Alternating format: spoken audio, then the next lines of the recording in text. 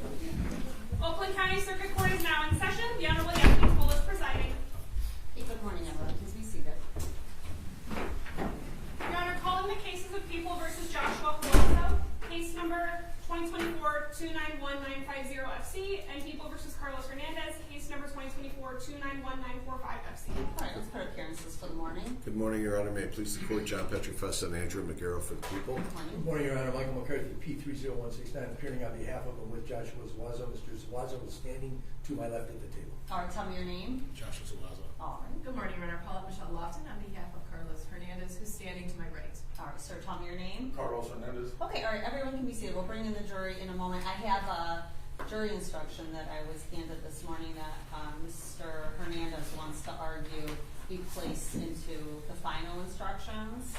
That's correct. All right, go ahead. Your Honor, I am requesting 16.26 felony murder co-defendants. I understand that there is no specific instruction that says whether or not this can be given if co-defendants are being tried together but do have separate juries. But I do think it's applicable here, and that's why I'm asking for it. Also, if you look at the note, it says that it may be used in conjunction with 2.19, which I believe is the jury instruction that was previously read to the jury. I do think it's relevant in this case because they are hearing testimony about the co-defendant, and I know we touched on it in voir dire that they're only to decide the actions of Carlos Hernandez, but I think it would be good to remind them, and I do think this is applicable, and I am asking that it be read to the jury. All right, 16.26 felony murder co-defendants. I have had an opportunity to review it. My immediate thought goes to it's contradictory to the aiding and abetting instruction. What's the people's thoughts? Judge, there was a number of instructions that counsel had asked that we add before this, including Mr. McCarthy, and they've submitted those. I've been in agreement with all of those that have been added for the court's pack. This is the only one that's outstanding. Mr. McCarthy and Ms. Lofton had requested a jury instruction, I think it was 2.22, which I think covers this topic that we did add to the pack earlier in the week. But and just for the record, this is not joined in by Mr. McCarthy requesting this instruction. All right, so Mr. Zuazo is not asking that the instruction be read. Is that right, Mr. McCarthy? Well, yes, because I think that the jury is going to be instructed separately. My jury will be instructed separately. And the whole point of that is that those jurors would consider the instructions that have to do exclusively with Mr. Zuazo and not with Mr. Hernandez, and although I certainly will be arguing some culpability regarding the co-defendant. So the people's position is that this instruction is very confusing because it starts talking about you should consider each defendant separately. Okay, they're not considering the other defendant's guilt or innocence. And then it says they are entitled to have their case decided on the evidence that applies to them. We're not talking about deciding anybody's case but Hernandez for his jury and Zuazo for his jury. And then it goes on in paragraph 3, which is most disturbing, I think, out of all of it for confusion, is instead you must determine as to each defendant separately. You're not deciding the other defendant whatsoever. So I think that does nothing but confuse what their responsibility is. Okay, I do agree. I think the nature of having two juries for each defendant negates reading an instruction to each jury then as if they are associated with their defendant and telling them to consider each defendant separately when we're actually going to instruct them to not take into consideration any evidence that they heard against the other defendant. So I do think it's contrary to the intent of the two juries. So 16.26, Ms. Lofton, will not be read in. Understood. Okay, anything else before we bring in the jury? Not by the people. Okay. I know you want the witness. Yeah, let's bring in our witness so he's already seated when you come in.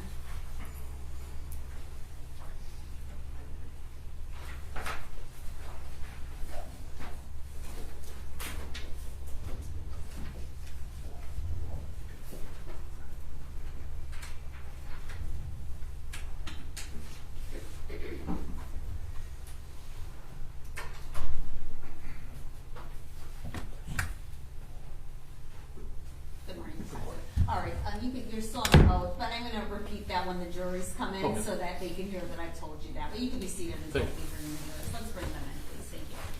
Your Honor, which jury would you like here? Who was sitting out there yesterday?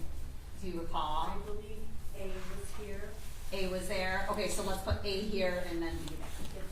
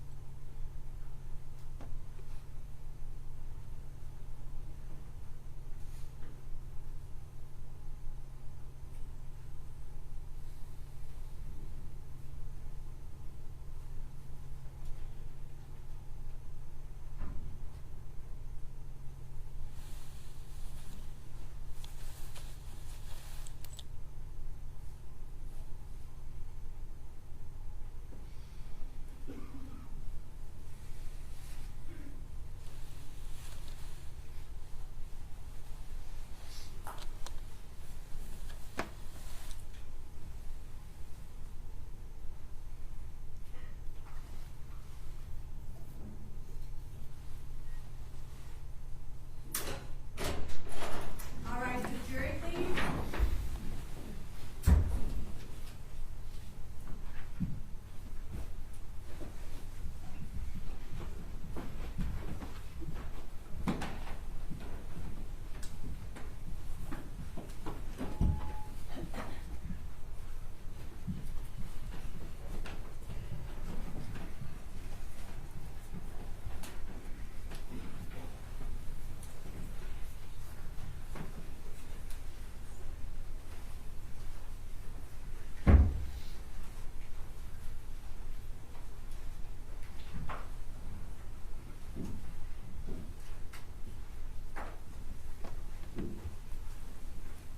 Welcome back, ladies and gentlemen. Please be seated. I do apologize for the delay this morning. One of our jurors did get stuck in an accident, but luckily everyone here is here and is safe. So we're going to get going. Mr. Petropas, I believe Detective Pat Meyer was on the stand yesterday, was under oath, and he remains under oath today. And you can continue, Mr. Magaro, with your direct. Go ahead. Good morning, Detective. Good morning. You reviewed that video from Lowe's, is that correct? Correct. And what city or what location was that Lowe's video? I believe that was Ellen Park. All right. And based on your investigation in this matter, were you able to determine an address that was associated with Mr. Hernandez while he was in Michigan? Yes. And in what city was that? It was in Lincoln Park. Okay. And what's the relative distance from Lincoln Park to Allen Park? Roughly 3.5 miles. Okay. From that Lowe's to Lincoln Park, about 3.5 miles? Correct. Okay. And that Lowe's video was taken in the morning of the homicide in Rochester Hills? Correct. Okay. And did you have the opportunity to interview Kelly Broad in this matter? I did. Okay. How did that come to your attention, Mr. Broad? Mr. Broad contacted our office, I think, on the 17th of October. I believe that was the date. He indicated that he has some information he wanted to talk to me about. He described defendant Zuazo as being an employee of his and being in the video. Therefore, I went down and met with him. He based the information on Ring video that he saw released to the media. And that was a video that the Sheriff's Department released to the media? Correct. Okay. And where did you meet Mr. Broad? It was at the Krispy Kreme, I believe, down south of St. Mary's cement factory. Okay. And when you met with him, it was in the parking lot? It was. Was that in your squad car or patrol car? My detective car, yes. Okay. And did you play for him those ring videos? I did. Okay. And do you recall how many times you played those videos for him? I know the one we rewound, I think, twice because he wanted to hear something that was stated in the video. And was that the video of Mr. Hernandez leaving the garage? Yes. Okay. And how did you play that video for him? On my county issue computer laptop. So you had a laptop, and then Yes. were you sitting in the driver's seat? You were sitting I was in the passenger? driver's seat, he was in the passenger seat. Do you recall about how long this meeting lasted for? Well, we talked about Krispy Kreme a little bit, maybe a half hour tops. Okay. He had to get to work. Okay. And did you play one of the other videos where or one of the defendants was on the porch? Yes. Okay. And did he identify anybody in either one of those videos? He did identify Zuazo. In the video? Yes. Okay. And did you have him write out a written statement about it? I did. Okay. And did you play the audio in the video of him leaving the garage? Yes. Okay. And also, when were you involved in the apprehension or taking into custody of Mr. Zuazo? No. No. Did you happen to see him afterwards? Yes. And did he have any type of facial hair at that time? He had very similar facial hair as he has today. Okay. Thank you. I have no further questions. All right, so then cross-exam by Zuazo. Thank you, Your Honor. Detective, my name is Michael McCarthy. I represent Joshua Zuazo. I have a few questions to ask you here this morning regarding your testimony, and if I don't make myself clear, please tell me that. Yes, sir. Thank you. So just starting where you left off on direct with the meeting you had with Kelly Broad on October 18th, I think it was. He wrote out a statement for you, correct? Correct. And he put in a quotation from the video that you watched with him, I believe you said 2 times. Correct. And you got a statement, when he wrote out that statement, you got a copy of that statement, right? Yes. And do you remember what he wrote in the quotation marks as a quotation from, purportedly from Mr. Zuazo? I believe he quoted the "Come on, man," which was stated in the video of leaving the garage. Come on, let's go. "Come on, man," is what he told me, is what I recall. I would have to review the statement. Okay, well, let me just, I thought I had it right at my fingertips for whatever reason. Just 1 second, please.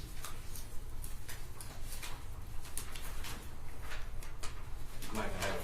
You have it here. Thank you. Yeah, approach it. Of course.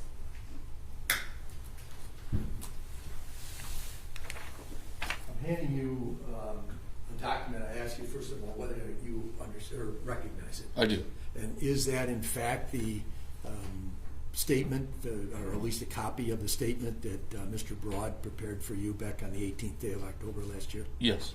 And you see the quotations in either the second last line or the last line where it says, "Come on, let's go"? Yes. Okay. Now, you've listened to this video on a number of occasions, correct? I have. And would you agree that what is actually said on the video is, "Come on, man"? I believe it was "Come on, man," and then after there was "Let's go" was stated, if I remember correctly. Okay, so that's what your recollection Yes. It is. was combined, was separated, is the way he wrote it.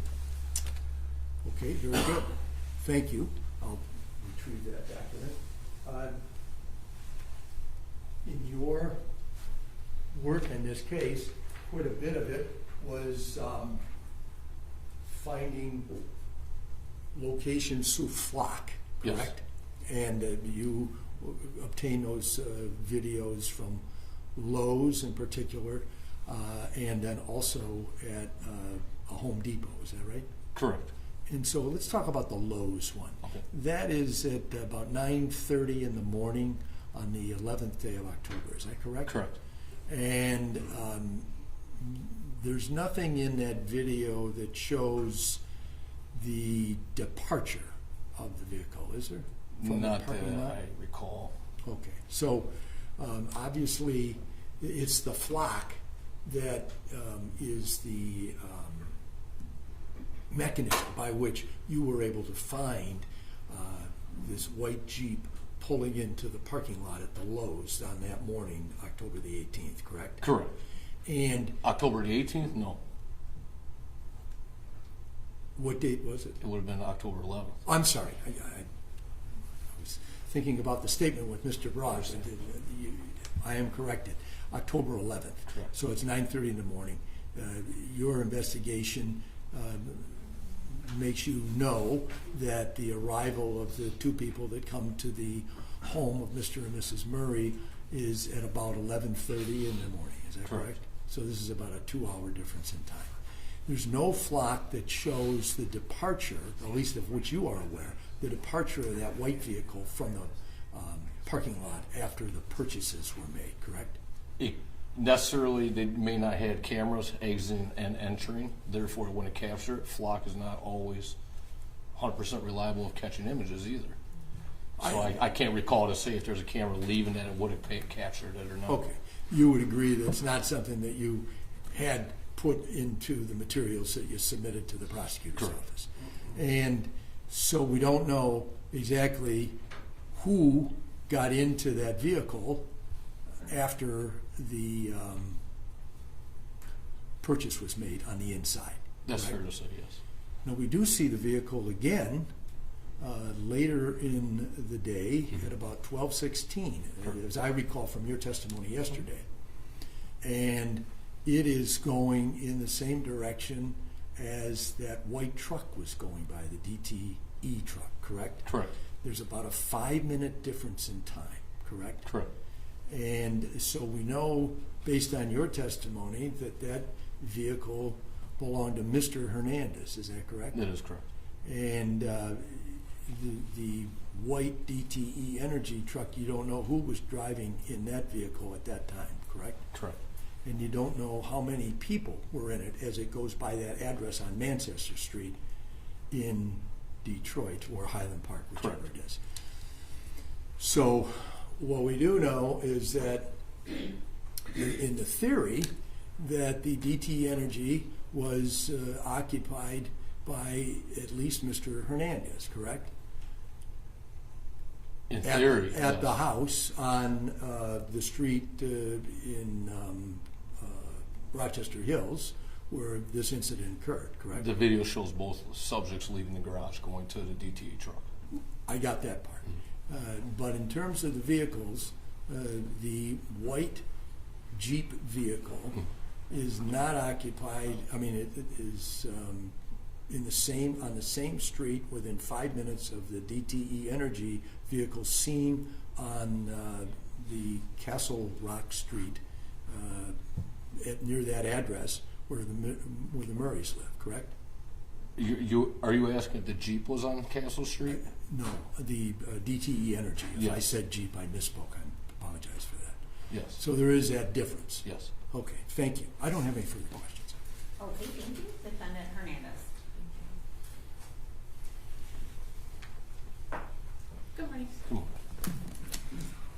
So thinking back to yesterday, we watched the videos from a home. Mr. McCarthy kind of just touched on that.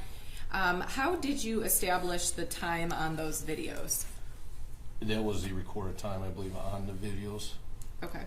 And did you make contact, or did someone from your department make contact with that homeowner? How was it that you were able to get those videos? Detective Jones, I believe, from the FACT team made contact with the homeowner and retrieved those videos. Okay. And there's been some questions, both from the prosecutor and from Mr. McCarthy this morning about a white Jeep. In any of the videos that you retrieved that we're just speaking about now, nothing shows the license plate on that black Jeep, or on the white Jeep, correct? No. Also, we were shown a video of a Home Depot store, but we did not see the checkout. So I know that you stated there's one of two ways that detectives can try to get information from stores like Lowe's or Home Depot. I know Lowe's, you can use their flock and see the cars that come in. Home Depot does not have that, correct? That Home Depot, I don't believe so. Okay, but you can call a particular Home Depot and ask if certain items that you find relevant were purchased, correct? And that's what happened at that Home Depot? Correct. Okay. But you were not provided a video of the actual checkout, correct? Correct. Okay. So was it Home Depot that told you that this is the checkout of these two individuals, or how did that happen? Then I can't recall. I know contact was made there to cross-reference certain items, and you were able to come up with that transaction, and then they backtrack timestamp. Okay. I have no further questions. Thank you. Okay, thank you. Any further redirect? Just quickly, and Detective Hackmeyer, there was a question that you about regarding the license plate on a particular Jeep, okay, and there was not a license plate. That we could see, no. Okay, but was there At the house going by, we could not see the plate. Okay, but when you noticed that white Jeep and that video going past the Greendale address, was there anything significant about that particular Jeep noticeable to you? Yes, there's a lot of things significant. Number one, it has the moonroof. It appears to be a limited X, which has more of a sporty package. It has ductwork vent. They may be real, they may be fake in the hood. They have a different front fascia on the front of the vehicle, a little more sleek looking. The fog lights are a little bit elongated. And the same thing in the rear of the Jeep also. The bumper is different, more sportier than the standard Grand Cherokee of that model year. Now, Detective Hackmeyer, you're pretty specific there and seem pretty certain about those items. How do you know that? I'm a Jeep guy, number one, but we researched and watched over and over to link it. The wheels are the same in all those videos. All those things match up on the Jeep. And that Jeep that you saw go past that 90 Greendale Avenue about an hour and a half after the homicide, was that similar to the same markings and things to that Jeep that you saw in the Lowe's flock camera? Yes. And no further question, John. Okay, all right, thank you, Detective. You may step down. Thank you, Your Honor.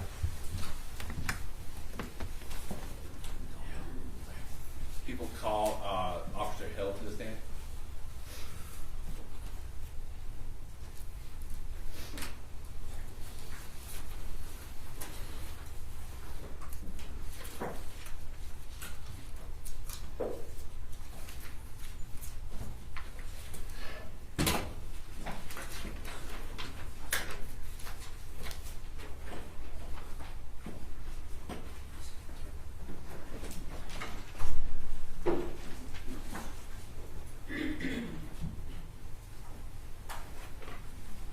Good morning, officer. If you could just get in that witness stand and stay standing, raise your right hand, and I'll get you sworn in. Do you swear or affirm the testimony you're going to provide today is the truth, the whole truth, nothing but the truth, so help you God? Yes. All right, thank you. Please be seated and tell us your name. Eric Hill. Okay, your witness. And Mr. Hill, can you spell your first and last name for us, please? ERICHILL. And where are you employed, Mr. Hill? The Detroit Police Department. Right. And how long have you been employed with the Detroit Police Department? 9 years. Okay. And prior to your employment with the Detroit Police Department, do you have any other law enforcement experience? No. Right. What is your current title with the Detroit Police Department? Police officer. Okay. I want to direct your attention back to October 11th, 2024. Do you recall that day? Yes. Okay. And on that day, did you locate a car that was on fire? Yes. Okay. Do you recall where that was located at? Yes, it was located on East Margaret Street, just east of John R. Okay. And where? What type of address was this that you located? It was in a vacant field. Okay. And do you recall about what time of the day that was when you located it? 12:15, 12:20 in the afternoon. Okay. In 12:15, 12:20 in the afternoon? Yes. Okay. And when you observed, where were you when you first saw it? Did you see smoke or did you see the car? What did you see first? I was driving east on 8 Mile Road by John R. when I observed smoke southeast of that intersection. And when you observed that smoke, what did you do? I immediately drove to go investigate that area. And what did you first observe when you arrived there? A white F-250 on fire with 2 firefighters standing by watching. There was already firefighters there. Yes. Okay. And what did you do next in your investigation of that burning truck? I was in plain clothes in an unmarked vehicle, so I got out, identified myself as Detroit Police firefighters, and asked what was going on with the burning car. Okay. And at some point during your investigation, did that particular car were you made aware that this car could be of interest in law enforcement? Yes. So, in my experience, little backstory, I worked at the 11th Precinct where this car was located for about 6.5 years. Knowing that there's almost nothing in that area, and for something to be burning in the middle of the day, it would be highly unusual, likely tied to something violent. And so when you were over in that area, you had concerns about this? I was fairly certain, yes. I didn't have any definitive proof at the time. Okay. And did you get notified by dispatch or over the radio that this car could be of interest? So I asked, so upon determining that the car had DTE logos on it, I immediately contacted our dispatch asking if there had been any reports of a stolen DTE truck to Detroit police that day. And then were you made aware that there was? At the time I was told no. I didn't learn it was related to anything until later on in the day around 4:30, 5 o'clock. Okay. You know, I may approach the witness. You may. And officer, I'm hitting you with already been marked at People's Division admitted at People's 15A. Can you take a look at this for us? Yes. Do you recognize that? Yes. How do you recognize that? This is the picture I took before I sent it to investigator Downey, I believe it was, for Oakland County. And that's exactly what that truck looked like on fire in that 11th precinct that you Yes. were used to. Thank you. I have no further questions, Your Honor. Cross-exam Zuazo. Thank you, Your Honor. Officer Hill, my name is Michael McCarthy. I represent one of the defendants in this case, Joshua Zuazo. I just have a few questions to ask you here this morning regarding your testimony. If I don't make myself clear, please tell me that. So this vehicle was south of 8 Mile Road and Correct. east of John R. Correct. Was it as far down as State Fair, which is 7.5 miles? I don't recall exactly where. I believe it was between State Fair and 7 Mile. Okay, so south, closer Yes. to 7 than it was to 8. Is Somewhere in right? that area. I can't give the exact. And then the area, because you were familiar with it, did not have much in the way of buildings. Correct. And so the fact that there was a fire going on in what was, in your mind, pretty much vacant neighborhoods was a matter of interest to you, correct? Correct. And when you arrived there, Detroit Fire was already present, is that right? Yes. And so they had the fire under control? No, so they didn't actually have a fire truck there. They had been 2 firefighters driving a one of the department vehicles on their way to lunch when they observed the same thing and went to investigate. Oh, so they were just calling for a fire unit to come to put it out? They were there on scene. They investigated. Once they located where the fire was and what was going on, then they called the main station to send a fire truck out. And you were present when that occurred? Yes. And then did you have anything to do with the disposition of that vehicle, having it towed away or anything like that? No. In order to tow away a vehicle or impound it, you need a program called GovTow in a computer, which I did not have because I was in an unmarked vehicle with no computer at the time. So I called for over dispatch to send a marked unit to recover the vehicle. Thank you. I have no further questions. Cross-defendant Hernandez. I have no questions. Any redirect here? No, Your Honor. All right, officer, thank you. You may step down. Thank you. May this witness be excused. No objection. No objection. Please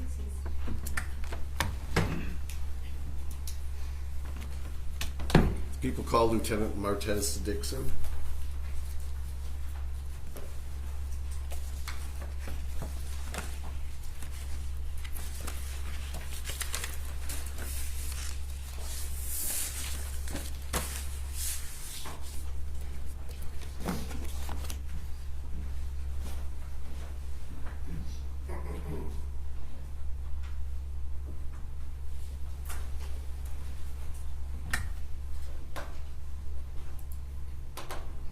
Lieutenant, if you could come this way to be sworn in. If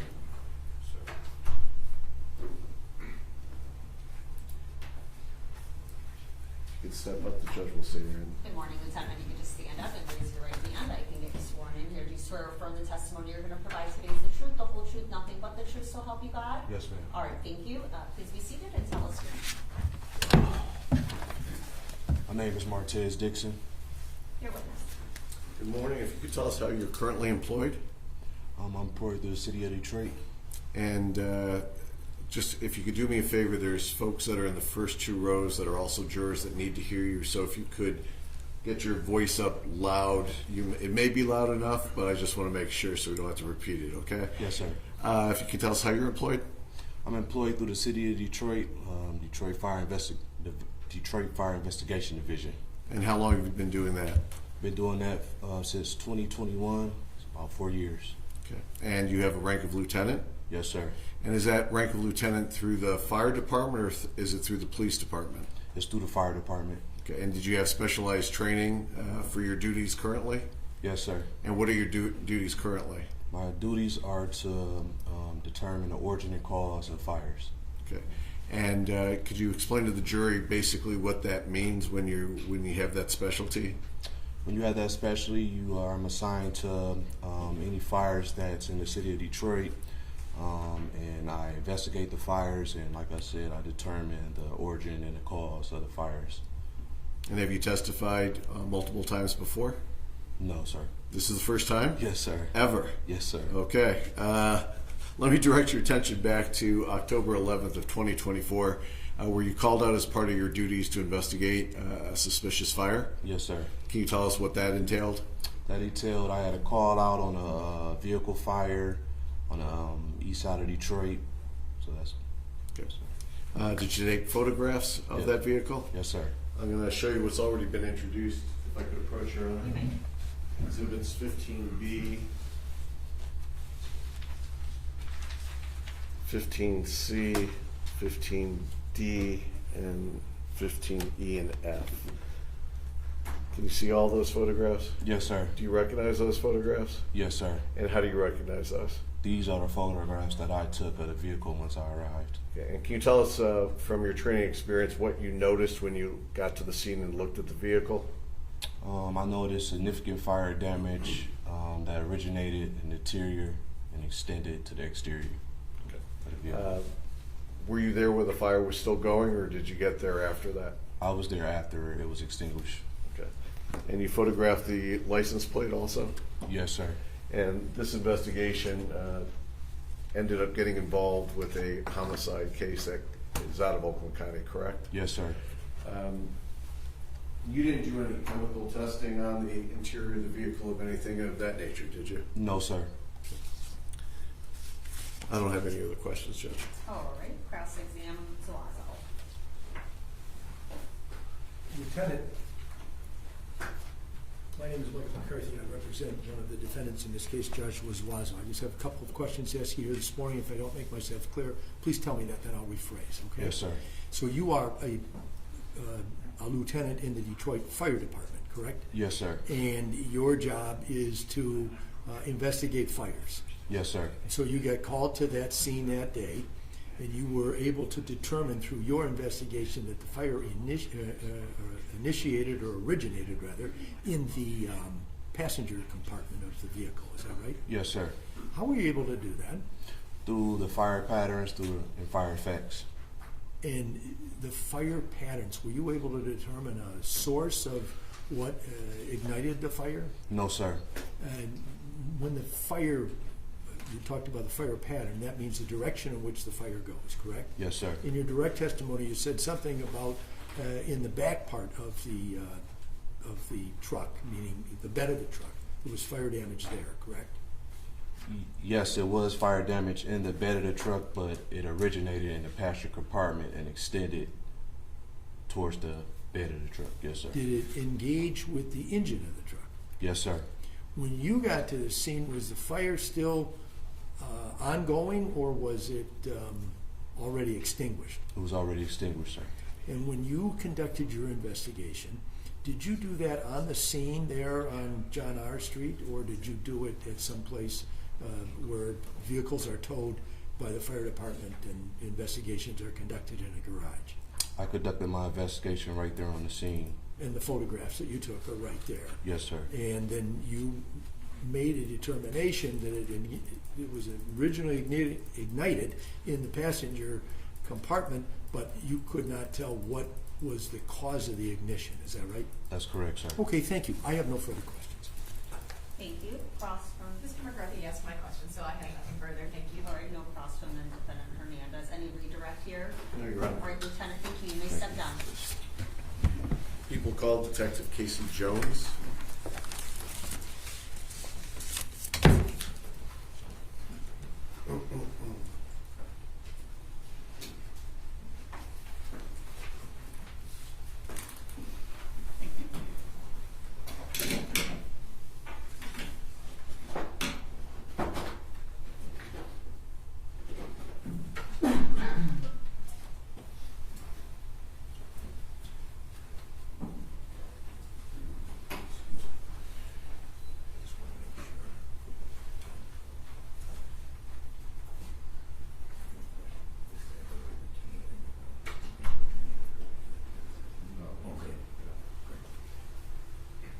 Jones, if you could take the stand to be sworn in. Yes, sir.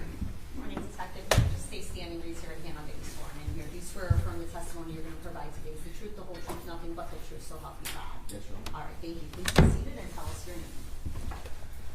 My name is Casey Jones. Your witness. Good morning, sir. If you could make sure you speak up very loudly, because Sure. the folks in the first two rows need to hear you also. Okay. Detective Jones, can you tell us how you're employed? Yes, sir. I work for the Caddo Parish Sheriff's Office in Shreveport, Louisiana. I've worked there for the last 20 years. And are you have any special assignments? Right now, I work on patrol as a supervisor, but for the previous little over 9 years, I worked as a investigator for the Detective Bureau. Okay, let me direct your attention back to October of 2024. Were you an investigator and detective back at that time? Yes, sir. I was a supervisor over our Persons and Property Division. Okay, and can you tell us, as far as being a detective in that location, what your duties would basically involve? Investigating criminal matters involving crimes against persons or theft of property. Okay. Not having been to Caddo Parish before, and that's parish, not county, correct? That's right. Okay. Not being in Caddo Parish before, are there any major cities that I would know of that are in Caddo Parish? Shreveport, Louisiana. And are there any major highways that run through Caddo Parish? I-49. And can you describe that highway? I-49 is a highway that goes through Caddo Parish, and if you come out of Arkansas south, it'll go all the way to I-10 toward Baton Rouge. Okay. And if you can tell us, as best you remember, your department became involved in a traffic stop of a Carlos Hernandez back in October of 2024. Is that correct? Yes, sir. And do you recall what day that traffic stop occurred? October 12, 2024, about and- 3:43 p.m. Okay. And does that highway head in the direction of Texas or going that varied route? Yes, sir. That interstate could lead to I-20 to go to Texas. Okay. And the directional path that Defendant Hernandez was going, was that north or south, east or west on that highway? Southbound on I-49. And were you familiar with the deputy from your parish that engaged in that traffic stop? Yes, sir. And who was that? Deputy Michael Rocco. Okay. And was there any other assistance by any other law enforcement agencies at that time? Yes, sir. Corporal Dennis Williams assisted with the traffic stop, and then other deputies came afterwards, and then we got called as the investigative bureau. Okay. And had your department, along with other law enforcement in Louisiana, been notified by interest by the Oakland County Sheriff's Office in a white Jeep vehicle? Yes. And what information did you get provided for you and your department regarding what vehicle was of interest to Oakland County? Louisiana State Police was notified by a task force that there was a wanted vehicle, and it was a bolo out. So the LSP was helping with the pings and then determined that was in Caddo Parish and then called upon us for assistance. Okay. And that traffic stop, Carlos Hernandez was taken into custody? He was. Did you ever have contact with Carlos Hernandez over the time that this case was down being investigated in Louisiana? Not in reference to this, no. Okay. When Carlos Hernandez was taken into custody, was Oakland County notified by your department that Yes. he was in custody? Yes. After he was taken into custody, did your department basically process the scene by taking photographs and taking items into property? Yes. And was that by search warrant? Yes. I'm going to show you what's been, you've had an opportunity to review those before coming in today, the photographs? Yes. I'm going to show you what's been marked as People's Exhibit number 3A. Hopefully technology works and it is up there on your screen. It is. Is that correct? Yes. Okay. For reference, Exhibit number 3A is photographed by your department showing the white Jeep front. Is that correct? Yes. Going to Exhibit 3B.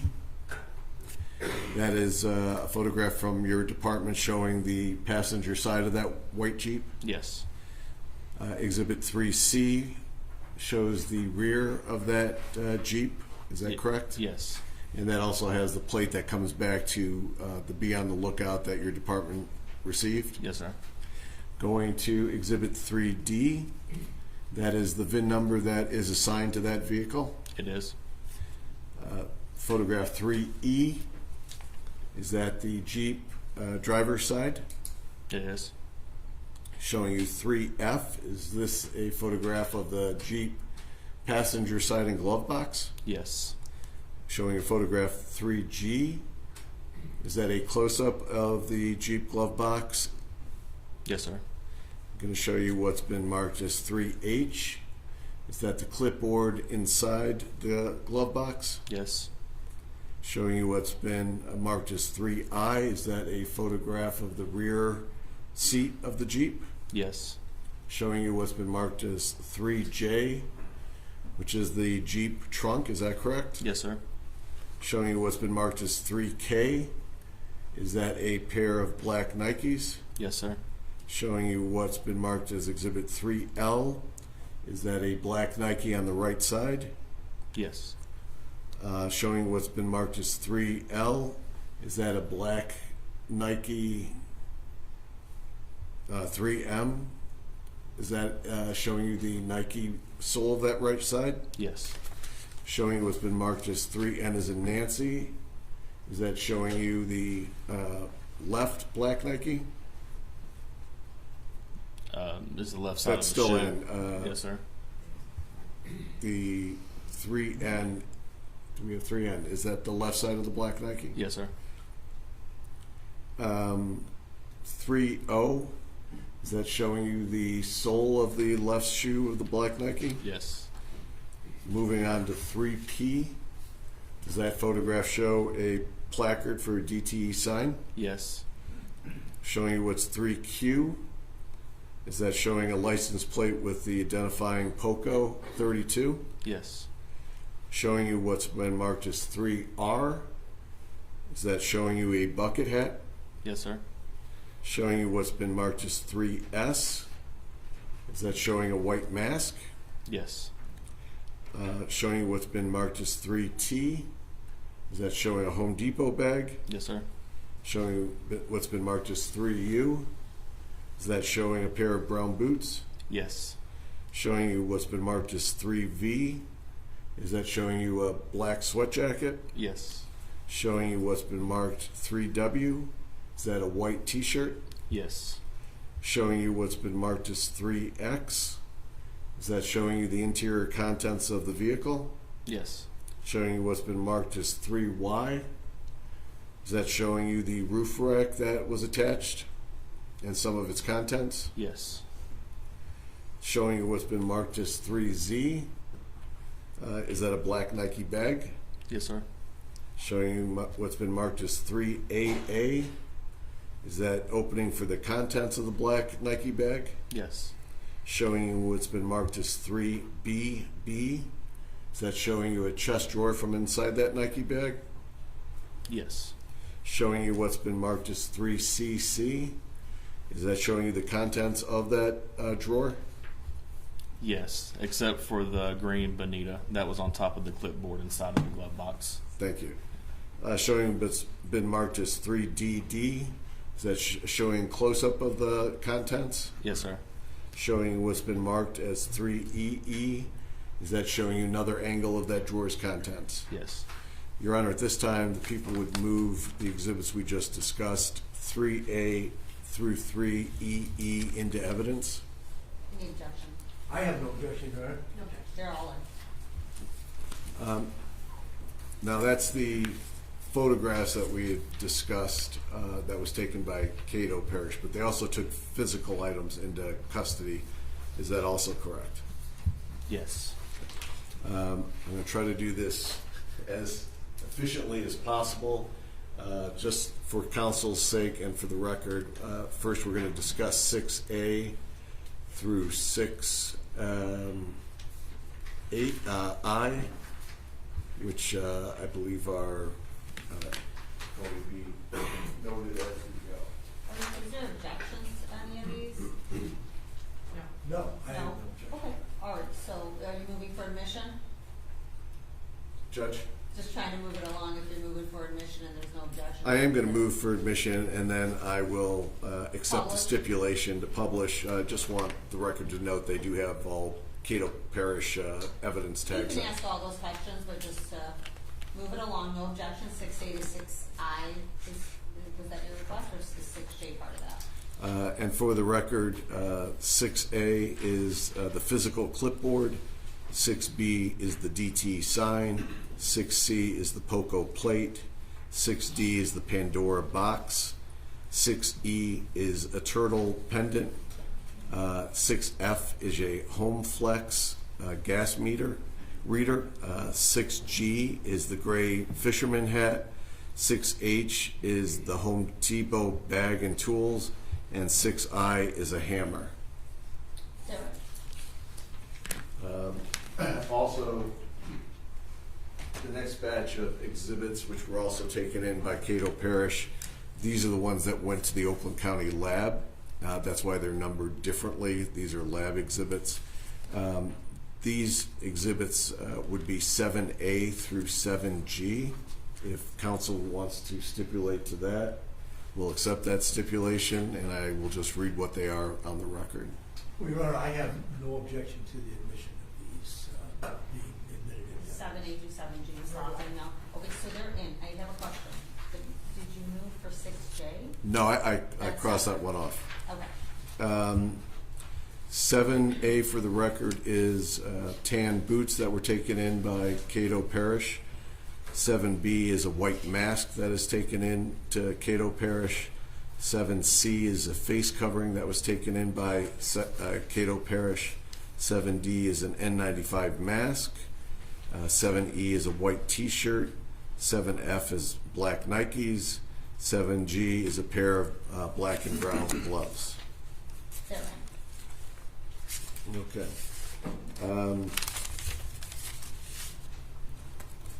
Yeah, just briefly, since the key part of your travel up here has been now covered with the exhibits, just briefly, I just have a few follow-up questions. In the traffic stop and the reports that you have reviewed, was defendant Hernandez alone, or was there other folks in the vehicle with him? I wasn't on the scene, but on review of everything, there were 2 other individuals with him. Okay, and one of those was his wife, Amanda Diaz, Correct. and one of those was a minor child, Was. and there were a couple pets in the vehicle as well. That's what I heard. Yes, sir. Okay, and Cato Parish later transported Ms. Diaz, the children, and I guess Hampton Inn is pet friendly, to the Hampton Inn. That's where they ended up. Yes, sir. When the defendant was booked in by Cato Parish, you booked him in at 6'6" and 450 pounds. Is that correct? That sounds right. Yes, sir. Why don't you come up for a moment? I don't have any more questions. Okay, all right, come on. Does up. that help? No. Okay.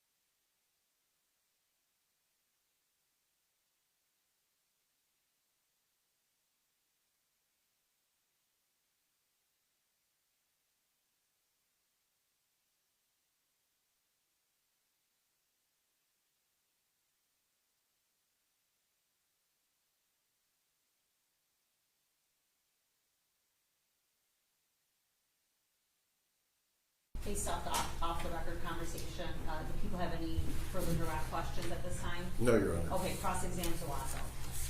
Thank you, Your Honor.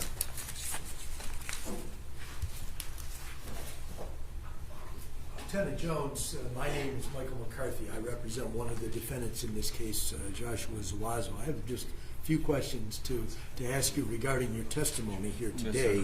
Yes, You were the person that be like the supervisor of the other deputies from the Cato Parish Sheriff's Office that went to the scene of where the vehicle was stopped and took the items that are now admitted into evidence from that vehicle. Is that correct? Yes, sir. The vehicle was brought to our division where it was stored safely. And then that's where the search was done. Yes, was sir. in the police or In the the- sheriff's garage Yes, that sir. we saw in those photographs. That's right. And in those photographs, one thing I did not notice was a child seat, safety seat for a child to ride in the vehicle. Was there one of those in there? If you know. I don't remember if there was a child seat in there or not. Okay, there was quite a bit of stuff crammed into that vehicle, correct? There was. Yeah. And but I just didn't note that, and it's not in any report that there was one recovered. I gotcha. I don't know that there was one in there. Okay, thank you. And then these items that were taken out of that Nike bag, that was where this pair of brown shoes was found, as well as the Nike shoes. Is that correct?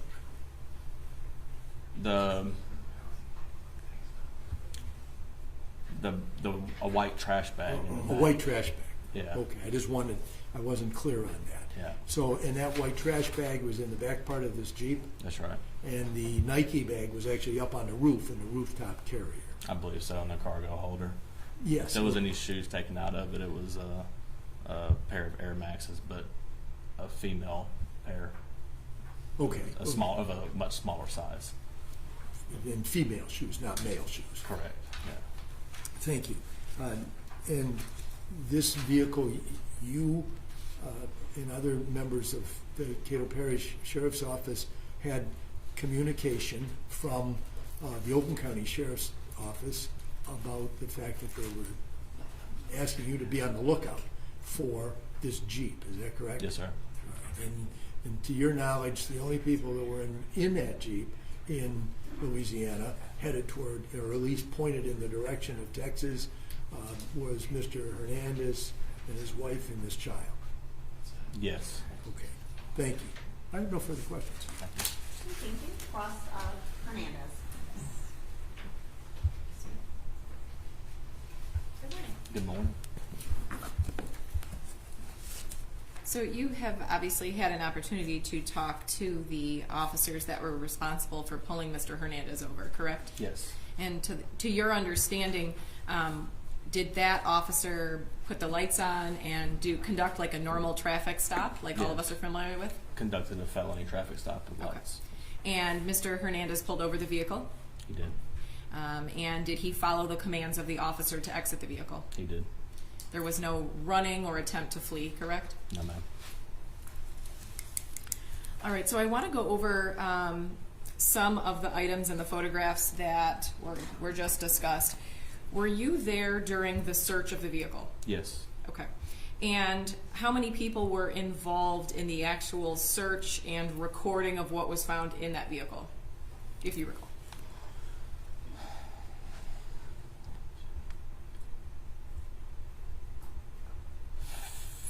Four, including myself, and then CSI investigator Ty King. Okay. So I have in my possession a return on search warrant. I have it as a 2-page document. Is that where someone from your office or yourself wrote down all of the items that were taken? Detective Ellis. Okay. So is it your policy to write down every single thing on this return of search warrant that was removed from the vehicle? Yes. Okay, so I have reviewed the return on search warrant and I don't see that gloves are written down. I also, when we were looking at the photos, I don't see a picture of gloves. Do you specifically have any recollection where these gloves were located? Gloves. I don't remember gloves. Okay. There is an exhibit that was just entered, which is 7G. Mr. Petrofessa had those entered. So in your recollection, were any gloves found in that vehicle? Not that I remember. right offhand. Do you have your report and would it refresh your I do. recollection? Yeah. Okay. And I'm specifically looking at the return on the search warrant. You're saying it's not on the return, right? I am not seeing it.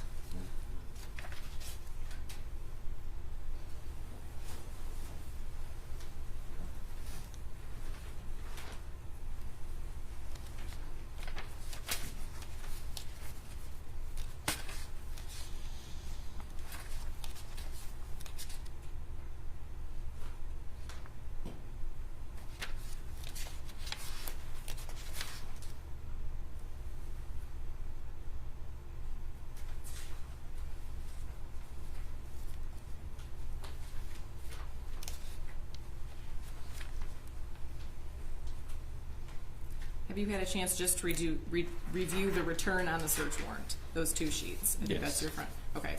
Do you agree with me that gloves are not reflected on the Yes, sheets? I don't see gloves. Okay. But your testimony is that all of the evidence that was removed from the car is listed on the return on the search warrant, correct?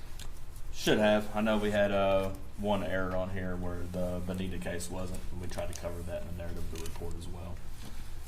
So if there was any errors, they would try to cover that in the narrative. All right. Were you responsible for taking the photos? No. No. Someone else was responsible? Yes. I have nothing further. Thank you. Thank you. Redirect. Just briefly, Judge, and on that discussion of photos, I did not turn the page on your photos. There was another set of photos that continued after 3EE. I'm going to show you what's been marked as 3FF. Do you recognize a photograph of that as part of the jewelry contents? I do, yes, sir. And 3GG as a man's white shirt. Yes. 3HH. That's a placard from one of your investigators who was involved in processing the scene. CSI investigator, yes, sir. 3II. That's the pair of the black Nikes. It is. 3JJ. That's the pair of the brown boots. Yes. 3KK. Another angle of the brown boots. Yes. 3LL. Another close-up of the brown boots. Yes. 3MM. Another angle of the brown boots. Yes. 3NN. The size 11 of those brown boots. Yes, sir. 300. Black Nike close-up. Yes. 3PP. Bottom of the shoes of the black Nikes. Is that Yes. correct? 3QQ. Black Nike from the side. Yes. 3RR. Another photograph of the black Nikes. Yes. 3SS. Black Nike close-up showing size 13. Yes. 3TT. A close-up of the clipboard. Yes. 3UU. Photograph of the HomeFlex gas reader. Yes, sir. 3VV. Hammer. Yes. 3WW. Two other pairs of men's sneakers. Yes. 3XX. One of the pairs of those sneakers, size 13. Yes, sir. And 3YY. The other pair of the sneakers, size 13. Is that correct? Yes. The people moved 3FF through 3YY into evidence. I have no objection to that. No, are there? And if I could just approach with one of the exhibits that's already been entered. I know Ms. Lofton had discussed a pair of the gloves. And there's a couple places in these reports where items are documented. Is that correct? Yes. Okay, there's part of it in the typewritten up near the front of the reports. There's the handwritten, and there's also another group of itemization of the items. Is that correct? Yes. Okay, I'm going to direct your attention with item 7G. Am I correct that the black and brown gloves are noted here in this part of the report? They are. And this is the black and brown gloves. Do you recognize that as your department's code on the front with the sticker? Yes. Can you take that? Sure. Thanks. Can you open that and show us what's inside?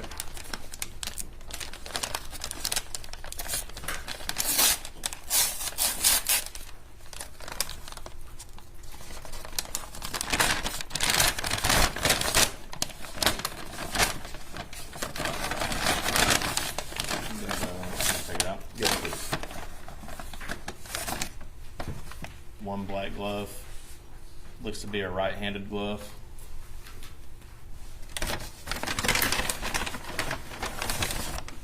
And then another black glove, which would be the other one for the left hand. Okay. And do you recall seeing those when the vehicle was processed? I do not recall seeing those myself. They were taken in though with the other items. Right. If you could just put those back in Sure. for us. And all these physical items were turned over to the Oakland County Sheriff's Office. They were. They sent out 2 detectives to pick these up. They came down and everything was turned over to them by CSI investigator King. Okay. I don't have any more questions, Judge. There was new evidence introduced all while for cross. Thank you very much.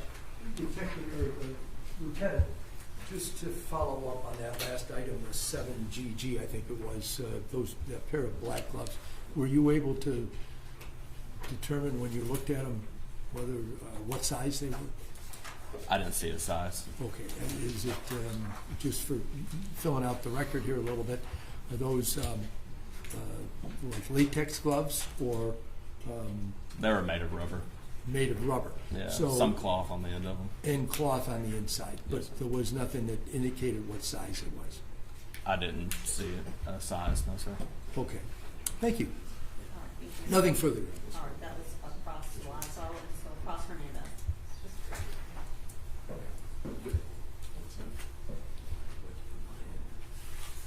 Sir, just to follow up, I know we discussed the return on the search warrant. Would you agree with me that using that sheet, it also dictates or leaves a space where whoever is doing the search and finding the evidence has a place where they can put the location, so the location of the item and where it was found, correct? Yes, ma'am. I know you were already asked that you don't have any independent recollection of the gloves being found in the car, so is it safe to assume you don't know where those gloves were found, correct? Right. I have nothing further. Any redirect? No, Your Honor. All right, Detective, thank you. You may step down. Thank you.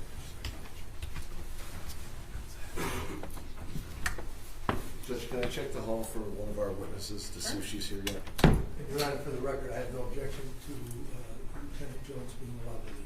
Okay, all right, you're excused.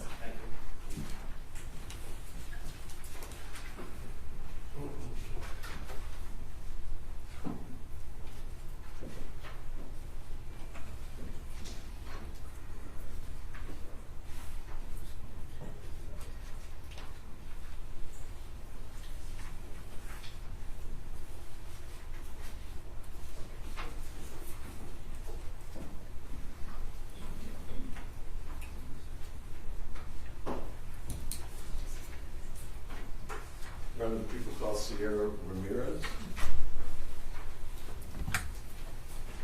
Good morning, Mr. Mayor. You can just step in there and raise your hand. I'll get you sworn in. Do you swear or affirm the testimony that you're going to provide is the truth, the whole truth, nothing but the truth, so help you God? I do. All right, thank you. Please be seated and tell us your name.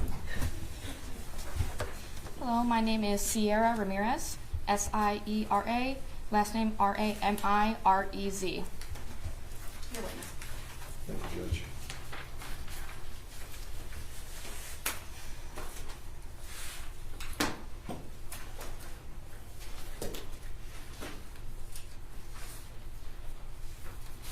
Good morning. Good morning.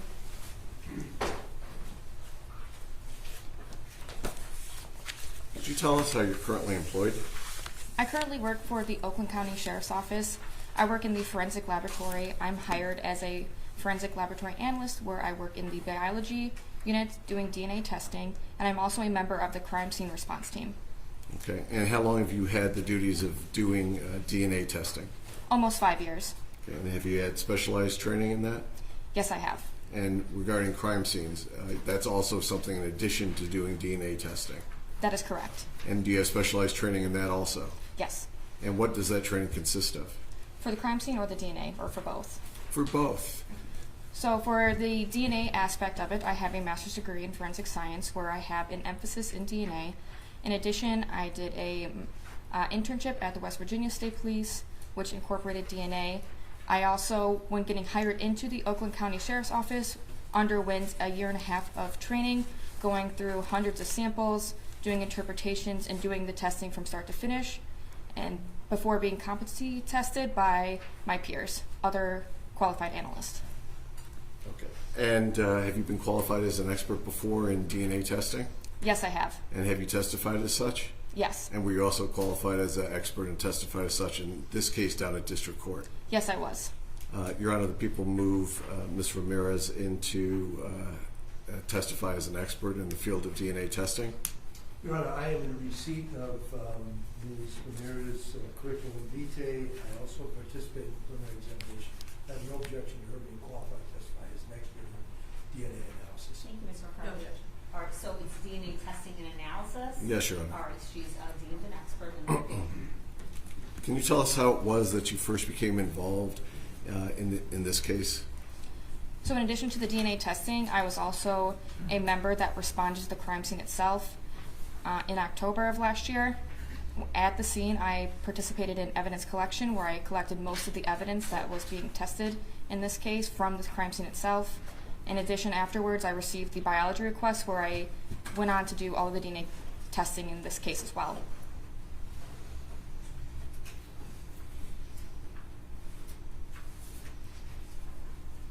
I'm trying to pivot.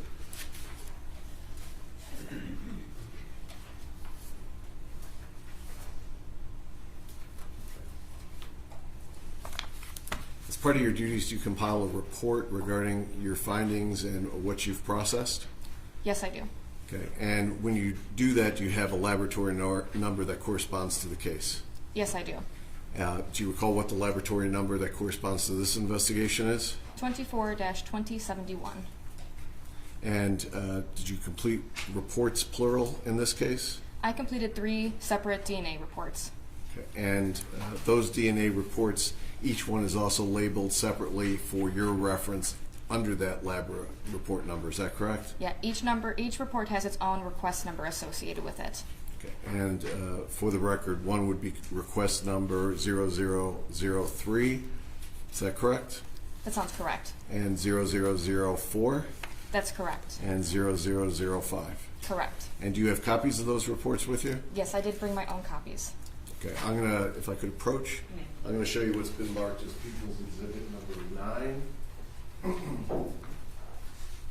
Does People's Exhibit number 9 reflect your lab report number 0003? May I look? Sure. May I look at my notes as well to make Sure. sure? Her keys coming down.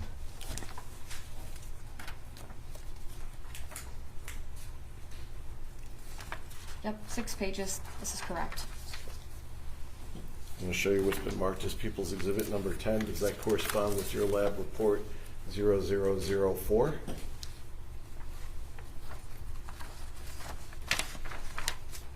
That is correct. And I'm gonna show you what's been marked as request number 0005. Does that correspond with People's Exhibit number 11?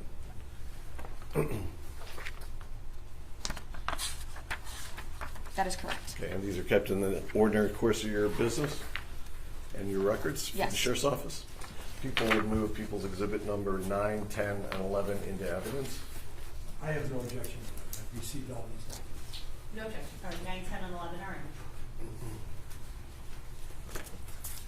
in. Now, let's start with your response to the scene itself. Did you respond there? Yes, I did. And there were other members of your evidence collection investigative team? Yes, I was not the lead investigator, but I was a member of the team that assisted in processing the scene. And Valmyra was part of that team? Yes, she was the lead investigator who authored the crime scene report. And have you worked with her on many occasions? Yes, I have.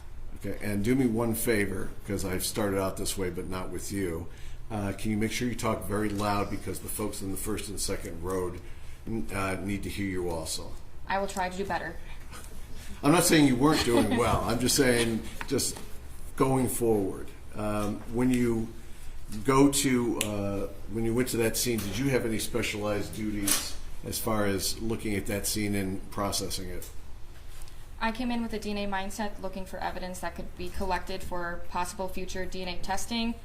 My job there was evidence collection, where I swabbed several items for DNA testing in the future and also helped collect other items of evidence as well.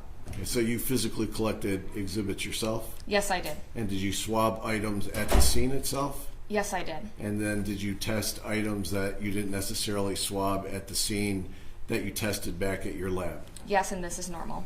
Okay, I'm going to direct your attention first to exhibit number 9, which is a report dealing with request number 3.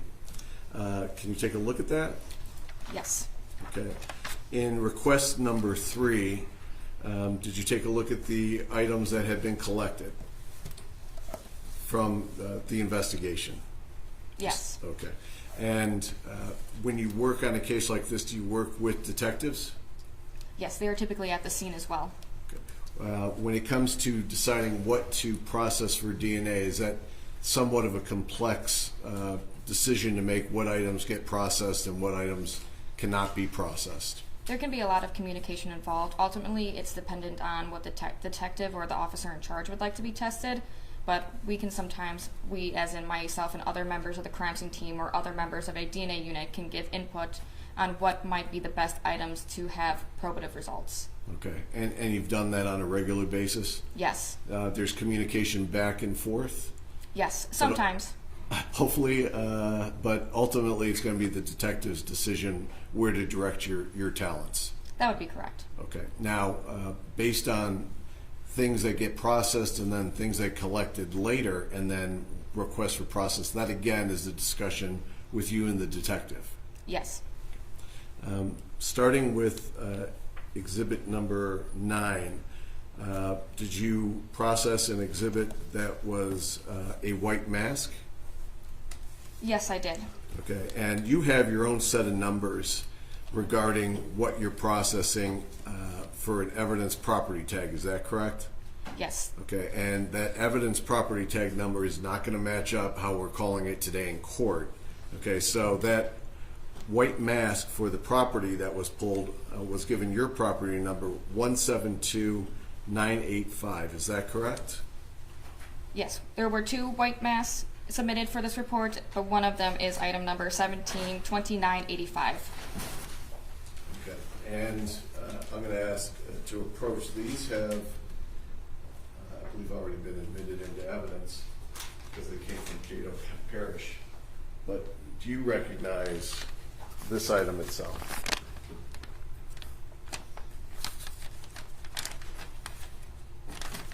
This is item 172985, and my signature is across the seal. Okay, and for the record, this one's been labeled 7B. I'm going to ask you, because of your responsibilities, do you deal with biohazards? Sometimes, yes. Okay.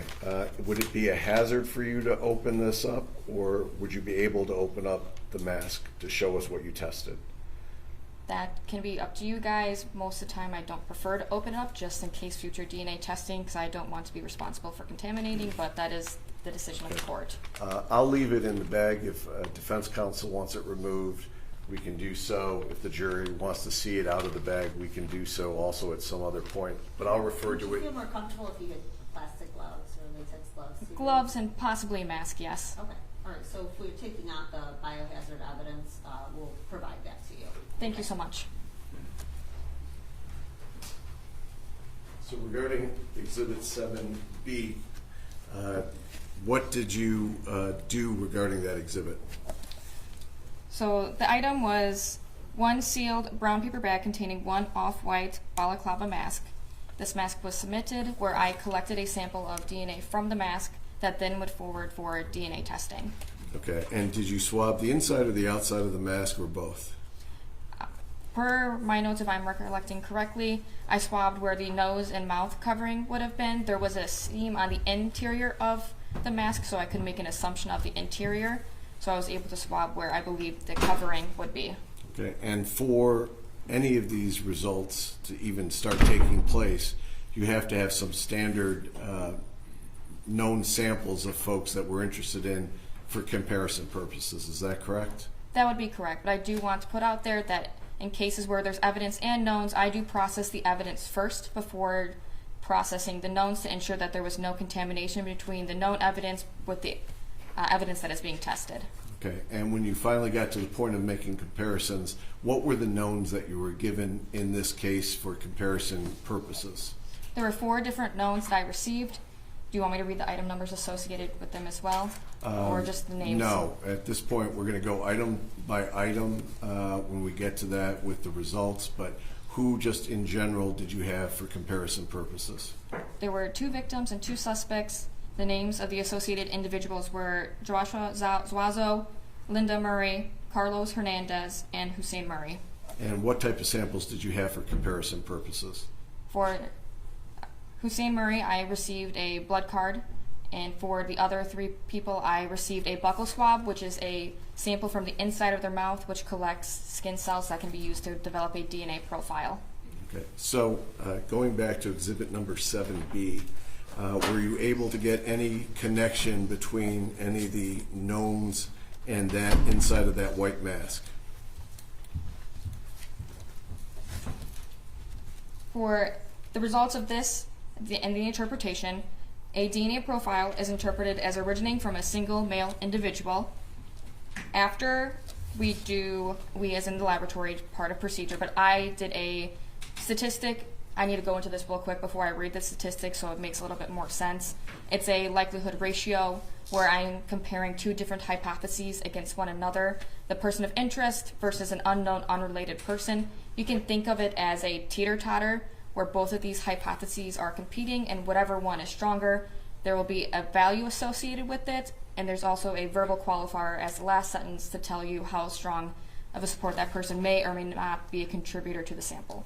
So it's kind of a lengthy statement, but I'm going to have to read the entire thing, so it's all together.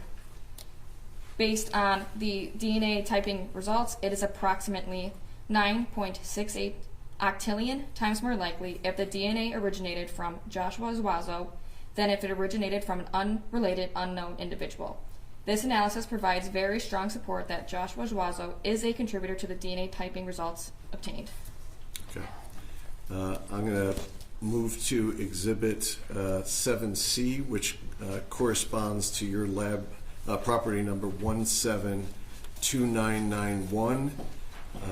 And also 7D, which is also part of your 1792991B. Do you see those? Yes, I do. And real quick, back to that first mask, Carlos Hernandez, Hussein Murray, and Linda Murray were excluded as possible contributors to that DNA results that were obtained. So, Excuse me, I didn't follow that. Which item are we talking about? I apologize. Item, the first balaclava mask we were talking about, item 172985. Linda Murray and Hernandez, and the third name you said? Hussein Murray. Very good, thank you. Now I understand. I'm going to approach you with people exhibit 7C and 7D, which have the face covering and mask inside. Do you recognize this exhibit? Yes, I do. And how do you recognize it? It has the item number associated and as well as my initials on the tape seal when I resealed the evidence. I'm not going to ask you to open that because that's, again, a biohazard, but did you do testing on that item? Yes, I did. Okay, regarding the face covering, did you come up with any observations of the face covering or the N95 mask as far as your visual observations? So in this package there were 2 separate masks. One was an N95, the other was a balaclava off-white mask, again similar to a ski mask. For this result, for the balaclava mask, I simply took a collection of the interior of the mask again around that mouth and nose covering. I did not observe any other biological stains on that item. And for item B, the N95 mask, I took a swab from the interior of the mask, and I also took a swab from the exterior of the mask because I had observed a red-brown stain that was presumptively tested and tested positive for the possible presence of blood. And did you get any results that were relevant to the knowns that you were given? For the balaclava mask, the partial DNA profile is interpreted as originating from a single male individual. I compared all 4 people to this as well. Items, so Joshua Zuazo, Hussein Murray, and Linda Murray are excluded as possible contributors to the DNA results obtained.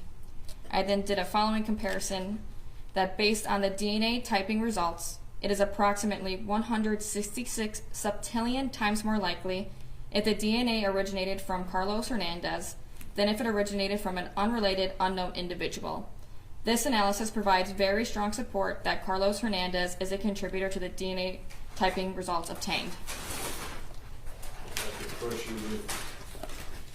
People's Exhibit, that's been numbered 7E.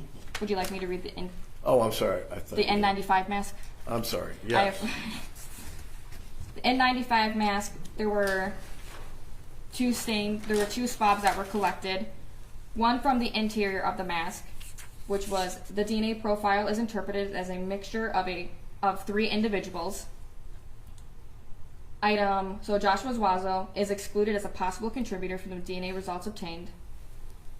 And then another comparison was completed. Based on the DNA typing results, it is approximately 15.4 octillion times more likely if the DNA originated from Carlos Hernandez and 2 unrelated unknown individuals than if it originated from 3 unrelated unknown individuals. This analysis provides very strong support that Carlos Hernandez is a contributor to the DNA results obtained. So then moving on to the stain on the exterior of the mask. The DNA profile is interpreted as a mixture of 2 individuals. Joshua Zuazo is excluded as a possible contributor to the DNA results obtained. Based on the DNA typing results, it is approximately 5.44 trillion times more likely if the DNA originated from Carlos Hernandez and 1 unrelated unknown individual than if it originated from 2 unrelated unknown individuals. This analysis provides very strong support that Carlos Hernandez is a contributor to the DNA results obtained. One more comparison. Based on the DNA typing results, it is approximately 9 octillion times more likely if the DNA originated from Hussein Murray and 1 unrelated unknown individual than if it originated from 2 unrelated unknown individual. This analysis provides very strong support that Hussein Murray is a contributor to the DNA typing results obtained. I'm going to direct your attention to property report number 173005, a white T-shirt. That's going to be People's Exhibit number 7E. Let me approach that exhibit. Do you recognize this exhibit? Does it have your initials? Yes. Remember, I apologize. Item number? Yes. I don't have it memorized, I'm sorry. It's 173005. And did you examine that white T-shirt that's been labeled Exhibit number 7E? Yes, I did. I collected 2 stains from the white T-shirt. There was a red-brown stain on the exterior of the T-shirt that indicated the possible presence of blood. I collected a sample from this stain.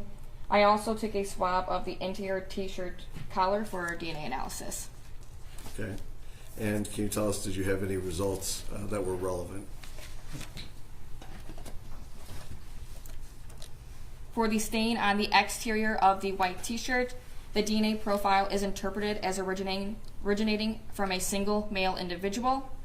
Joshua Zuazo, Carlos Hernandez, and Linda Murray are excluded as possible contributors to the DNA results obtained.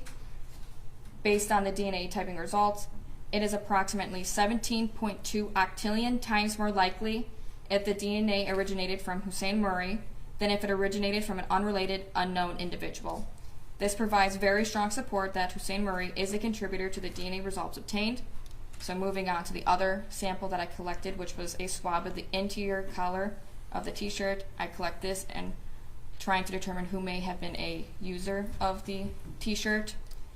The collar swab, the DNA profile is interpreted as a mixture of 3 individuals. I then completed 2 comparisons. The first comparison, based on the DNA typing results, it is approximately 1,820 times more likely if the DNA originated from 3 unrelated unknown individuals than if it originated from Joshua Zuazo and 2 unrelated unknown individuals. This analysis provides moderate support that Joshua Zuazo is not a contributor to the DNA results obtained. The second comparison, based on the DNA typing results, it is approximately 10.5 octillion times more likely if the DNA originated from Carlos Hernandez and 2 unrelated unknown individuals than if it originated from 3 unrelated unknown individuals. This analysis provides very strong support that Carlos Hernandez is a contributor to the DNA results obtained. Next, property report number 1729981, which are the brown Timberland boots, which is marked 7A. Do you see that in your report? Yes, I do. I'm going to show you what's been marked as Exhibit 7A. This has already been introduced. Do you recognize this with your initials on it? Yes, I tested these 3 separate times, so there are several tape seals with my initials on them. And can you tell us what part of the boots on this first request did you test? A sample was collected from the interior right boot for DNA analysis. I also found evidence screening indicated the possible presence of blood on both boots, but another sample was collected from the stain on the exterior of the right boot. So a stain indicating the possible presence of blood was swabbed in addition to the interior of the boot. And did you get any results that are relevant to this case? For the interior of the right boot, due to the limited nature of the results from this item, the data is not suitable for comparison purposes, so I did not do any comparisons on this. The stain on the exterior of the right boot, the DNA profile is interpreted as originating from a single male individual. I then completed comparisons. Joshua Zuazo, Carlos Hernandez, and Linda Murray are excluded as possible contributors to the DNA results obtained. Based on the DNA typing results, it is approximately 13.2 octillion times more likely if the DNA originated from Hussein Murray than if it originated from an unrelated unknown individual. This analysis provides very strong support that Hussein Murray is a contributor to the DNA results obtained. I'm going to show you what's been marked as People's Exhibit number 7F.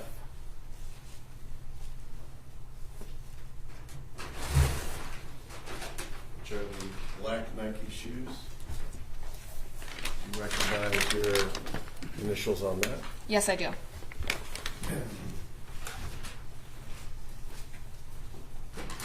And can you tell us, was there anything relevant to this case when you processed those shoes? So this is item 172992.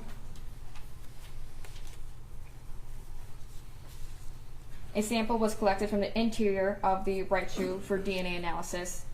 Evidence screening indicated the possible presence of blood on both shoes, and another sample was collected from a stain on the exterior of the right shoe for a DNA analysis. Moving on to my interpretations. From the interior of the right shoe, the partial DNA profile is interpreted as a mixture of 2 individuals. I then completed 3 interpretations. Based on the DNA typing results, it is approximately 523 times more likely if the DNA originated from 2 unrelated unknown individuals than if it originated from Joshua Zuazo and 1 unrelated unknown individual. This analysis provides moderate support that Joshua Zuazo is not a contributor to the DNA results obtained. Based on the DNA results, it is approximately 3.63 times more likely if the DNA originated from 2 unrelated unknown individuals than if it originated from Carlos Hernandez and 1 unrelated unknown individual. This analysis provides limited support that Carlos Hernandez is not a contributor to the DNA results obtained. The last comparison. Based on the DNA typing results, it is approximately 17.9 million times more likely if the DNA originated from Hussein Murray and 1 unrelated unknown individual than if it originated from 2 unrelated unknown individuals. This analysis provides very strong support that Hussein Murray is a contributor to the DNA results obtained. So moving on to the stain on the exterior of the right shoe. The DNA profile is interpreted as originating from a single male individual. Joshua Zuazo, Carlos Hernandez, and Linda Murray are excluded as possible contributors to the DNA results obtained. And one last comparison for this item. Based on the DNA typing results, it is approximately 22.8 octillion times more likely if the DNA originated from Hussein Murray than if it originated from an unrelated unknown individual. This analysis provides very strong support that Hussein Murray is a contributor to the DNA results obtained. Okay. Are there any other relevant results that you had from your first request?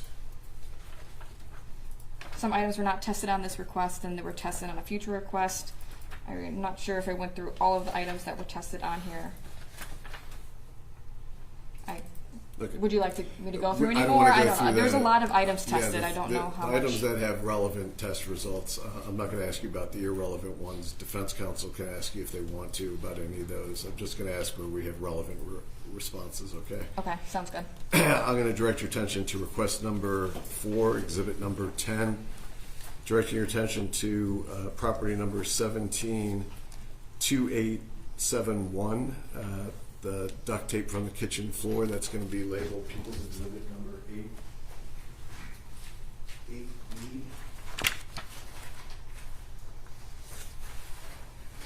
You test that item? Yes, I did. Can you tell us? Sorry, Judge. Did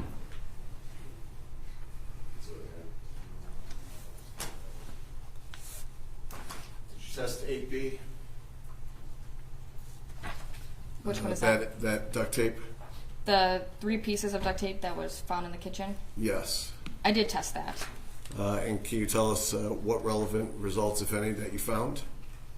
There were comparisons to all 4 individuals, if you'd like me to go through and read all of those. Yes, please. Okay, so these 3 pieces of duct tape, I received them and still intact. I took a swabbing of all 3 of those items and then obtained a DNA profile, and the DNA profile is interpreted as a mixture of 3 individuals. So all 4 people in this case were compared, so I'm going to read all of them. Based on the DNA typing results, it is approximately 4.95 billion times more likely the DNA originated from 3 unrelated unknown individuals than if it originated from Joshua Zuazo and 2 unrelated unknown individuals.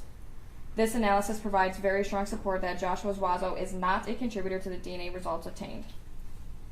Based on the DNA typing results, it is approximately 1.42 million times more likely if the DNA originated from 3 unrelated unknown individuals than if it originated from Carlos Hernandez and 2 unrelated unknown individuals. This analysis provides very strong support that Carlos Hernandez is not a contributor to the DNA results obtained. Based on the DNA typing results, it is approximately 3.57 octillion times more likely if the DNA originated from Hussein Murray and 2 unrelated unknown individuals than if it originated from 3 unrelated unknown individuals. This analysis provides very strong support that Hussein Murray is a contributor to the DNA results obtained. And based on the DNA typing results, it is approximately 947 quadrillion times more likely if the DNA originated from Linda Murray and 2 unrelated unknown individuals than if it originated from 3 unrelated unknown individuals. This analysis provides very strong support that Linda Murray is a contributor to the DNA results obtained. Okay. And my fault, and apology, I was looking for Exhibit 8B in a smaller bag. It's actually in this box. Do you recognize that with your initials as what you tested? Yes, it was in the box to ensure the tape did not get squished together in a bag. I'm going to ask you, did you test property number 172856, which was the duct tape from the victim's hands? Yes. I took the swab. That's going to be marked as 8C for the exhibits. So I took this swab while I was on scene It was a swab of the duct tape that was wrapped around the victim's hand while I was on scene. Okay, I'm going to approach with that.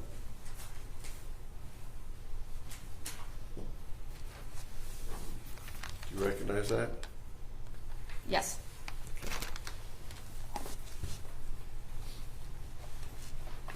Can you tell us what results, if any, you found on 8C?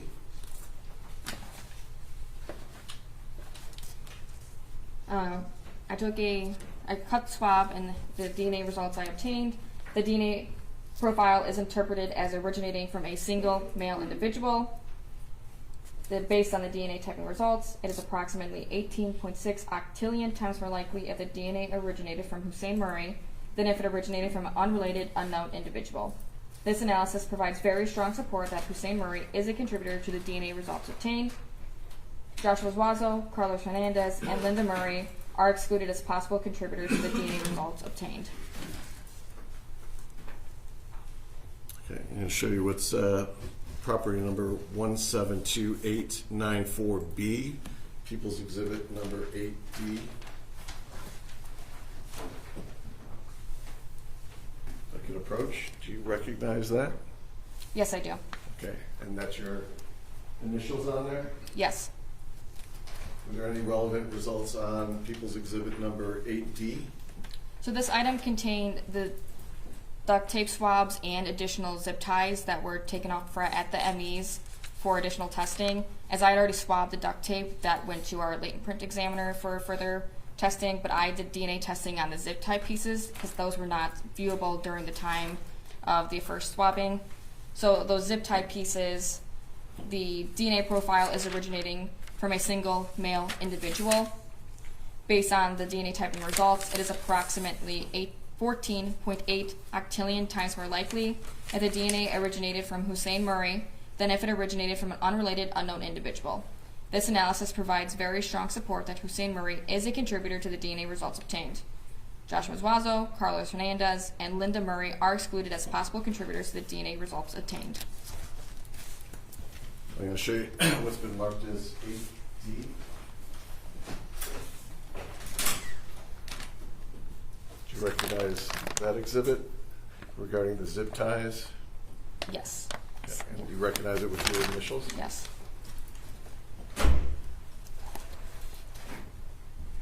And those zip ties and duct tape, those correspond with property number 172894B. Yep, that's the zip ties I just read. Okay. And were there any relevant results found there? Those were the zip tie pieces I just read a moment ago. Those were the relevant results. Okay. I'll show you what's been marked as 7G.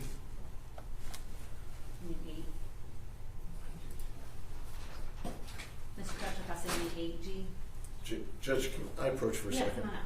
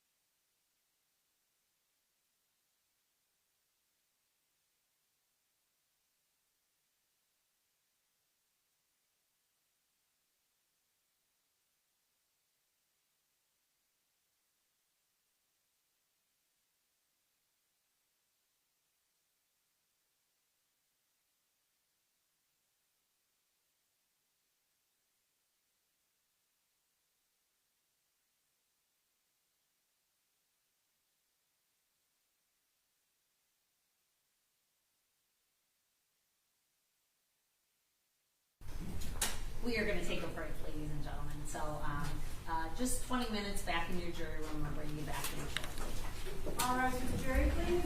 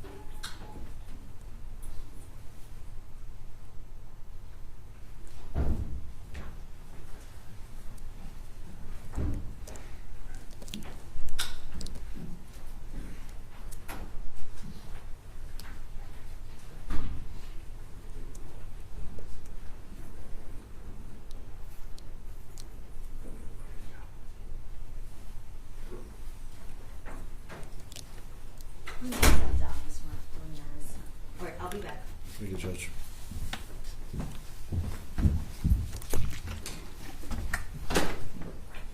You may be seated. Some help. Just-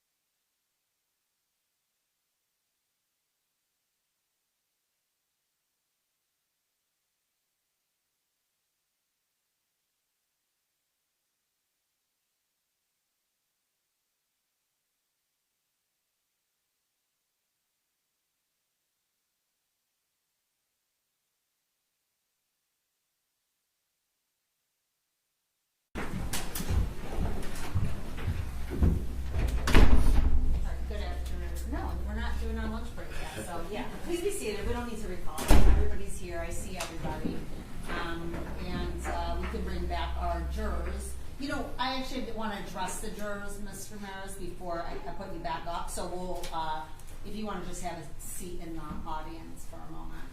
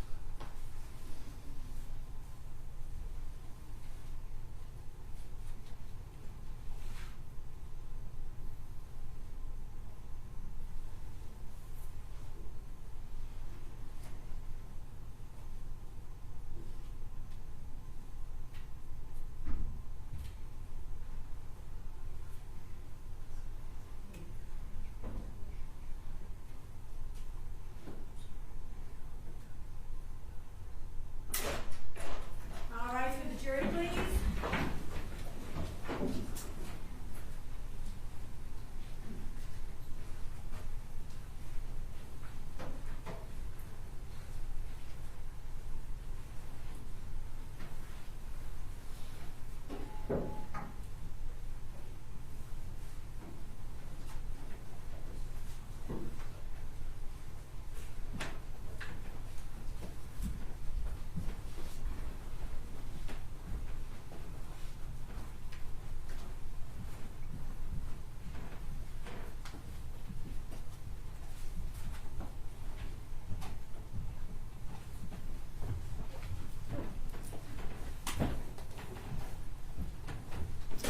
Welcome back, ladies and gentlemen. Please be seated.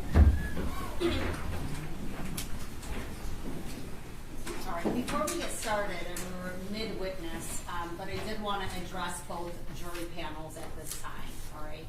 I know everyone listens differently and listens to testimony. You know, you could maybe leave your head to the side, close your eyes, do something and still be listening. But we're also watching you as jurors, and we want to make sure that everyone's paying attention. If your eyes are closed, we don't know whether or not you are listening, okay? So I'm going to ask that you please keep your eyes open, and obviously that doesn't include blinking or whatever, just kind of our natural things. But there's obviously a lot at stake for everybody involved in this case.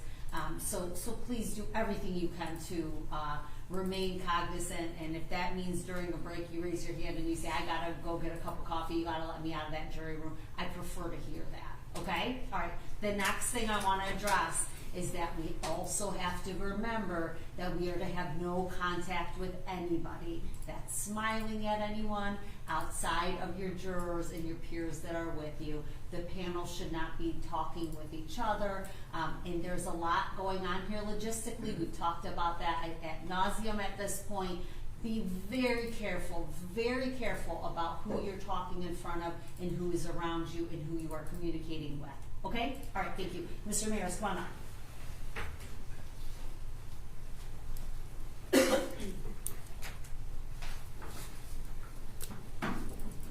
And you remain under oath, so your witness. Thank you, Judge. I wanted to pick up where we left off with the last item on your request number 4, which is People's Exhibit number 10. Can you tell us, did you test property number 1729898? Yes, I did. It's going to be already introduced, but shows you People's Exhibit number 7G. Do you recognize that as an item that you tested? Yes, it was a pair of 2 black gloves. And can you tell us, was there anything relevant to this case that you located on that glove, those gloves? So there was a right glove and a left glove in the packaging. I labeled right glove as A, left glove as B. I only tested the right glove at that time because at some point you have to triage the amount of testing that you're doing for DNA. For the right glove, I took a sample from the exterior of the glove that indicated the possible presence of blood, and I took an additional sample that was collected from the interior of the glove for DNA analysis. So for the right glove, the stain on the exterior, the DNA profile from the exterior of the right glove is interpreted as a mixture of two individuals. Based on the DNA typing results, it is approximately 8.08 octillion times more likely if the DNA originated from Hussein Murray and one unrelated unknown individual than if it originated from two unrelated unknown individuals. This analysis provides very strong support that Hussein Murray is a contributor to the DNA results obtained. Joshua Zuazo, Carlos Hernandez, and Linda Murray are excluded as contributors to the DNA results obtained. So the interior of the right glove in which I swabbed, the profile is interpreted as a mixture of 4 individuals, and I conducted 4 different comparisons.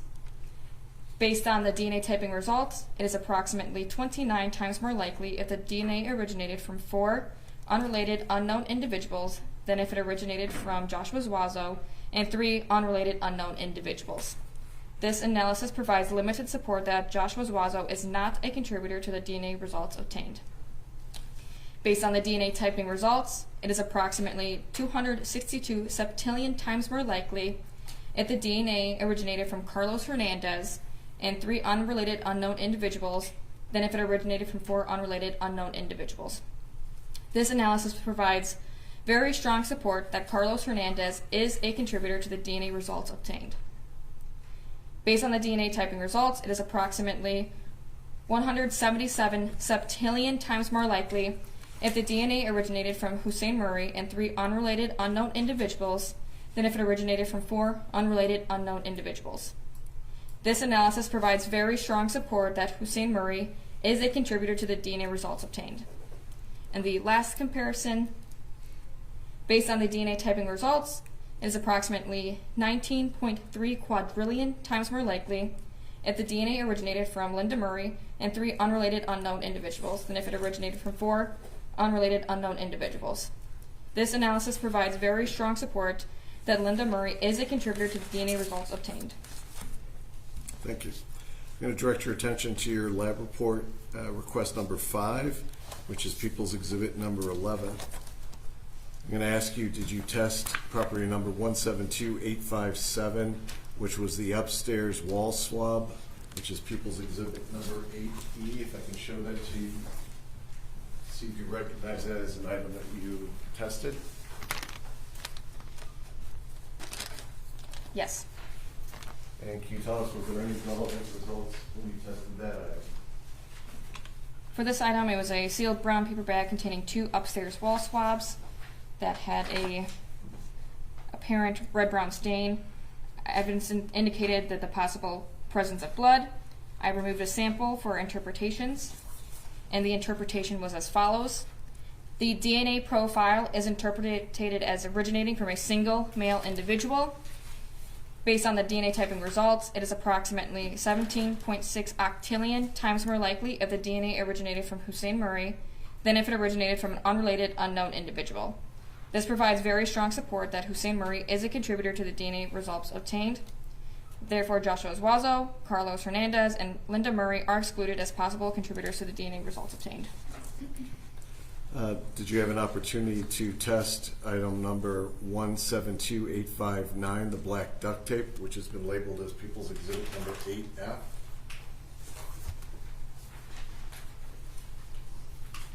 Do you recognize 8F as an item that you tested? Yes, it is. And did you test that item? Yes, I tested this item. I also collected this item when I was on scene. This black roll of duct tape was in a sink down in the basement.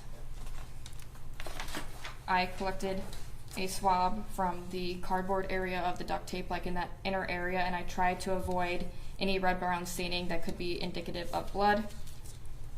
And therefore, the results are the DNA profile is interpreted as a mixture of 4 individuals.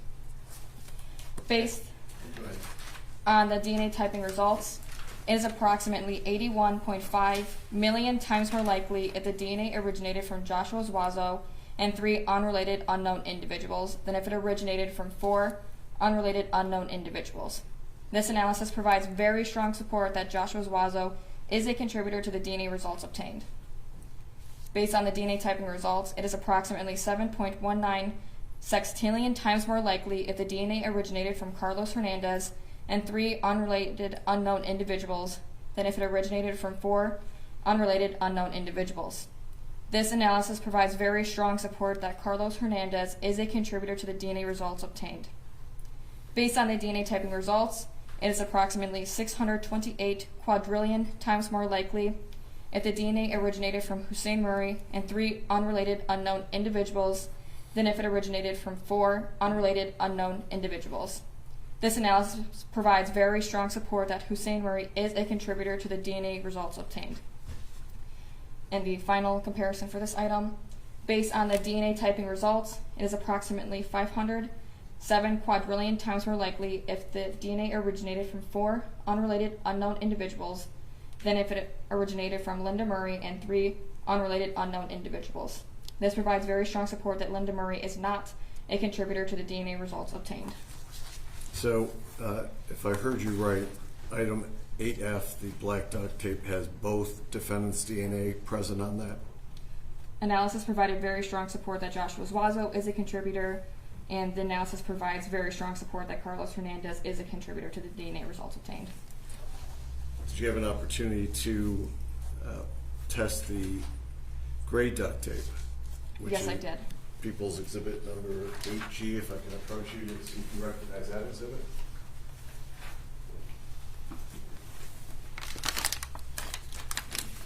Yes. Can you tell us what relevant results that you located on 8G? Yeah, so this was a brown paper bag containing 1 roll of gray duct tape. This one was located on the floor in the basement. I took the same approach as the other roll of duct tape where I swabbed the interior cardboard area, trying to avoid any areas of red-brown staining. And then I had the following results. The DNA profile is interpreted as a mixture of 4 individuals. And again, I compared this to all 4 individuals again.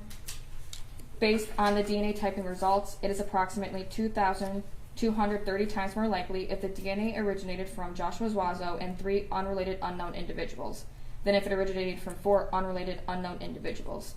This analysis provides moderate support that Joshua Zuazo is a contributor to the DNA results obtained.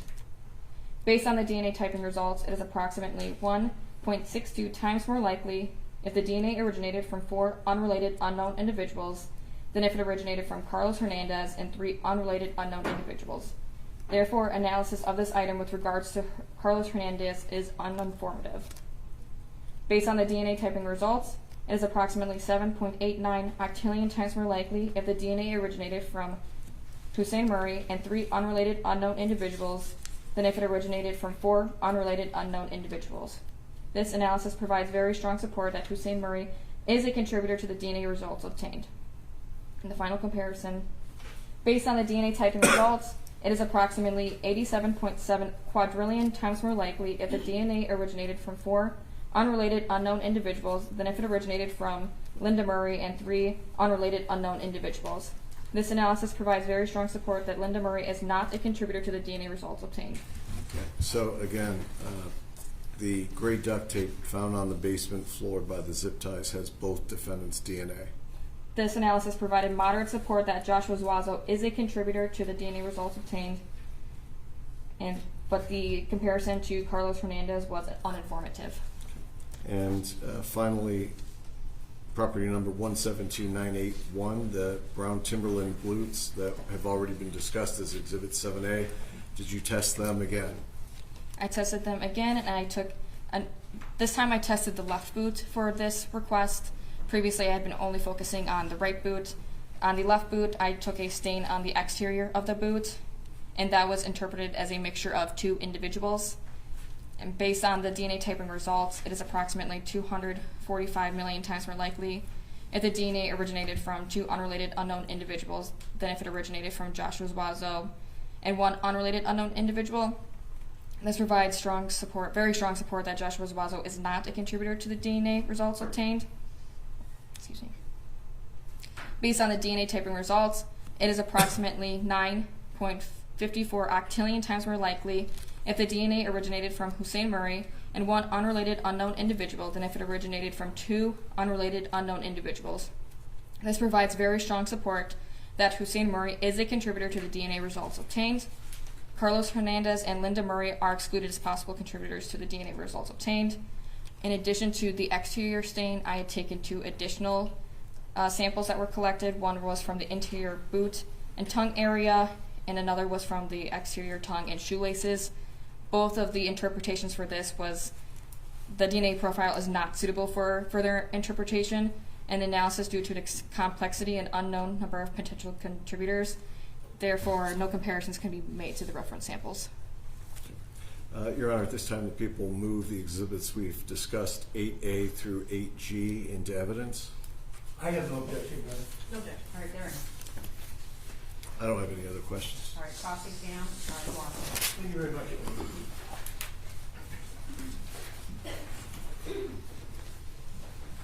Ms. Ramirez, my name is Michael McCarthy. I'm the attorney representing Joshua Zuazo. I have some questions to ask you here this morning regarding your testimony, and if I don't make myself clear, please tell me that. I'll rephrase the question. Sounds good. Thank you. The first thing I'd like to address is the terminology that you used after you gave the various calculations or numbers related to various pieces of evidence. There's a chart that is provided with your report that gives a definition of those terms that you use. I'd just like to go through those with you. If there's a likelihood ratio of 0, the qualitative equivalent is exclusion. Is that correct? That is correct. And then if the likelihood ratio is from 1 to 1.99, that qualitative equivalent is uninformative, correct? That would be correct. If it goes from the number 2 to 99.9, the qualitative equivalent is limited support, correct? That is correct. If it goes from 100 to 9,999, the qualitative equivalent is moderate support, correct? That is correct. And if it goes from 10,000 to 999,999, that's strong support, correct? That is correct. And then anything from 1 million beyond is very strong support, correct? That is correct. Now, we've dealt with a lot of numbers this morning. Some were rather small, but others were up in quadrillions, billions, septillions, and octillions, correct? That's correct. So all of those fall into the same range, that last qualitative analysis or equivalent on the scale of very strong support. That is correct. But 1 million is not as very strong support as an octillion, correct? Correct, based on numerical value. Exactly. Thank you. So I just want to go through a few of these numbers that you provided based upon your analysis. And the thing that I wanted to go back to, first of all, is this N95 mask. That's something that was recovered in Cato Parish, Louisiana, correct? I believe so, yes. Okay, and then it ended up that a detective involved in the investigation of this case brought that to the forensic science laboratory where you're employed, correct? Yes. And asked that this testing be done. And the one thing that I noted about it is that Mr. Zuazo was excluded on that, correct? May I flip to? Yes, sure. That would be, I believe, in your report 003. And it's item 172991B. Yes. Joshua Zuazo was excluded as a possible contributor to those DNA results obtained. And it was also found that Mr. Hernandez was the contributor by a substantial quantitative analysis, correct? For the interior of that N95 mask, the analysis provided very strong support that Carlos Hernandez is a contributor to the DNA results obtained. Thank you. And we have these black Nike shoes, and that's 172992. And there is a conclusion that Mr. Hernandez is, and that's, like I said, the black shoe, he's a contributor to that DNA that was found in the shoe, correct? Are you talking about the interior or exterior? of the shoe? Interior. Interior right shoe. This provides moderate support that Joshua Zuazo is not a contributor to the DNA results. And for Carlos Hernandez, this analysis provides limited support that Carlos Hernandez is not a contributor to the DNA results obtained. So on the black Nike, neither one of them are contributed to the interior, is that right? There's support that they are not a contributor. The likelihood ratio is a teeter-totter effect. So there is one hypothesis against the other hypothesis. So you have to think about it as the numerical value indicates how strong they may or may not be a contributor to that result. And the one person that is a contributor there, 22.8 octillion, was Hussein Murray, is that correct? That is jumping to the stain on the exterior of the right shoe. Yes. And for that exterior right stain, Hussein Murray had a DNA typing result of 22.8 octillion times more likely if it originated from Hussein Murray than if it originated from an unrelated unknown individual. Now, I want to address, and thank you, I want to address 173005, the white T-shirt.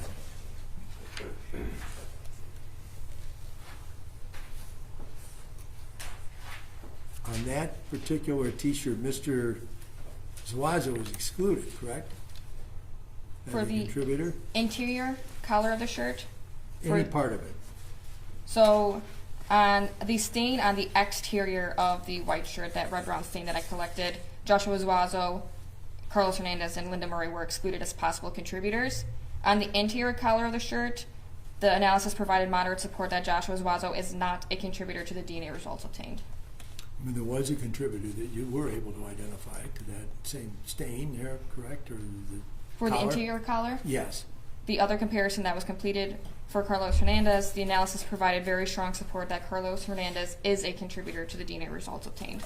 Now, in just the mechanics in your lab, that item came from a detective who brought it to you, correct? And Yes. you understood that to be something that was seized from or picked up from the Cato Parish Sheriff's Office, correct? Correct. And so that T-shirt, when you received it, you not only did the DNA analysis on the sample that you took from it, but you or someone else in your office took that sample from the shirt, correct?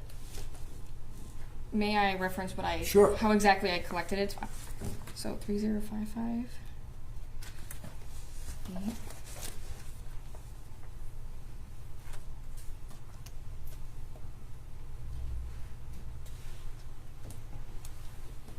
Yes. So for the collar, I took two wet swabs and swabbed the interior collar for DNA. For the red blood stain, I took a small 0.5 by 0.5 centimeter cutting and moved that forward for DNA analysis. There would be additional stain remaining. This was a large size shirt, like a 6X, correct? White shirt? If you don't write, in my notes I have brand HB and size 6XLT. Thank you. And so that is a fairly substantial shirt, correct? I mean, size shirt. Yes. And there on the collar, you found Mr. Hernandez's DNA.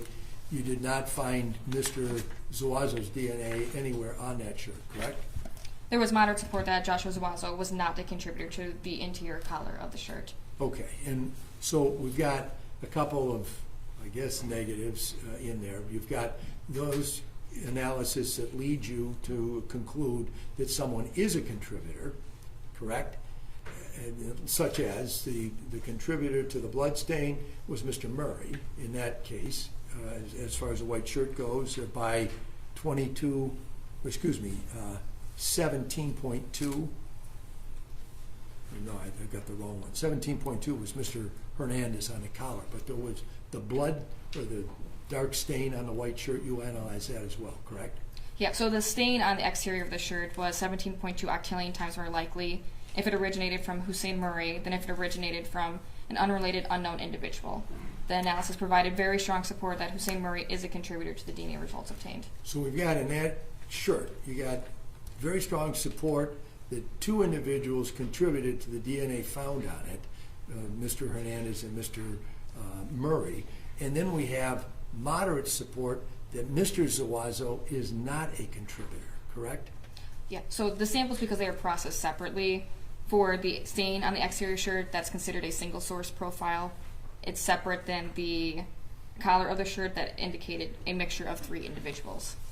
The moderate support that someone is not a contributor, I just want to get an explanation given to the juries about the difference between, being positive is a contributor and being negative is not a contributor. How do we use that scale in order to make that determination about not being a contributor? So kind of going back to that likelihood ratio, where I said you have one hypothesis on one side and the other hypotheses on the other side of this theoretical teeter-totter. So on one side of the teeter-totter, there's 3 unrelated unknown individuals. And on the other side of the teeter-totter, there's Joshua Zuazo and 2 unrelated unknown individuals. It is indicating there's more support for there to be 3 unrelated unknown individuals, and therefore it's more likely that that is the reason for the statistic, and that is why it provided moderate support that Joshua Zuazo is not a contributor to the DNA results. And so this is doing the statistical analysis through some sort of a formula where you come up with the conclusion about moderate support that he is not a contributor, correct? So all the numerical values that are generated, the verbal statement, that verbal qualifier is very strong, moderate, that is based on our verbal scale that is in all of our notes and all of our reports when we do comparisons. I don't come up with those numbers. Those numbers have been previously determined for our laboratory.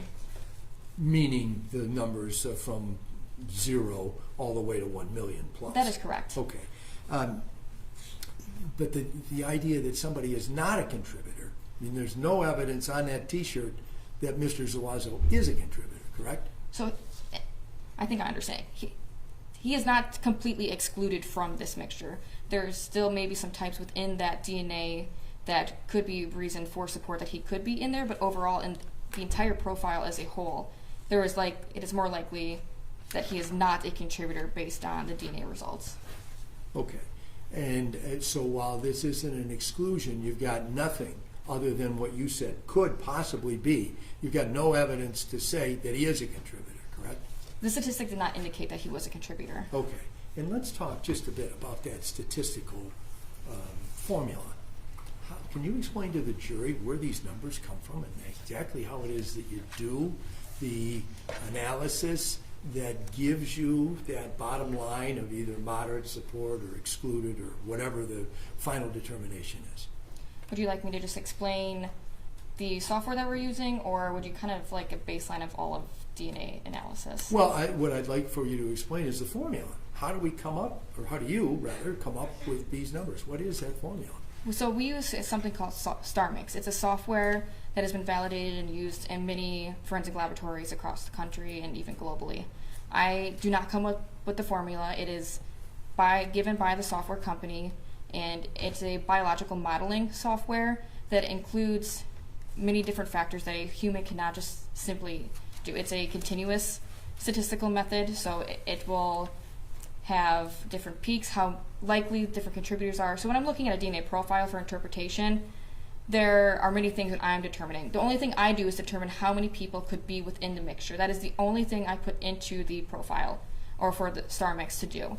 StarMix then has its own algorithm that will produce the statistics, how likely someone could be a contributor. Also going in, it will parse out what types of DNA per person might be part of that contributor itself. I hope that makes sense without a lot of context going into it. So it isn't that you sit down with a calculator or a slide rule or a piece of paper and a very sharp pencil to make a calculation to make a determination of its 1 in 572 octillion chances that it's anybody other than whoever you identify. It's you get this information, you do the testing, the DNA profile is then put into this StarMix program. That would and be it correct. spits out a number. Yeah, the software has been validated by our agency, and the DNA profile is input. I add in how many contributors I think it is, and the software does the rest of the work for me. Okay, and just going over that last part, the contribution that you make is you say how many contributors you suspect might be in this sample that is being analyzed. Is that right? That is correct. And so that's a hypothesis that, in this case in particular, there's a number of these samples that were submitted that have all four names in there: Mr. Zuazo, Mr. Hernandez, Mr. Murray, Mrs. Murray, correct? Correct. But you don't know when you start out for sure who it is, correct? Correct. Your DNA analysis really is to get the sample off whatever item is brought to you for analysis, and then take that sample and put it through this star mix program in order to come up with these numbers. Is that right? Yeah. I decide how many people could be part of a sample through interpretation. Very, very briefly, you inherit DNA from your mother and your father, so you get one DNA type from your mom, one DNA type from your dad. And when I'm looking at the DNA profile, it looks like peaks. So when I'm looking at an area, we look at 24 different areas, that if there are more than two types, there's indication that that's more than two people then. And for the most part, your mom and your dad will give you two different types, but sometimes they might give you the same DNA type. So when looking at the profiles, if there's 3 or 4 people, I was seeing several different types at several different contributions and percentages. There's a lot of looking at the types and what could be likely for different people contributing different amounts. I have an idea going into the software what might be generated, but the software ultimately incorporates more aspects of biological modeling than I can do as a single person. Thank you. Now, going, I think it's to number 5, your report 005, dealing with the black or the brown boots. Yes. And in that analysis, as I understood, what you concluded was that Mr. Zuazo was not a contributor to the brown boots. Is that right? That was from the exterior stain I collected from the left boot. And isn't it true that there was a collection made from the interior of the boot as well? Yes, so the reason the boot was tested all 3 times was every time I collected a sample, I was not able to get a usable profile for comparison purposes. That's why it was tested over and over. Again, I don't know where the DNA is going to be in the boot. I don't know where the best cells will be, quote unquote. I don't know what kind of sample I'm going to get when I'm swabbing an area for DNA. So because of that, I tried a couple different times to get a profile that could be used, and ultimately I was not able to get a profile that could be used for comparison purposes. And you're talking about the interior of the boots? That is correct. Interior. For the exterior on both boots, I believe I had comparisons that were completed. Okay. And in those interiors, there was nothing, so there's nothing to say that those boots had Mr. Zuazo's feet inside of them, correct? I believe, without going back and looking at my notes, that a couple of those interpretations I had more than 5 people. So another part of our interpretation is we only do statistics with 1 to 4 people. If it looks like it could be more, we don't do any comparisons on that because we don't want to be essentially guessing on how many people may be contributing to the sample. So we do have a cutoff of how many people we will utilize for a comparison in terms of the evidence sample. So when looking at these samples, there might have been a lot of types there, so I wasn't able to determine how many people may be there, or a scenario where there was 5 or more people and we do not do anything with those samples. And these were timberline boots, correct? Yes. They were not any other type. You're quite certain that they're timberline, not Wolverine steel-toed boots. May I just check my notes Sure. to ensure that I'm not misspeaking?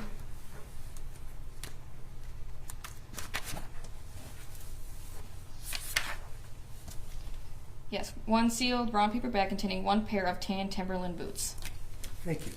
Now, one other thing about the DNA analysis that you do on any sample that you receive, on any item of evidence, you're unable to tell when that sample was placed on that item, correct? That's correct. DNA is definitely more able in helping of who may be a contributor. I don't know why the DNA got there, and I don't know when the DNA was placed there. It's a great tool for assessing who would be a contributor to that DNA profile that I'm looking at, though. If you had that information about the when. For the interpretation, it does not matter for us of when it happened. We're just Okay. looking to see who could be a contributor to the DNA results obtained. Thank you. I appreciate your answers or your testimony, and I have no further questions. Cross Hernandez.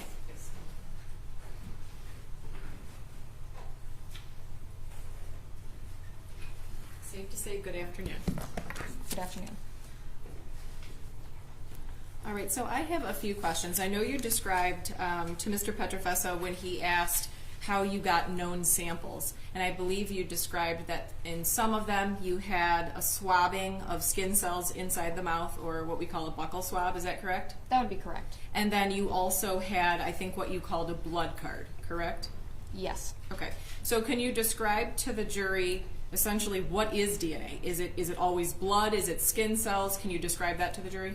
DNA, so deoxyribonucleic acid, it's a genetic material where you inherit it from your parents, from your mom, and from your dad. It can be found in many cells within the body, types such as skin cells, blood cells, like in blood it's the white blood cell specifically, and in sperm cells, for example. All the same cells will have the same DNA profile that we will obtain for the reference samples.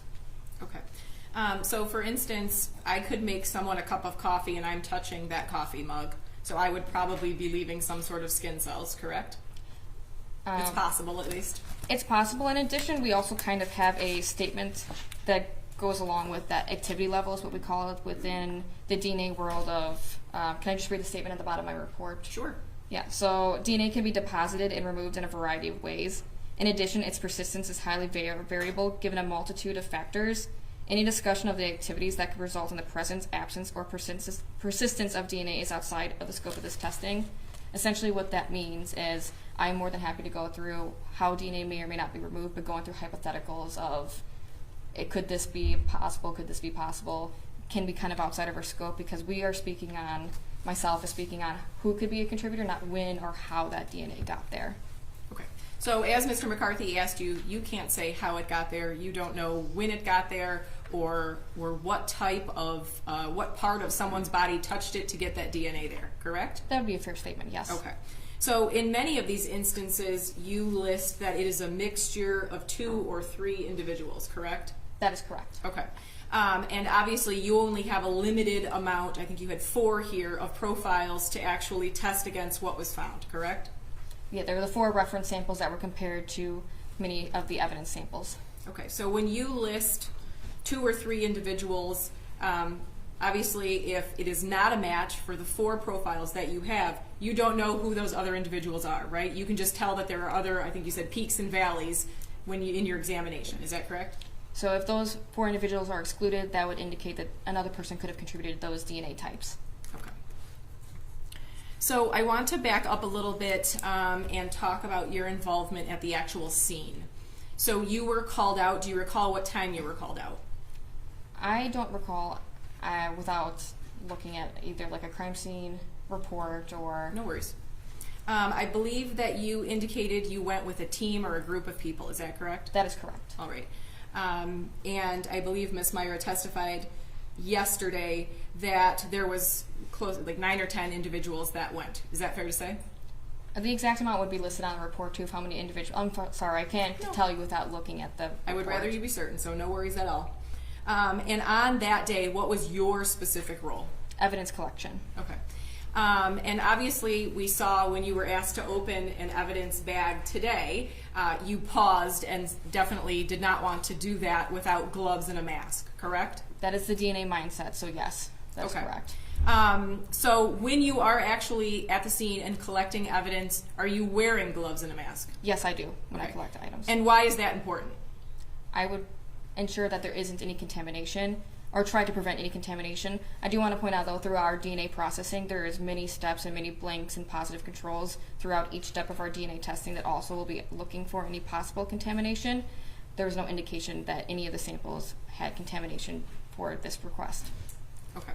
And when you were collecting the evidence, did you put it into different bags? Yes. Why is that important? And to ensure that items aren't rubbing against one another. Okay. And what happens when items rub against each other? That would be along the lines of the possibility of DNA being transferred from one item to another. That is a way that DNA can be deposited and removed. Okay. And can you describe what biological evidence is? Biological evidence would be a biological fluid, so blood, semen, some type of fluid that comes from the body. And when you're collecting something with biological evidence on it or suspected biological evidence, do you put that in paper bags or plastic bags? All biological evidence, especially if I'm collecting it, will be going into paper bags. This way it prevents degradation of the DNA profiles of the possible evidence. Can you just define degradation? Yeah, so degradation would be that a profile that normally would be perfect to look at, there might be some missing peaks and some missing areas within that DNA profile if the profile becomes degraded. We may not get a full profile that could be utilized for comparison purposes. Okay. And when you have those biological items that you're collecting that you believe biological evidence is on, do you try to air dry them, or what do you do? Depends on the scenario. If they're highly saturated in blood, we may try to, as in the unit, will try to dry it. If not, because it is in paper, it will still be airing out and not creating moisture in a plastic bag that would be likely to cause that degradation. Okay. So obviously putting an item that is wet with biological evidence on it in the same package as something that is dry, there could be a transfer of biological evidence, correct? That would be a possible way for DNA to be deposited or removed, yes. Understood. On the day that you were there collecting the evidence, who made the call of what evidence was collected? That's a good question. I believe there have been conversations between the detectives and upper command and Val Malira, who was the lead investigator on that scene. Okay. Do you remember seeing a weight around Mr. Murray's, where Mr. Murray was found? I do believe, yes, there was a weight, believe under the body-ish. Okay. Did you collect that weight? I did not collect that weight. There was testimony yesterday from a responding deputy that found a swab of blood, and that is on the handrail and the wall at the very top leading down to the basement. I don't note that anywhere in your report. I don't see that in any of the photos. Do you know if you located that area, and if you did locate it, did you test it? On the handrail going into the basement? Yes. Can I look at my... Absolutely. It's the crime scene processing reports to see exactly what I collected. Is that okay? If that refreshes your recollection, yes. Okay. Just let me know when you've completed. No rush.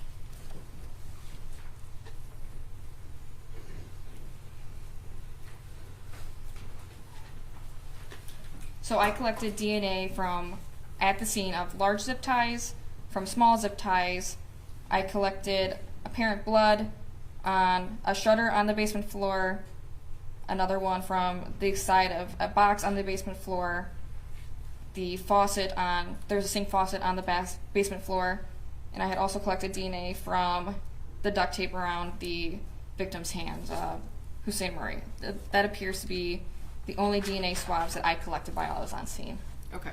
Do you have any recollection if any of the on-scene officers directed you to that presence of blood at the top of the stairs in the basement? I don't recollect. Okay. Now, if you did not specifically collect items, like the items you just listed, you testified that you were also provided items that were found by another police department. Do you remember that? Yes, that was part of the request for the DNA processing. Okay. When you are given these items, are you given some sort of report that details where these specific items were found? In the request for testing form, I believe that the location described was from the vehicle that Carlos was in. I don't have any more information based on that request form. Okay, so not specifically found in front seat, found in back seat, found in bag, nothing like that, correct? I can check real quick if you want me to see what If it refreshes your recollection, please do.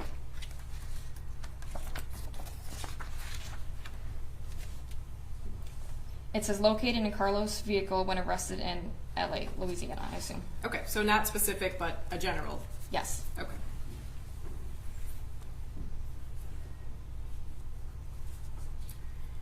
I want to go over some items that were not mentioned by Mr. Pachvesa or Mr. McCarthy. Can you look at your item? I have it in your dated 3/3 report. It is item number 172-897A. I believe it's 8 nail clippings left hand. Request number 0004. Okay. Item 1789 or 1728-97A. Yes. Okay. I believe that's 8 nail clippings, is that correct? That is correct. Okay, can you describe why that is something that's important? Why nail clippings? Nail clippings can be probative information to see potentially if a foreign profile that is other than the victim may be present. Okay. And who took the nail clippings? That would be the medical examiner as far as I'm aware. Okay. And am I correct in stating that Mr. Hernandez was excluded as a contributor?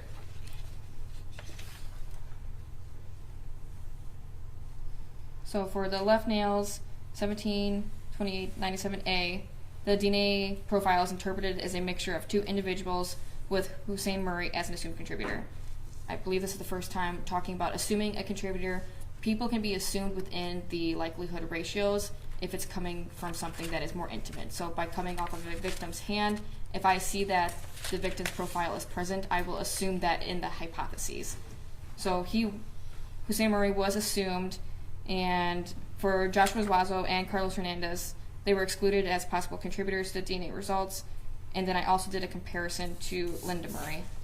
Do you mind if I read that? Absolutely not. So based on the DNA typing results, it is approximately 286 billion times more likely if the DNA originated from Hussein Murray and Linda Murray than if it originated from Hussein Murray and one unrelated individual. This provides very strong support that Linda Murray is a contributor to the DNA results obtained. Okay. Now let's move on. I have this in your 1119 report. It's item 173003. Should be a pair of black joggers. And I want to talk about A specifically. Yes. So A, I believe you tested what you believed was a stain on the exterior, correct? Yes, so I took 2 samples from the joggers. One was a stain on the exterior that indicated the possible presence of blood, and I took another sample from the interior waistband of the joggers. Okay, so let's talk about A specifically, stain on the exterior. Were you able to find any DNA profiles? So in this scenario, and I have more notes further in here too, no DNA profiles were obtained from this item, and if you don't mind me flipping to what I stated exactly. Can you just tell me what you're looking at, because that looks like a page that I don't have. These are the notes associated with all of our DNA testing. Understood.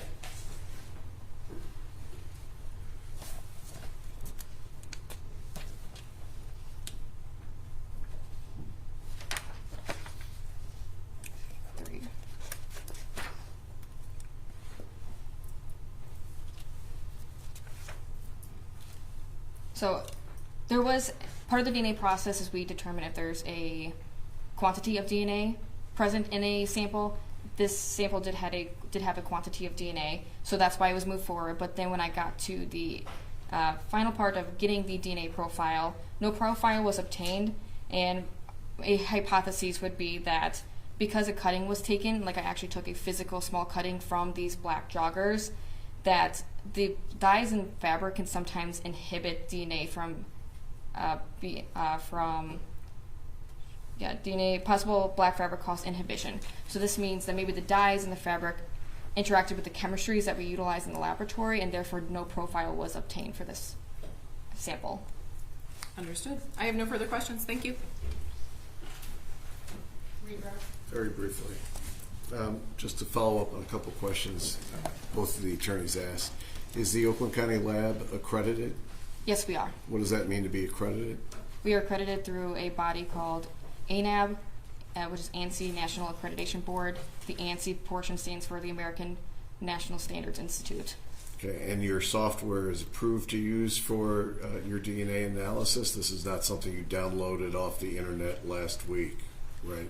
So in addition to the ANAB accreditation, the DNA section also has a QAS standard, quality assurance standards, that is mandated by the FBI that we have to follow in order to utilize CODIS. So therefore, all of our DNA processing is done by FBI standards. Everything we do is validated.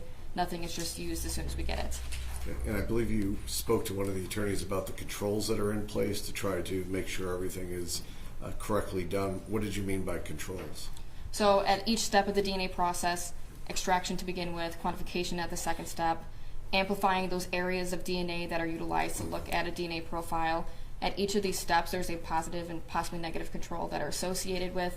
If there's any indication of a quantity of DNA in a blank, I myself will go through and ensure that could there be contamination, where did it come from, and another person will then technically review all the work that I do to ensure that they also agree with the findings that I have. So. And you would agree with me that the presence of DNA means that there is some sort of physical connection between both the person and the item at some point in time. Is that correct? The DNA had to have been deposited some way, shape, or form. Okay. The absence of DNA, on the other hand, does not mean there wasn't contact. It's just mean that there wasn't a presence through DNA left on the item. Yeah, DNA can also be removed based on a variety of ways as well. Okay. Hypothetically, if somebody was to go for a jog in their tennis shoes and they sweated for an hour and they were doing that barefoot, there may be DNA inside that tennis shoe. Is that correct? Based on DNA principles of coming in contact with something else and leaving a fluid, you may be leaving DNA behind. Okay. Now, if I had a layer of socks, would then that potentially lower the ability to have DNA there that would have been there had there been no socks? It kind of goes into that activity level of how likely DNA is or is not deposited. I don't know exactly how much that might be impacted, but that would be a hypothetical, yes. Okay. If I was to wear gloves, that would also potentially impact the leaving of DNA. Is that correct? Depending on what could be on the exterior of the gloves, that would be something to consider. Okay. If I wear 10 pairs of gloves, that would make it even less likely to leave DNA. It would still depend on that very most exterior pair of gloves, what was on the exterior of that to be leaving DNA behind. Okay, and you talked about samples that are left too long in certain environments can degrade. Do you remember talking about that? Yes. Samples that were there can also be destroyed. Is that correct? Depending on if the DNA was removed, that would be a consideration of being destroyed. Well, let's say, does fire destroy DNA? Yes, I can, for sure. I don't have any other questions. All right, you may step down. Thank you.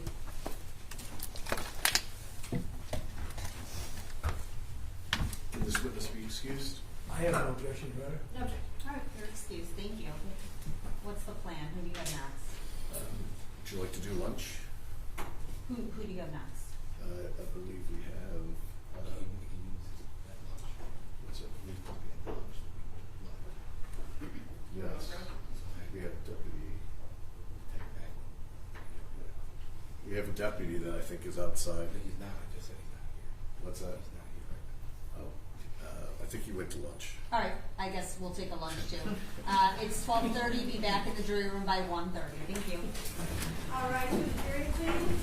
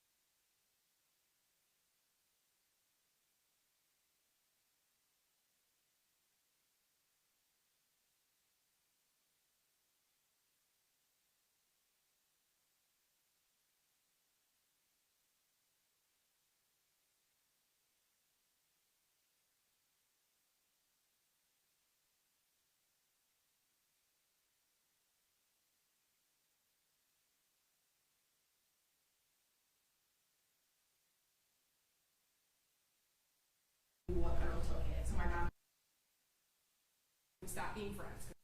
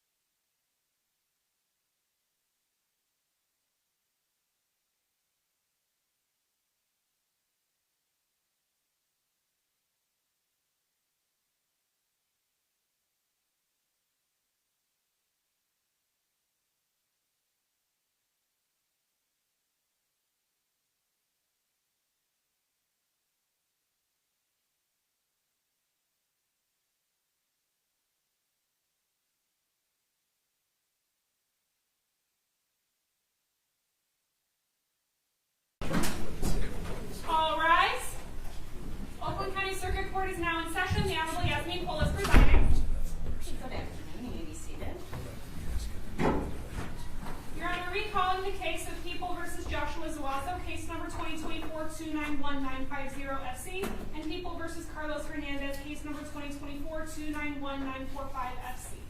John Petrofessa and Andrew Magaro on behalf of the people. Good afternoon, Your Honor. Michael McCarthy, P30169, appearing on behalf of the Joshua Zuazo. Mr. Zuazo is standing to my left. All right. Hello, Michelle Lawson on behalf of Carlos Hernandez, who's standing to my right. Okay, all right. I see everyone. Welcome back. We have to address a juror. The court did receive an email, and you guys can be seated now.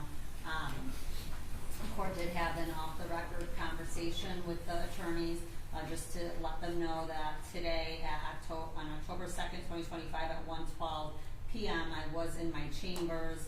An email came through from who I believe is a juror in juror pool B. I do believe he's juror in seat 2. I'll read, I've already discussed the contents of it with the attorneys. I'll read it on the record once juror in seat 2 is here so everyone can hear the correspondence, as there could be no private communication between the court and the jurors at this time. All right, let's bring in then in jury pool B, seat 2.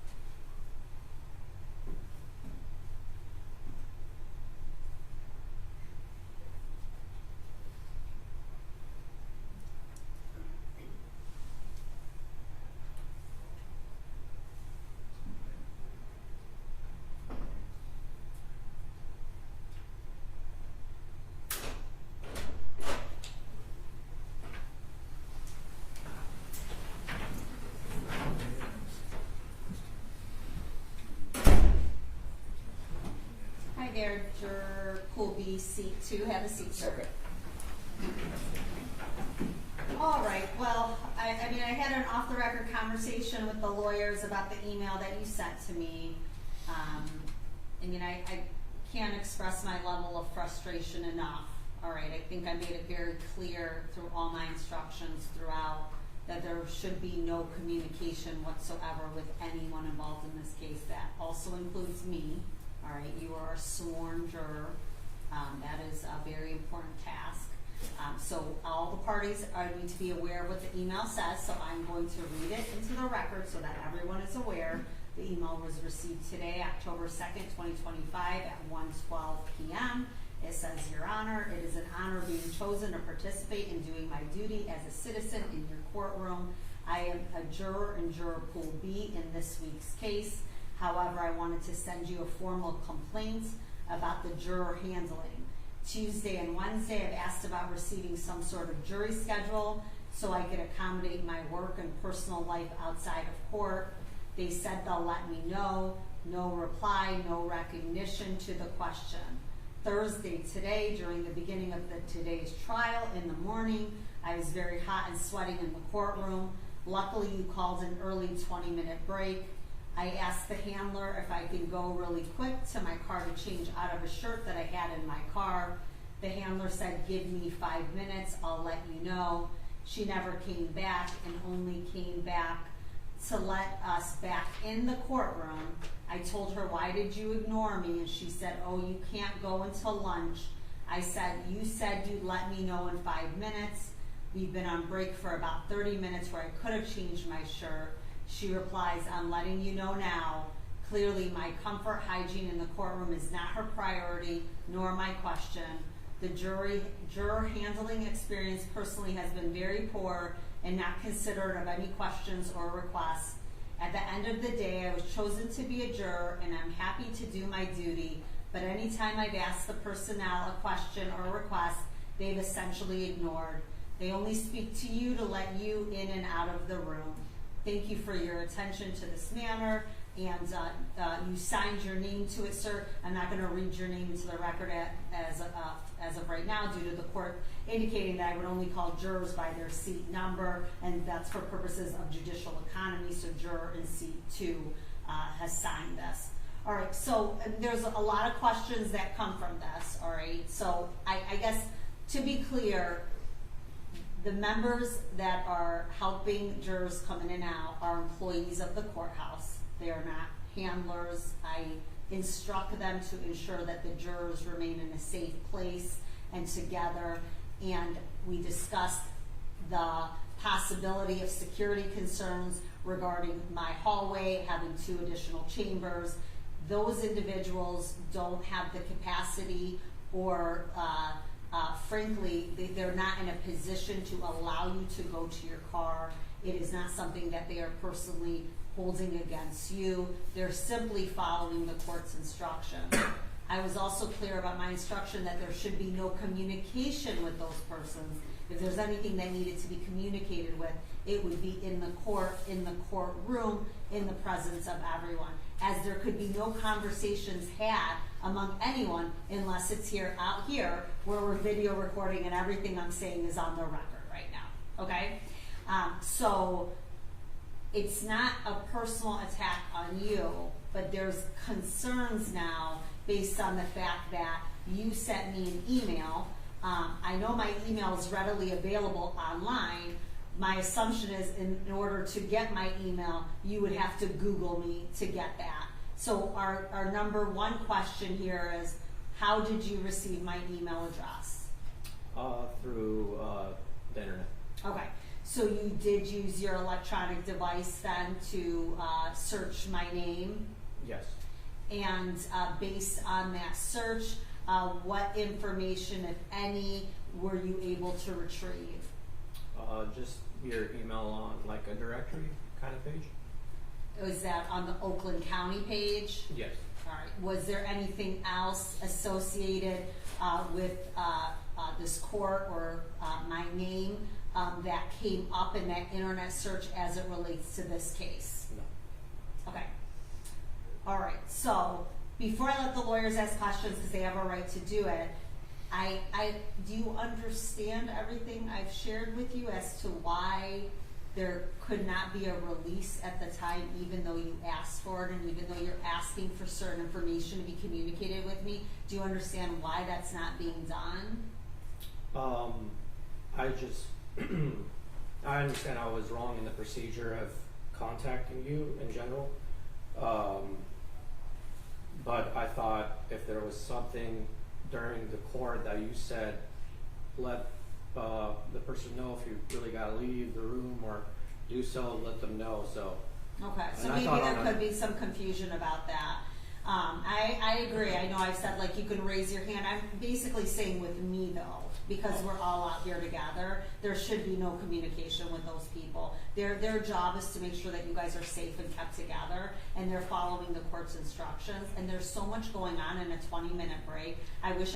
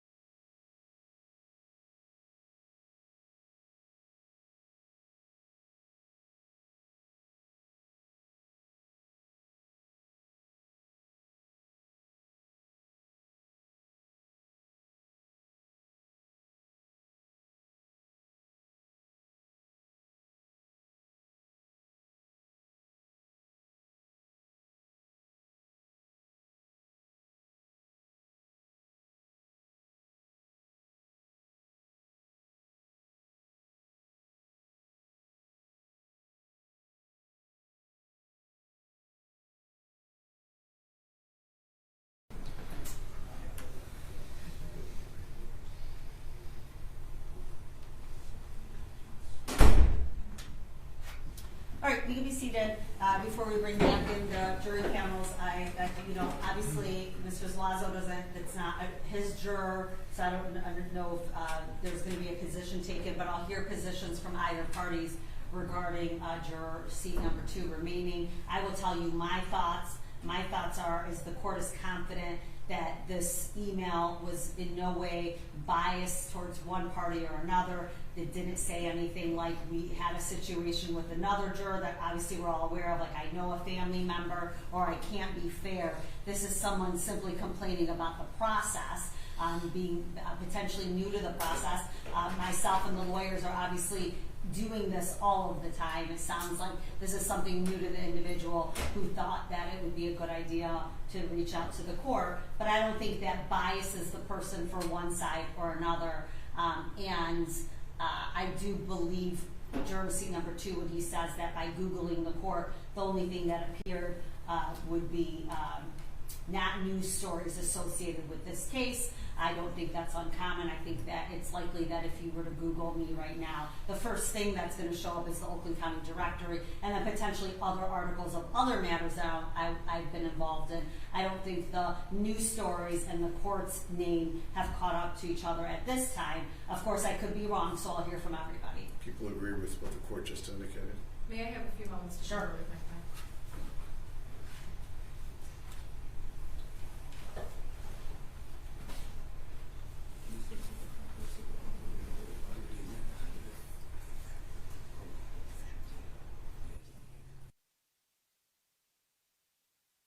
Your Honor, I have had enough time to speak with my client, although I do believe he had inappropriate contact and did outside research. My client is desiring to keep him as a juror. Okay, all right, does your client want me to address the other jurors in that panel to see if he's had any conversation with them about the Google? I know he indicated he didn't, but I'm happy to inquire if you see fit. I think that may be appropriate. Okay, all right, so let's just bring in jury in panel 2. B. All of B.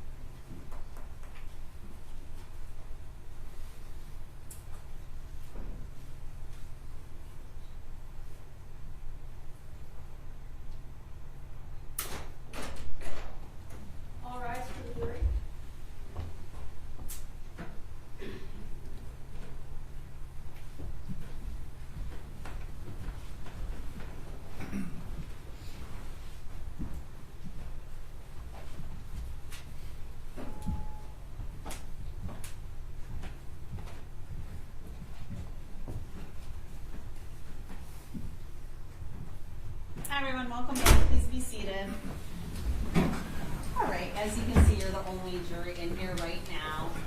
We'll be bringing back the other panel momentarily, but I do have a question to this panel, and if you could just show me by a show of hands whether or not this occurred. It has come to our attention that potentially someone may have used the internet to Google information about this court. It was primarily done to receive contact information for the court, but I just want to know whether or not any of you have learned about that or had a conversation regarding what was either reviewed when that, if and when that was done. A show of hands?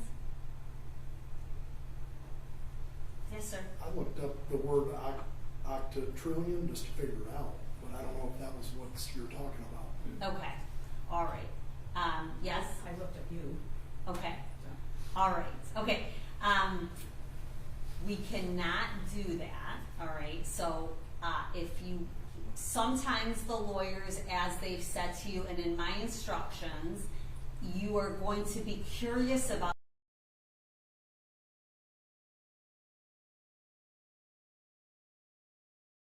given to you through evidence, which is direct testimony, cross-examination testimony, or any exhibits admitted into evidence. A Google search as to what, I can't even say the word, is not appropriate. Because whatever that search information it gave you is not evidence. Are you going to be able to set that aside? Yes. Okay, and let me just say for the record, we're at 8, 9, 10, 11, 12, juror in C 12. All right, so what information when you Googled that word, can you tell me the word again? I think it was the octatrillion. Octatrillion. What did you learn when you Googled octatrillion? It was a pretty big infinitive number. Okay. Meaning very, very way past a billion and trillion and all that. Okay. I just never heard it, and I was kind of trying to understand what it meant. Okay. That's exactly what we cannot do as jurors. Sure. Only information that we receive is received here in court. Okay? Sure. And then 4, 5, 6, you Googled me.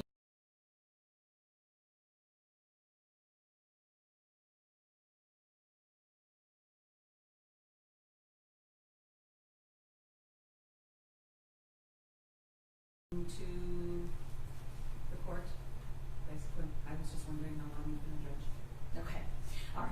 And I promise you we'll all get an opportunity to talk when we're done, and I can answer any questions about myself personally.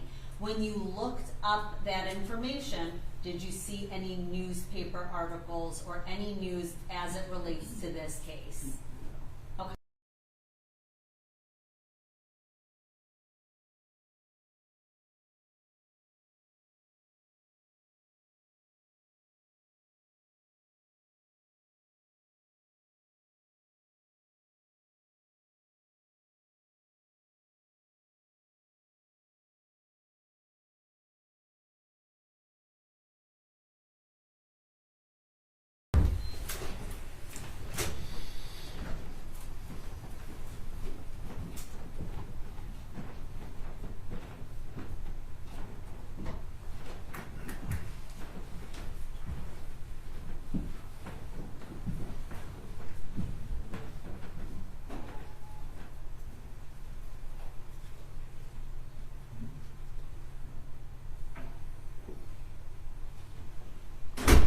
Be seated.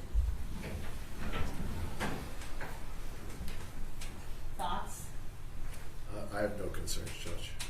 If I could have a moment to call appellate counsel, I'm not sure at this point. Obviously, a juror has admitted that he's doing outside research, and that gives me some pause. Okay, and so let's just kind of break that down. I'll absolutely give you an opportunity to call appellate counsel.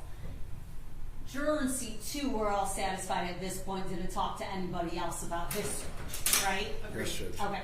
Juror 7, 1, 2, 3, 4, 5, 6. Juror 6 did a Google search of the court, and I'm also satisfied that the information that was received was essentially any directories or potentially other articles that the court's been involved in, but not in this case. Is everyone satisfied with Agreed, that? Judge. I agree. I actually looked up your name, and the first thing that came up was the Oakland County Circuit Court webpage, and I did not see any news stories on the first page. Okay, and I'm glad you did that because that's my understanding as well.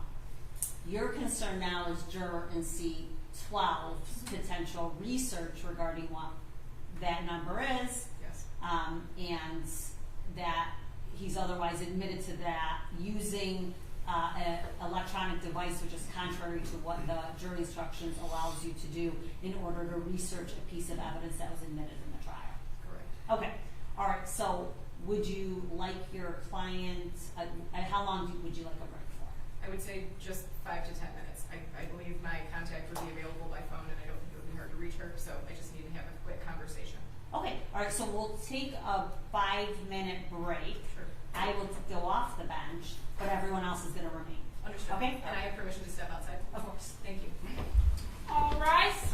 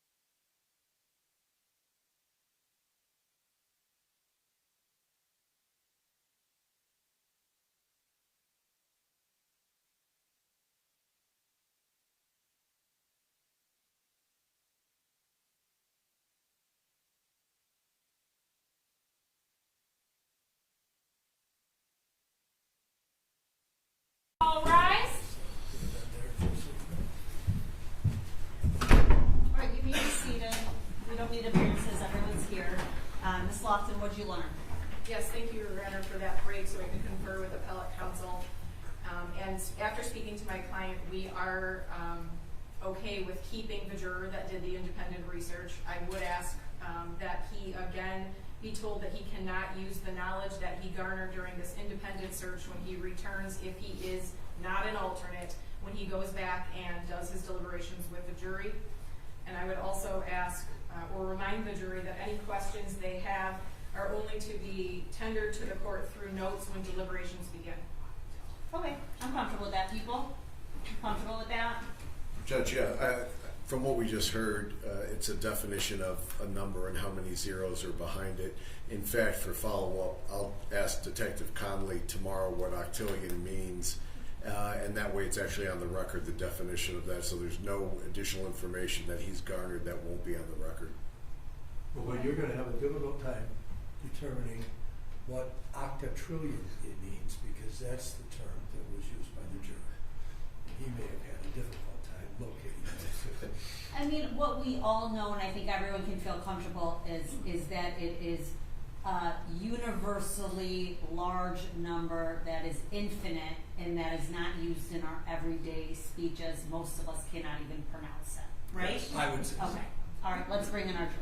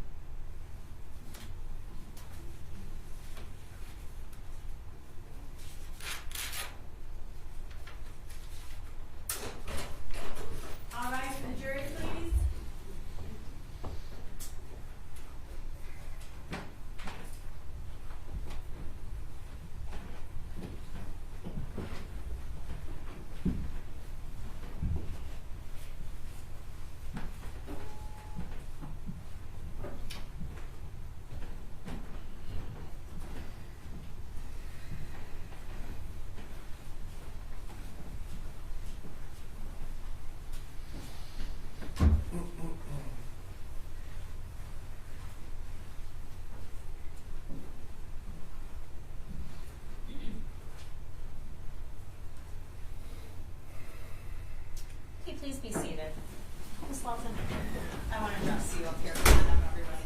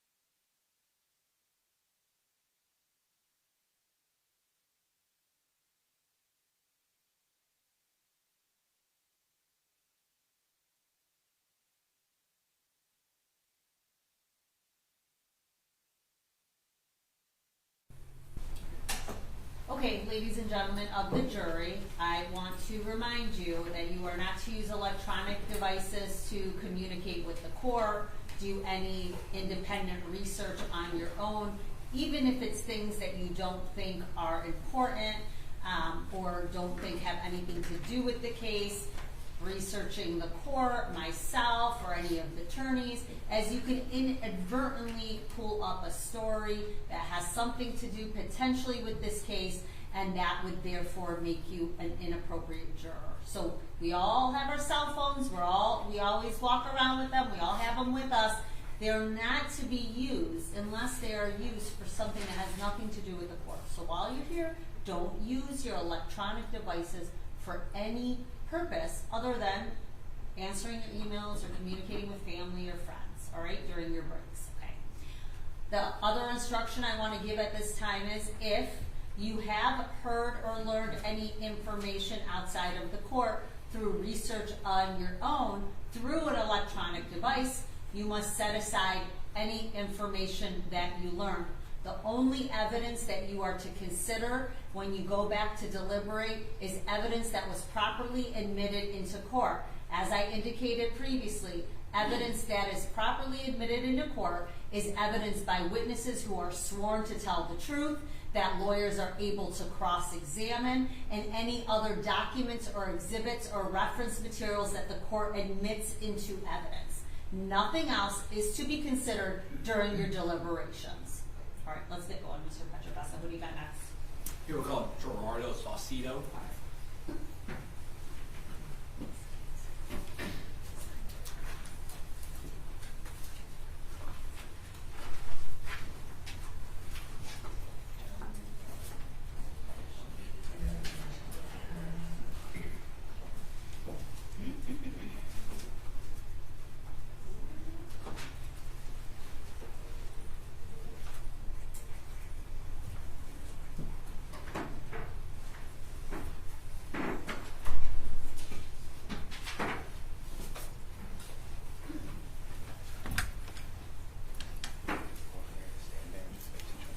Good afternoon, sir. If you could just get in that witness stand, stay standing, and raise your right hand and get you sworn in. Do you swear or affirm the testimony that you're going to provide today is the truth, the whole truth, nothing but the truth, so help you God? Yes. All right, thank you. Please be seated and then tell us your name. Gerardo Saucedo. My witness, thank you. And sir, can you spell your first name and your last name for us? Gerardo, last name Saucedo. And sir, how are you employed? Self-employed. Okay, and your self-employment, what is that? I'm a graphic artist. Okay, do you own a shop? Yep. Okay, Yes. and what kind of shop is that? A sign shop. Okay, and what's the name of that shop? Mr. Boulevard Signs. Okay, where's that located? Southwest Detroit, Michigan Avenue. Okay, and how long have you been in business? About 25 years. Okay, it's same location? Yes, sir. Okay, and as a shop owner, what are some of the things that you provide to customers? T-shirts, business cards, magnetics, banners, anything to do with advertisement. So if a customer comes in and gives you something they want blown up or made to a sign, things like that? That's what I do. Okay. And at some point in October of 2024, did you have to reach out to the Oakland County Sheriff's Office? Yes. And why did you have to do that? Because I had made up some magnetic signs, and then I heard on the radio, then I heard on the news that possibly there had been some kind of crime committed, and I wanted to clear my name, that make sure, I was not involved in it. Okay. And you said you had to make some magnetic signs. What type of signs were those? For DTE. Okay. And do you recall what time of year this was at? What time of year? Yeah, was it? It was, I think like fall or something, no? October, fall 2024? Yeah. Is that a yes? Yes. Okay. And is your shop equipped with cameras? Yes, it is. Okay. And did you send video clips of that transaction or things that you were going to make for that particular customer? Yes, I did. Okay. Your Honor, at this time, the people are moved to Amend and publish People's Exhibit 18A. I have no objection, Your Honor. No objection. 18 days in. Yeah, and sir, it's going to pop up in that monitor. Just have you take a look at that when it pops up, and it may ask you some questions. Okay.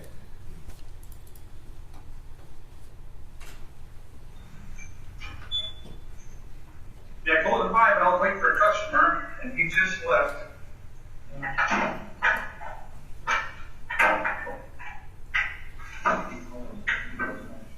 Do you have like the 18 by 24 or only 12 by 24? Maybe you take one. So what do you charge for the 18 by 24 like magnet decals on the side of the car? Up here you're looking at, I'm sure that's one they got for that truck. Well, these are 12 by 24s. But 18 by 24s are $130 for fair. That's not fault. I need three of them. Okay, so, 3 to my 24? Yeah. I can do 3 for about 60. And sir, what is that item that you're showing the customer? I'm sorry? What is that you're showing the customer? What item? It was a magnetic for another customer supposed to be picking up their order. So it was a sample, basically. Okay. And up there in that, you can see in the top left corner, is that a timestamp of when that video was taken? Yep. And what is that date on there? October 4th, 2024. That work. So our contract for DTE, so all I have to say is DTE on there. And then, it's gonna be white with a blue letter, or white with blue?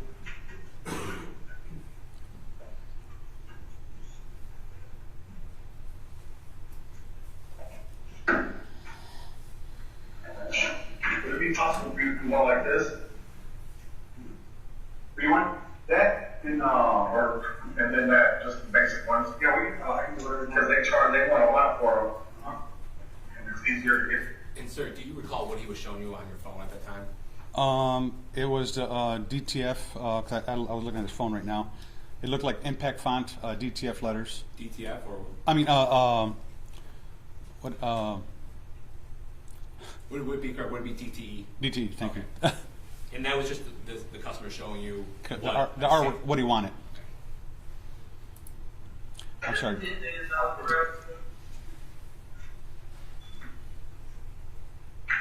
And your phone number is 832-873-5275.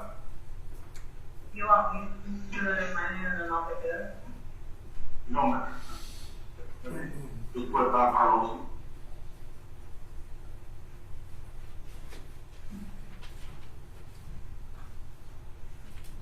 So you want all three of them, 18 by 24? Yeah. You said how much? Other you want all three logos? 201. So like 2 DTE and then the one with like the little anybody.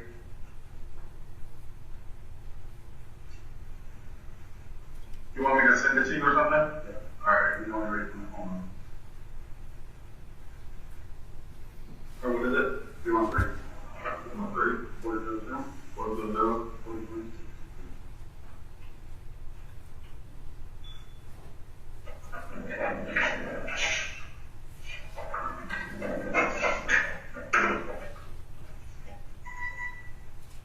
Alright, I sent you both of them. Okay, then give me 160 here.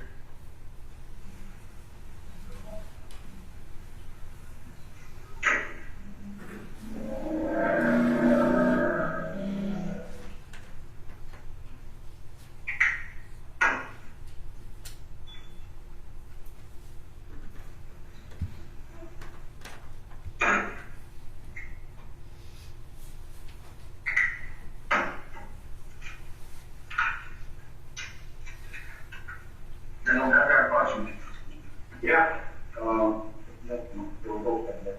Back in the day, it used to be a lottery shop. That was you too? Man, I used to come here as a kid and buy spray paint tips, and I used to get like the little rims for my bike. Yeah, everything. I remember my Thunderbird, my yellow truck. I remember the yellow truck. I just sold it with about 2 weeks ago. I still have it. And this is the only place we can get cash. And nobody else has them. And you know what? I'm so busy, man. I own this, I own a snowmobile business, and then my wife works for Wayne County, and then we've got a Mexican import store in Lincoln Park. Yeah, we were and man, it's okay. I know I'm gonna regret, but I mean, right now the time for me to open up that I can't do much shit. And what it is this year, me and my son went down south, we bought a few more trucks for the snowmobile business, so we've been back and forth out of town. And then we got a truck in the garage, we're giving a makeover, I sold some of my old trucks. You guys just do the cars too, right? We like our inside and out, interior, upholstery, hydraulic, and all that shit. I still remember the store. But actually, my store used to be 2 buildings over, that was my office, and all of this used to be the garage. Yeah, right around here is where we incurred that.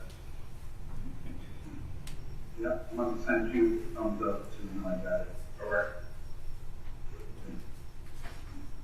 Yeah, I got this one, and I got that one. Just basically the logo on there.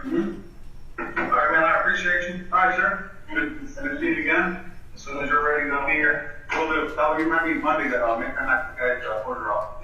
All right, thank you, sir. All right, have a good weekend.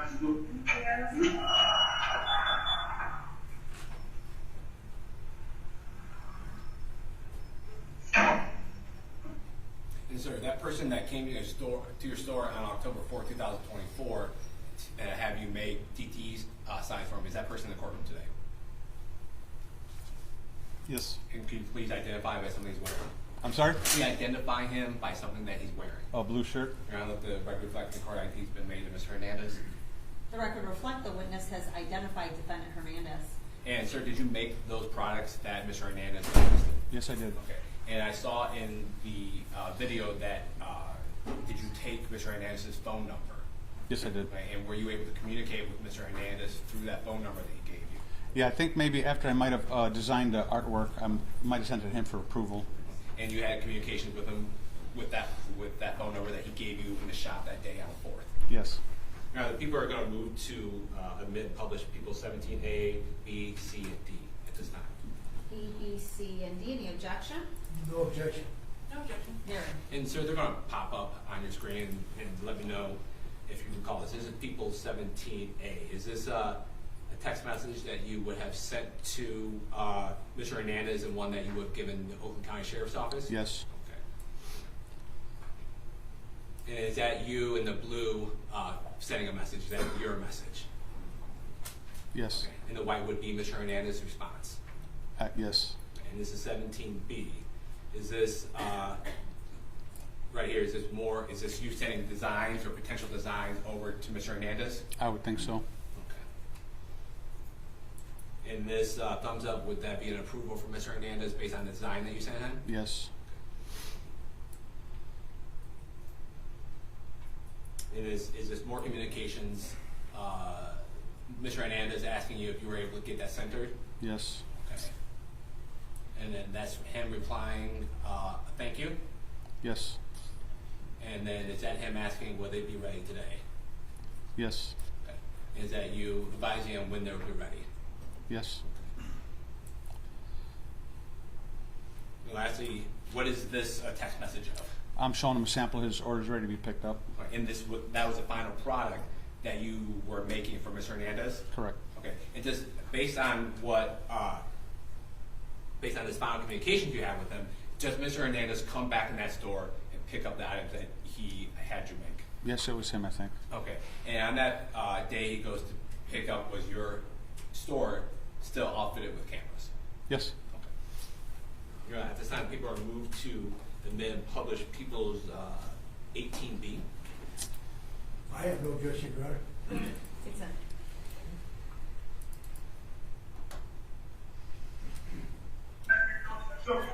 And sir, can you tell me, would that be an accurate time and date stamp for this picking up of the signs? Yes, I would think so.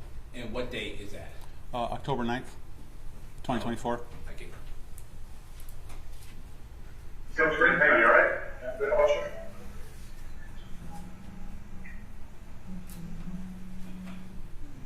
Now, let me tell you the trick about these. When you install them on your truck, now when I cut these, I cut them around the corner for 2 reasons. That way when you're driving the freeway, blah, blah, the wind won't jump underneath there and knock them off, you know? Okay. But when you wash your truck, obviously make sure you clean your truck good, clean these off real good, and make sure there's nothing, not even a couple of dust or anything.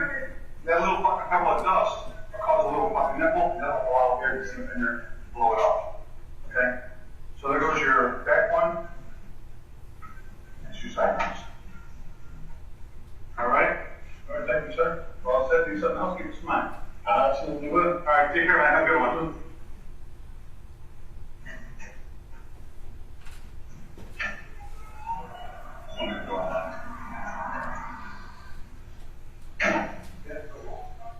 And sir, is the same person who came in to pick up the signs on the 9th, is that the same person who dropped off what he wanted done on the 4th to you? Yes. Okay.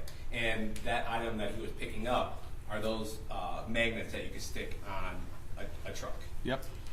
Okay. Yes. And at that time, when this transaction was occurring, was picking up, did you have any concerns about what those were going to be used for? He told me he was a contractor. I get plenty of contractors come to me often, and I'm here for advertisement. And it wasn't, and it's fair to say that it wasn't until you saw news reports about this particular incident that this sparked a memory for you. Actually, I was driving home from work, and I'm always listening to news radio, and I heard about this sad incident that happened, and it clicked in my head right away. Man, I just done some magnetic signs, and I hope there's no tie between them. So I went home. I'm having dinner, and I turned the TV on, and now I saw it on the news, and I told my wife, I says, I think I might have, been involved in this, unfortunately. And then when you talk to your wife and you explain that, is that when you decided to contact the Oakland County Sheriff's Office? No, I called my attorney right away, and Okay. he's the one that advised me to. All right. Thank you. I have no further questions. Ross Zuazo. Thank you, Your Honor.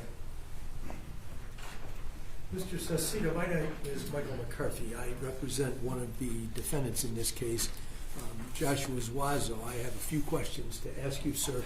If I don't make myself clear, please tell me that, and then I'll rephrase the question, all right? Yes. Now, that first exhibit that we looked at, the first video we looked at, that was admitted as Exhibit 18A, is when the person you've identified as Mr. Hernandez made the order for obtaining the DTE energy signs. Correct. And that happened on the 4th day of October last year. Is that correct? Correct. Now, there was a person that came into that office or your showroom, your store, with him and left with him. Mm-hmm.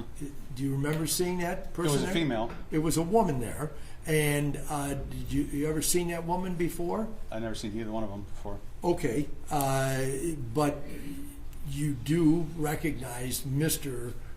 Hernandez to be the man that was in your store making that purchase. Is Now that with right? video, yes. Okay. And the woman, is that the same woman that came in with him? Yeah, I mean, you've seen her come in on the video, so yes. I mean, but if I was to see her in the street right now, I wouldn't be able to identify her. I understand that.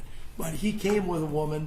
Correct. He They both walked in conducted together. some business with you in order to make the purchase or to make the order. Right. And then he left, and the woman left with him. Is that correct? They came in as a couple, they left as a couple.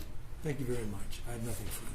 Cross-exam Hernandez. I have no questions, thank you. Any redirect? No, Your Honor. All right, thank you. You may step down, sir. And may this witness be excused? I have no objection. People called Danielle Diaz.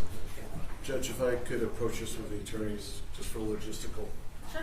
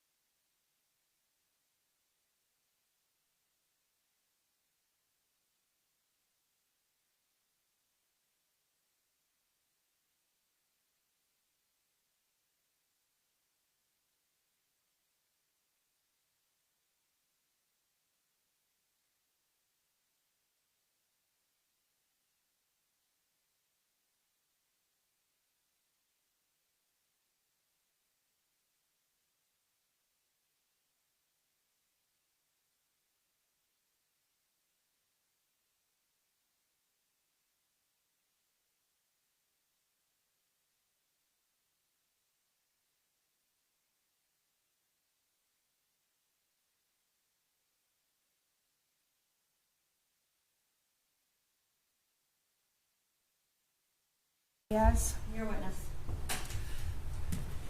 Good afternoon. Good afternoon. This is not easy being here. Am I right on that? Correct. Okay. We've met once before today, and that was in district court at the preliminary examination. You remember us meeting then? Yes. And that was the first time we've ever met face-to-face? Yes. And today's the second time we've ever met face-to-face? Yes. You testified at the preliminary examination? Yep. You recall that? Yes. You were placed under oath and you testified there? Yes. Okay. Since that time, I think we've had maybe 1 or 2 phone calls in the last couple of weeks regarding the logistics of getting you here because you notified us that you had had a surgery. Is that fairly correct? Yes. Okay. And you were going to have difficulties driving here because of the obvious surgery, so you needed a ride. Is that Yes. fair to say? Correct. And then we met again probably an hour ago just to talk about testifying and what to expect. Is that Yes. accurate? Yes. You have a connection with a woman named Amanda Diaz? Amanda Hernandez, my daughter. Yes. Yes. Okay. Does she officially take Hernandez at this point? Yes. Okay. But before that, she was Amanda Diaz? Correct. Okay. And how are you related to her? She's my daughter. I'm And her how mother. old are you, if you don't mind me asking? 55. You're going to have to... Oh, 55. And you need to speak up very loud for the folks in the first and second row. Okay. And how long has your daughter been married to Carlos Hernandez? It's been a little over a year now, like a year and today's the A little second. over a year? A year and a month, yes. Okay.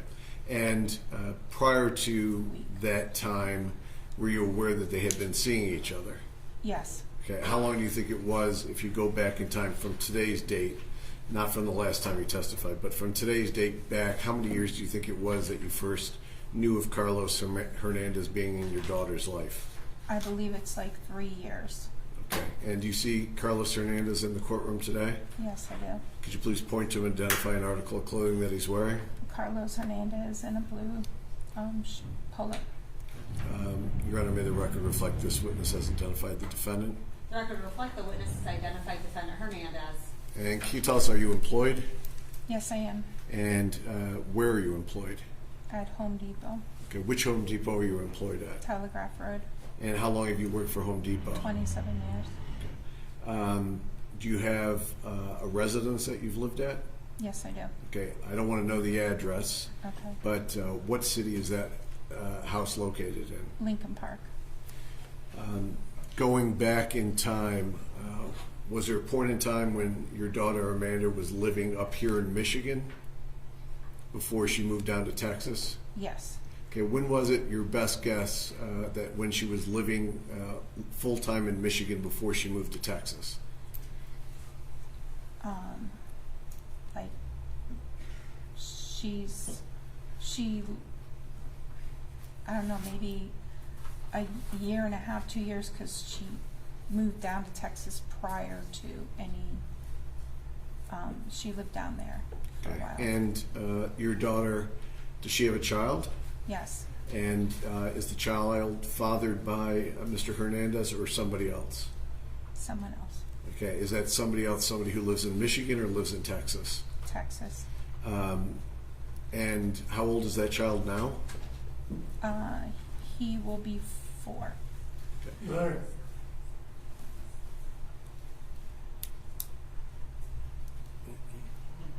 Yes. I'm having a difficult time hearing, and I'm concerned that the jury sitting in the front rows will Can you also... guys hear? You guys are good? All Okay, right. just try to raise your voice as Okay. much as you can. We understand it's difficult. Okay. Is it fair to say you're very close to your grandchild? Very. Okay. And you take care of him or her? Him. You take care of him when needed? Is that correct? Yes. Okay. If your daughter was to leave the house, would they get an outside babysitter or would you be... I would be the person. Okay. And your daughter, Amanda, did she have, going back in October of 24, did she have a residence that was out of state? Yes. And what city was that? Katy, Texas. Was that a house or an apartment? A house. Did they rent or own it? Rent. Okay.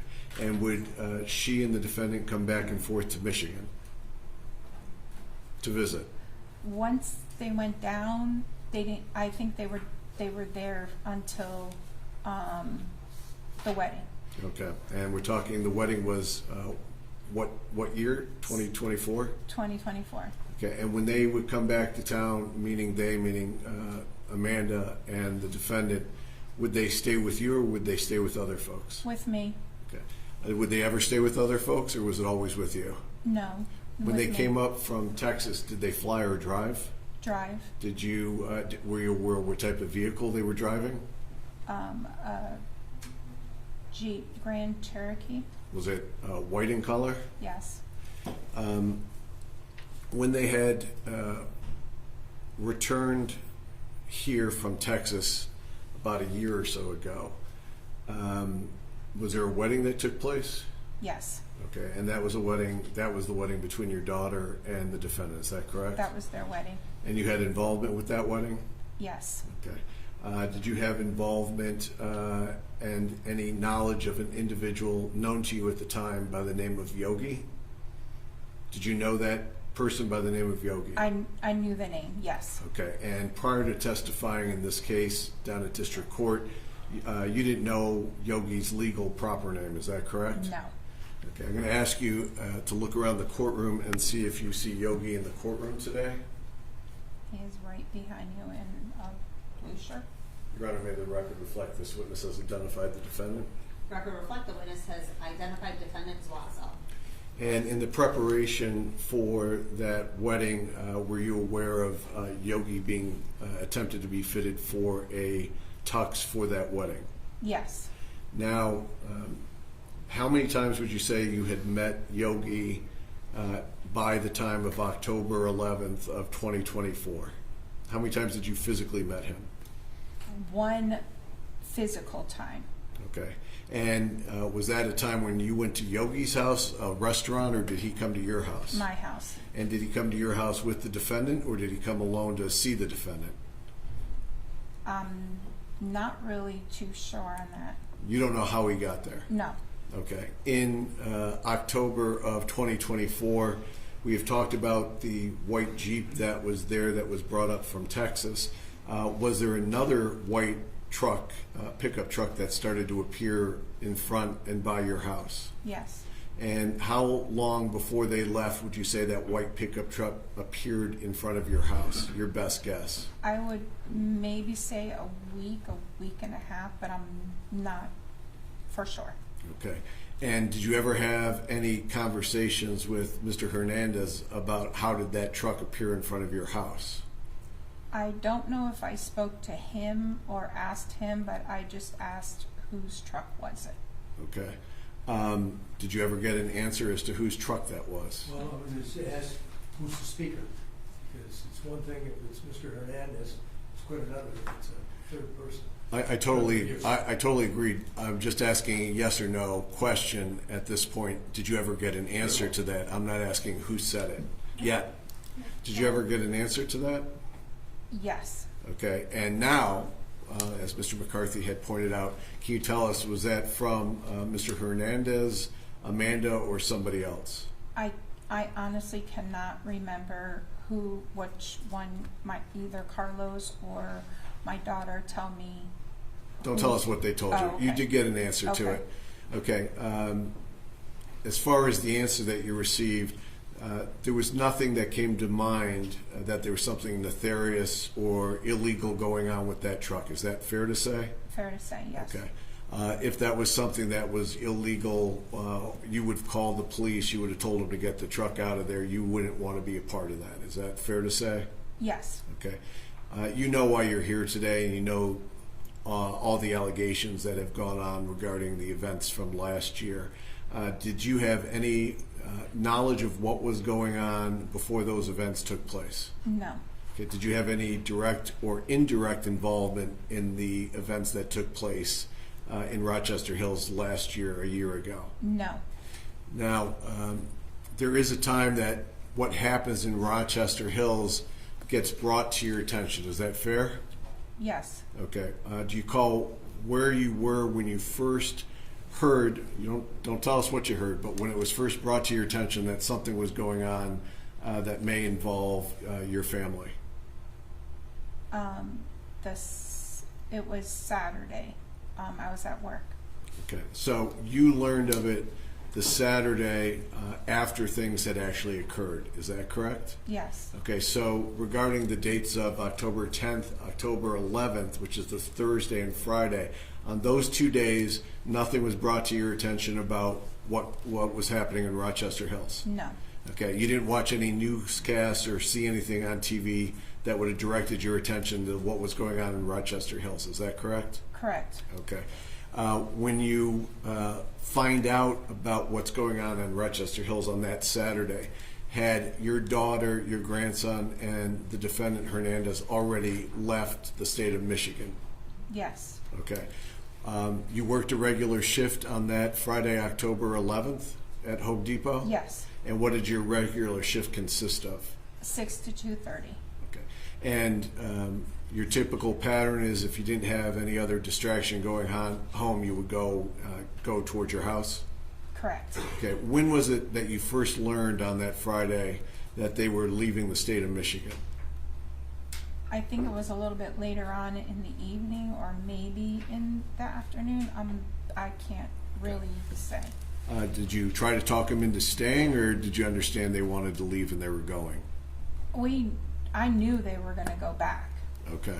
They hadn't moved up here for good? No. Okay. Now, when you learn that they're leaving the state, do they pack up that Jeep? My daughter did that night. Okay. And they put the luggage cargo rack on top, for lack of a better term, on top of the Jeep? Yes, my nephews helped her with that.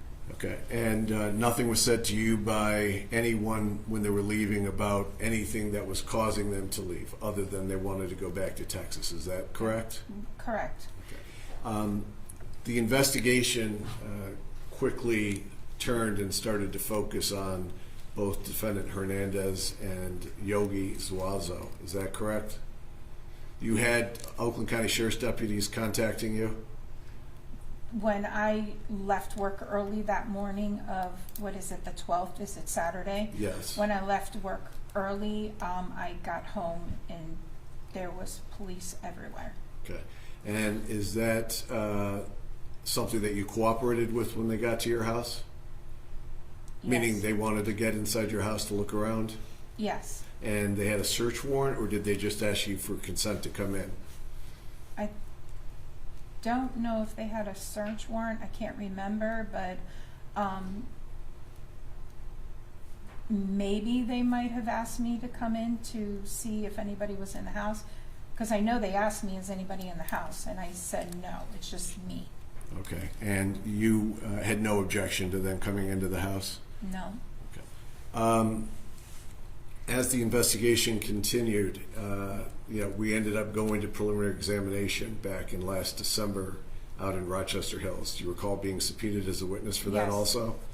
And that was also a day that I'm sure wasn't pleasant for the position you're in as a witness. Is that correct? That's correct. You were shown a ring camera video from the residence on that date. Do you remember that? Yes. Okay. And you identified defendant Hernandez as one of the two people on that ring camera? Correct. And you identified defendant Zuazo also on that ring camera? Correct. This morning, we had another video that had come up that we didn't show you before because it came up through the investigation. But did I show you another video before you came in today? Yes. Okay. Council has been told of this. This is not sandbagging or a surprise. I have let council know this occurred before coming in today. I'm going to play you what's been marked as exhibit number 20B as in boy. It's going to pop up on your screen. Ask you if you recognize this as the video that you were shown an hour or so ago. Yes.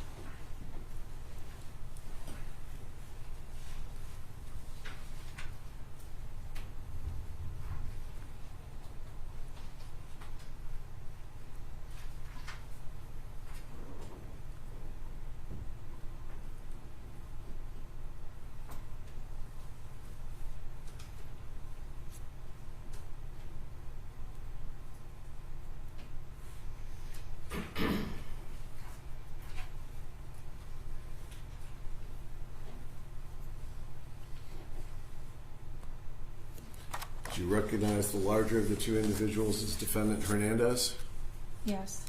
Do you recognize the smaller of the two individuals as defendant Zuazo? Yes. I don't have any other questions, Judge. Cross-exam Zuazo. Thank you, Your Honor.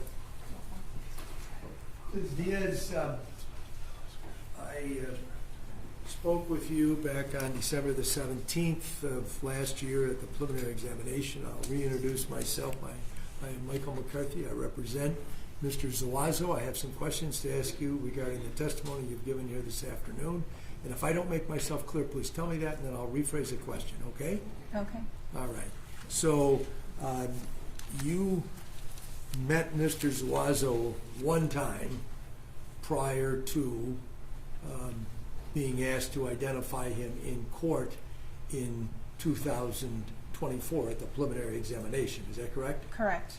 And when you were, and this is directing your attention to page 95 in the transcript, when you were asked questions initially during your examination about Mr. Zuazo, you said that you didn't have any answer to whether you identified the person who was shown to you on a video that afternoon, the ring video from the Murray's home. You remember that? I don't remember. Okay. Well, may I approach the witness? I'm going to direct your attention to page 95 of the preliminary examination transcript, lines 6 through 17. Let's read it to yourself, please. And then when you've completed doing that, please let me know, and I'll take it.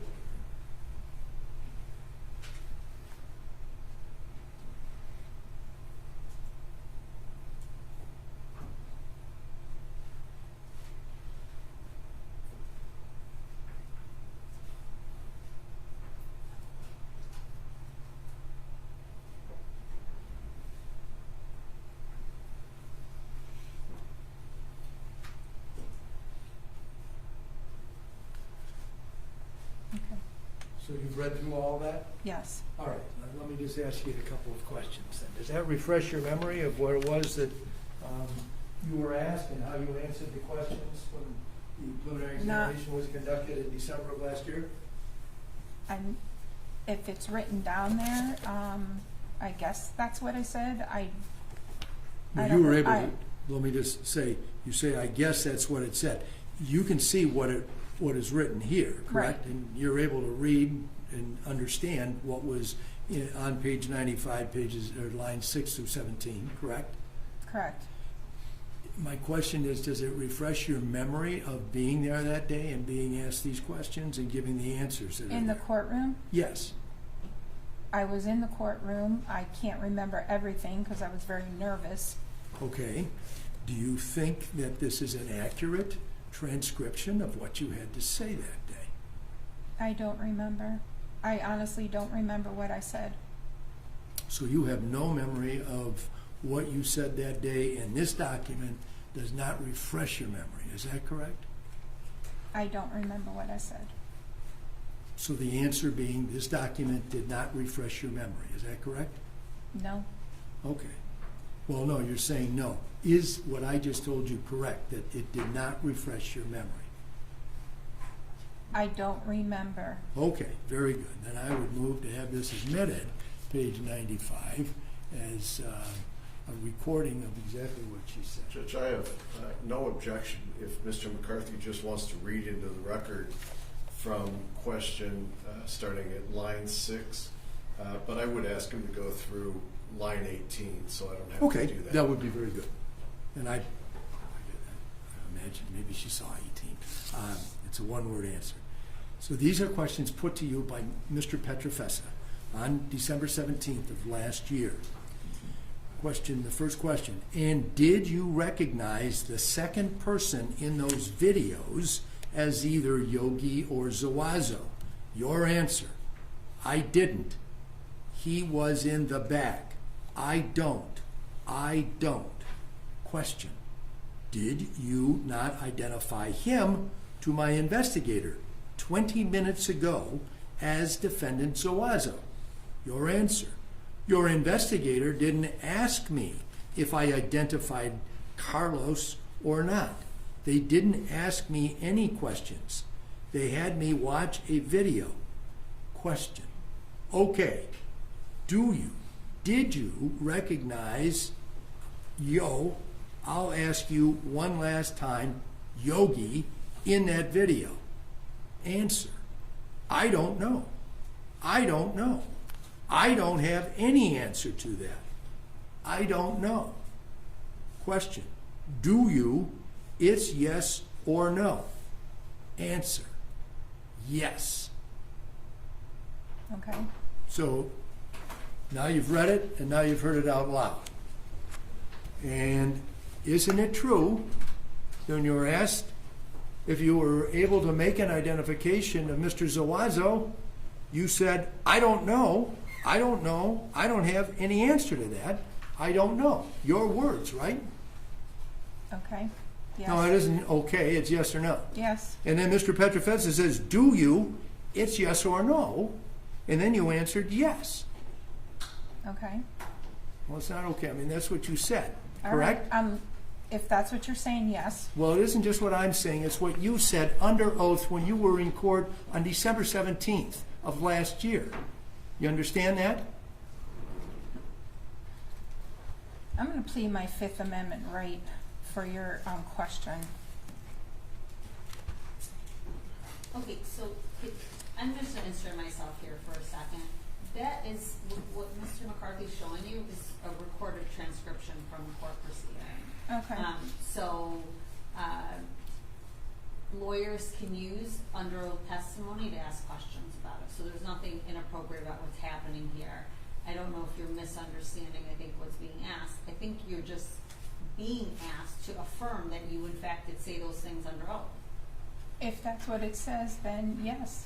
Okay. All right. I don't remember what happened a year ago. We understand. I know you've said that quite a bit, but that is what you said under oath because it's transcribed and it's certified by a transcriber. You do agree with that? Yes. Right, go ahead. Thank you, Rena. Well, then you would agree also that in the space of however long it took to have Mr. Petrofetsa ask his second question where he says it's yes or no, you changed from I don't know who it is to yes, it's Mr. Zuazo. Is that right?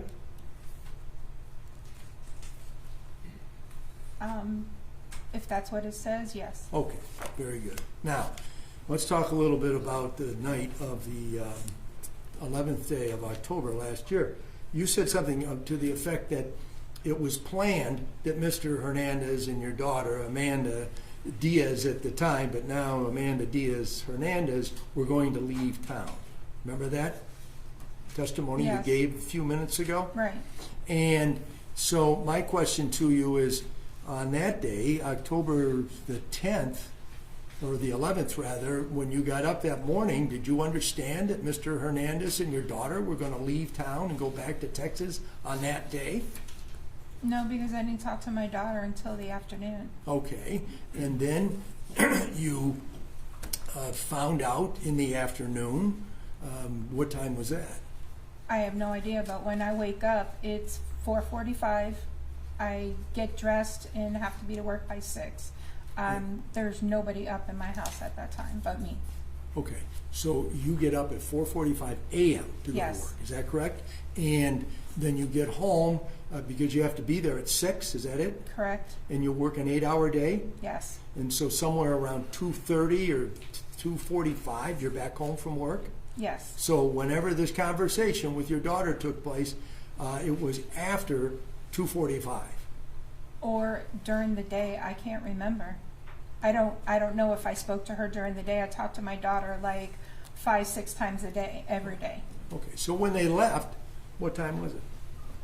It was at night. I went to bed and they were still packing the car. I have no idea what time they left. Okay, but you were well aware of the fact that they were leaving. Is that correct? Okay. And that was a bit of a surprise to you that they were leaving so soon? No, because it's been planned. We're going to leave. Well, we might be leaving this day, might go this day. You know, it wasn't like, okay, we're leaving on this day. Okay. And they had arrived sometime in August and then were there for this wedding that was conducted, and then they hung around your place even after the wedding for a period of time, correct? Yes. And then both of them left at the same time, correct? And your grandson went with them, is that right? Correct. Okay. And I don't have any further questions. Thank you. Okay, thank you. Cross for Hernandez.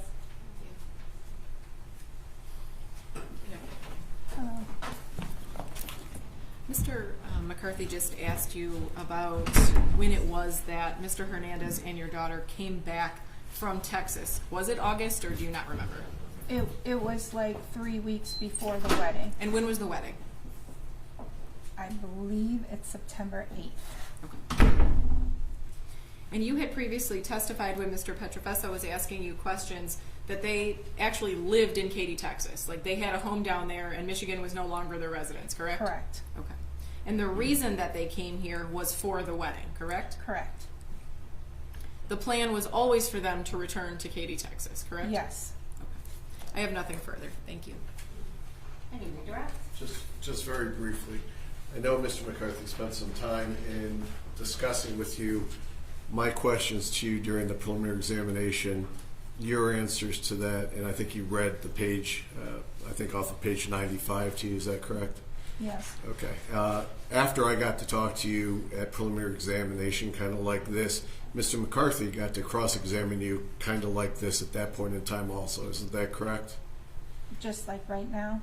Maybe not just like it, but okay. kind of like it. He got a chance to ask you questions, right, after I was done. Yes. Okay. I'm going to direct everyone's attention to page 102. When Mr. McCarthy was asking you questions, did you not say his question was, are you able to identify the second man to be this individual, the second man shown in that video to be the individual that you know as Yogi? And your answer was yes. Do you recall that? Yes, if that's what I said, yes. I don't have any other questions. Okay. All right. Did you want to cross on that? I do have one question. All right. So can you explain to both of these juries here how it is that when Mr. Petrofessa asked you that question from page 103, where your answer was yes, you were able to say immediately that that's what it was, and you didn't have to look at the transcript. Can you explain that? Judge, just one Maybe it's the thing. wrong page. No, there's two things I just want to correct. It's page 102, and actually Mr. McCarthy's asking the question, not me. No, I'm talking about Mr. Petrofessa asking the question right now. Oh, okay. It's argumentative and not relevant, right? Point is made, Mr. McCarthy. Anything Very else? good. Okay. If she can't answer it, that's fine. All right. Thank you. Mr.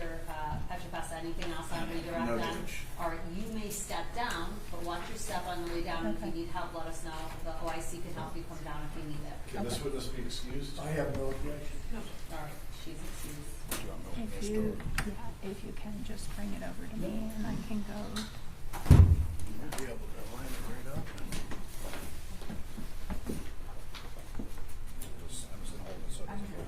Good.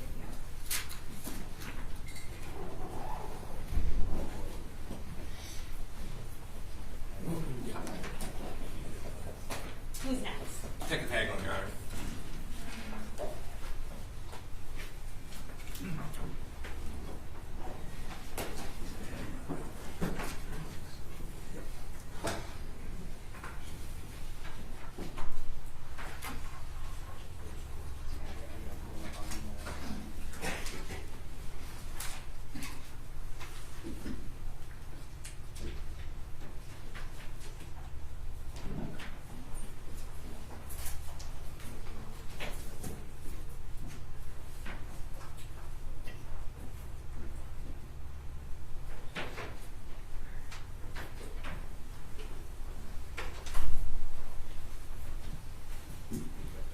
Good afternoon, Detective. If you could get in the witness stand, stay standing, raise your right hand, I'll get you sworn in. Do you swear or affirm the testimony you're going to provide is the truth, the whole truth, nothing but the truth, so help you God? I do, Your Honor. All right, thank you. Please be seated and tell us your name. Name is Detective Jesse Haglund. All All right, your witness. Thank you. Can you spell your first and last name for us for the record? First name Jesse, Jesse. Last name Haglund. I know you just said you're a detective, but where are you employed? The Oakland County Sheriff's Office. And how long have you been with the Oakland County Sheriff's Office? For 7 years. Okay. And how long have you been a detective with the Sheriff's Office? I've been assisting the Detective Bureau in Rochester Hills for several, but full-time as a detective for about 3 months. For about 3 months? Mm-hmm. Is that a yes? Yes. Okay. And prior to your employment with the Sheriff's Office, did you have any other law enforcement experience? I did. And where was that at? I was a police officer in the city of Auburn Hills for 4 years. Okay. So you went from Auburn Hills to the Sheriff's Department? Correct. Okay. I want to direct your attention to October 11, 2024. Do you recall that date? I do. Okay. And on that date, were you one of the officers that responded to the scene? I was. Okay. And where were you prior to arriving on scene to the Newcastle address? I was assigned to Rochester High School as a school resource officer, and I responded when the call came out over the air. And as a school resource officer, why did you respond to that particular incident? Due to the nature of the incident and its close location to the schools, there was another high school and middle school close by. I started to respond in the event we needed to do anything with the schools. Right, so you were one of the responding deputies that day? I was. Okay. And then also, were you also involved in the further investigation of this particular case? I was. Okay. And did you execute a search warrant at a house in Lincoln Park? I did. Okay. And why was the search warrant done for that particular house in Lincoln Park? That residence was identified as the residence that one of the suspects had been residing in for the past several months. Okay. And do you recall when you executed that search warrant? It was, I believe, within a couple days of the initial incident in the afternoon. And did you go there by yourself, or was there other officers with you? I went along with Detective Wiegman and eventually was joined by Lieutenant Delbeck.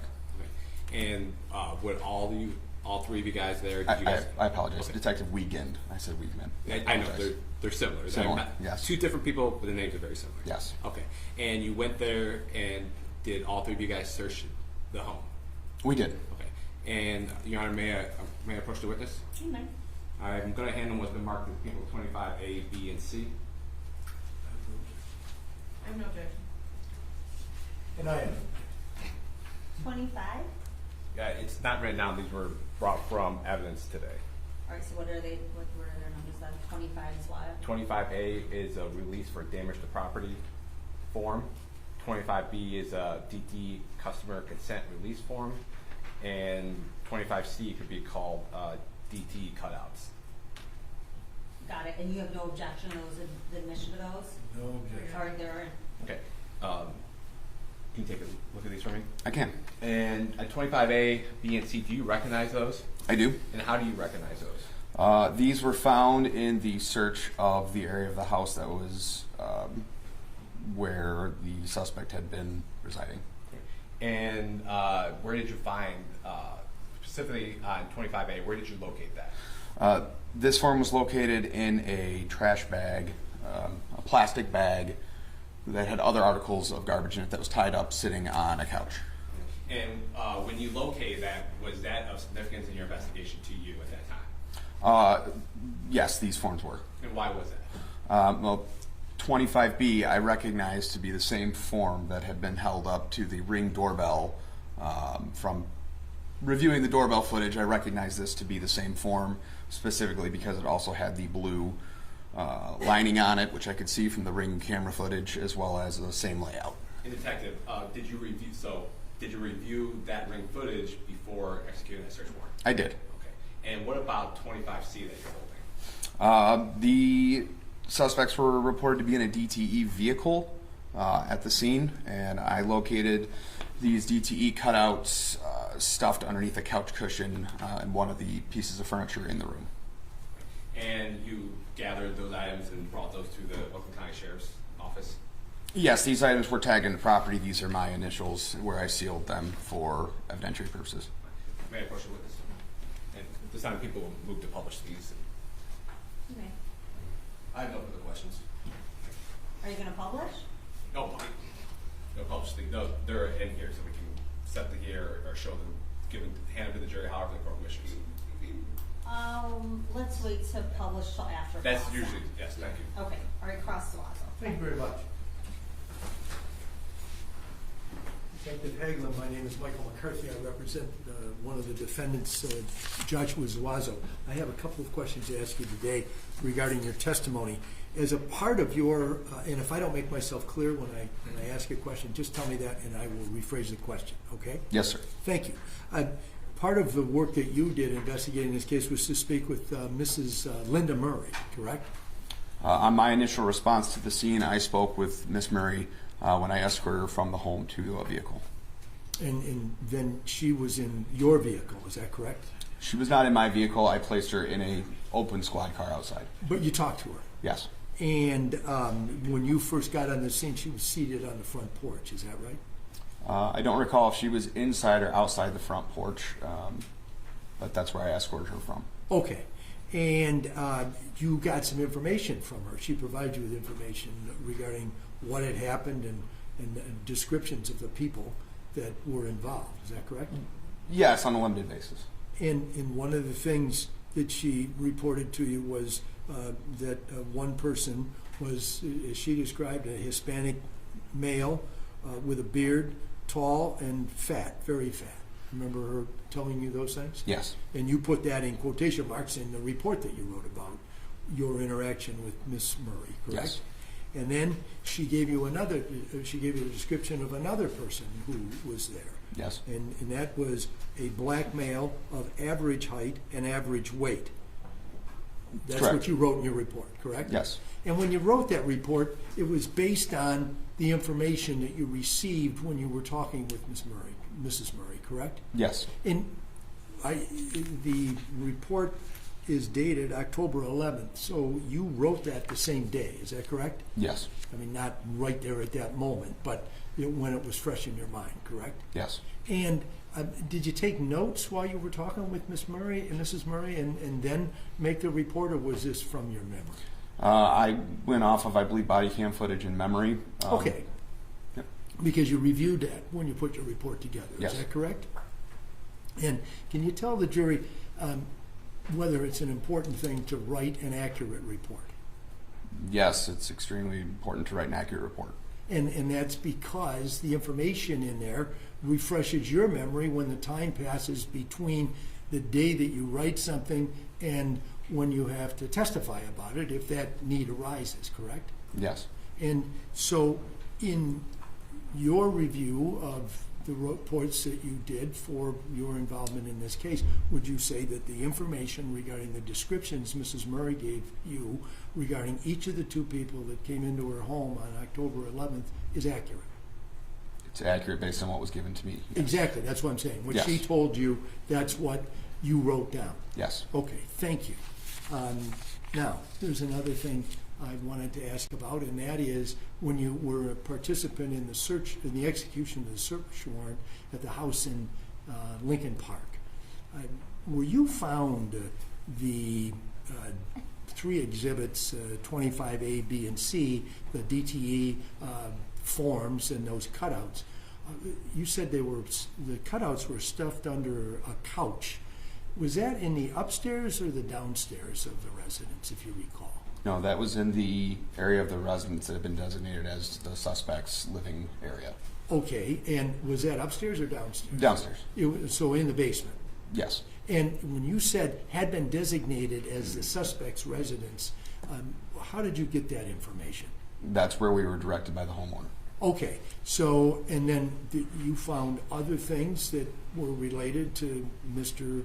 Hernandez down there besides these DTE documents? I don't understand what you're asking. Did you see any other items that were down there that were at all identifiable to belong to Mr. Hernandez?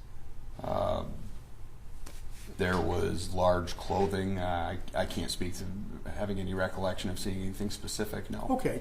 When you say large clothing, you mean like size 6X, things of that nature? Very large clothing. Very large clothing. Male clothing? I would believe so, yes. Okay. And you were directed to that area of the house because you were informed that that's where he had been staying. Is that Yes. correct? Thank you. I have no further questions. Okay, thank you. Ross Hernandez. Good afternoon, sir. Counsel. You had described that you arrived on the actual scene. You traveled there from your position at Rochester High School. Is that correct? Correct. Okay. Were you a part of the house or part of the team that was clearing the house? No. Okay. Had that already taken place when you arrived? They were coordinating it, I guess you could say. Okay. Did you have any interactions with Deputy Copeland on that day? Nothing noteworthy. Okay. Do you remember seeing a blood swipe on the railing of the wall by the stairs going down into the basement? No.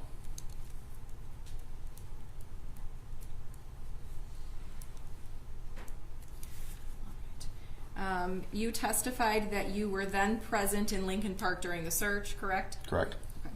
And you noted in your report that you observed a black glove. Do you remember black glove? Do you remember that? I do. Okay. And is that something you seized as evidence? I did. And in your report, you stated that that glove looked like something that Carlos was wearing at the scene. Do you remember stating that? Yes. Okay. Were you present during the search of Mr. Zuazo's home? I was present, yes. And was anything noteworthy found during that search? Nothing that I personally could testify to. Thank you very much. Thank you. Any redirect? No, Your Honor. Having trouble hearing? I just thought I missed something. I didn't know if I could ask it. No, you can't ask through a note right now. Okay. And that's juror 1, 2, 3, 4. Juror in seat 4. Can't ask a question. Only thing right now would be to say you needed a break or you put it here. Neither one of those things? Okay. Any redirect? No, Your Honor. All right. Thank you, Detective. Thank you. People call Detective Weekman. No objection. The witness is excused. No. All right, he's excused.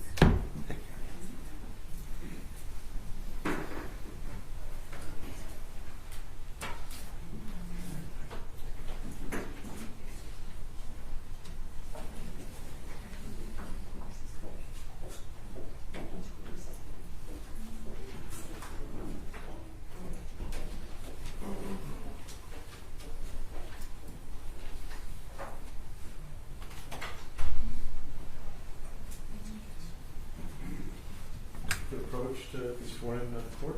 Hi, good afternoon. If you want to get in the witness stand, I'll get you sworn in. Go ahead and just raise your hand. You swear from the testimony you're going to provide is the truth, the whole truth, nothing but the truth, so help you God. I do, Your Honor. All right, thank you. Please be seated and tell us your name. Detective Robert Wigman, Oakland County Sheriff's Office. All right, your witness. Thank you. Good afternoon, Detective. You had some involvement in the investigation in case of why we're here today for trial? Yes, sir. And your name appeared on the witness list, is that correct? Yes, sir, it did. Okay. Defense counsel has asked me to produce you for today to be questioned. So I'm going to turn you over to Mr. McCarthy so he can ask you questions. Cross-exam Zuazo. Thank you, Your Honor. Detective Weigman, as Dr. Fessett just said, my name is Michael McCarthy. I'm representing Mr. Zuazo. I just have a couple of questions I want to ask you here this afternoon related to your involvement or interviews with Linda Murray in the days, either the day of the incident and the days that passed. And so if I ask a question and I don't make it clear to you what I'm asking, just tell me that and I'll rephrase the question, okay? Yes, sir. All right, so Ms. Murray, you interviewed her a couple of times, correct? Or maybe 3 times, I'm not sure.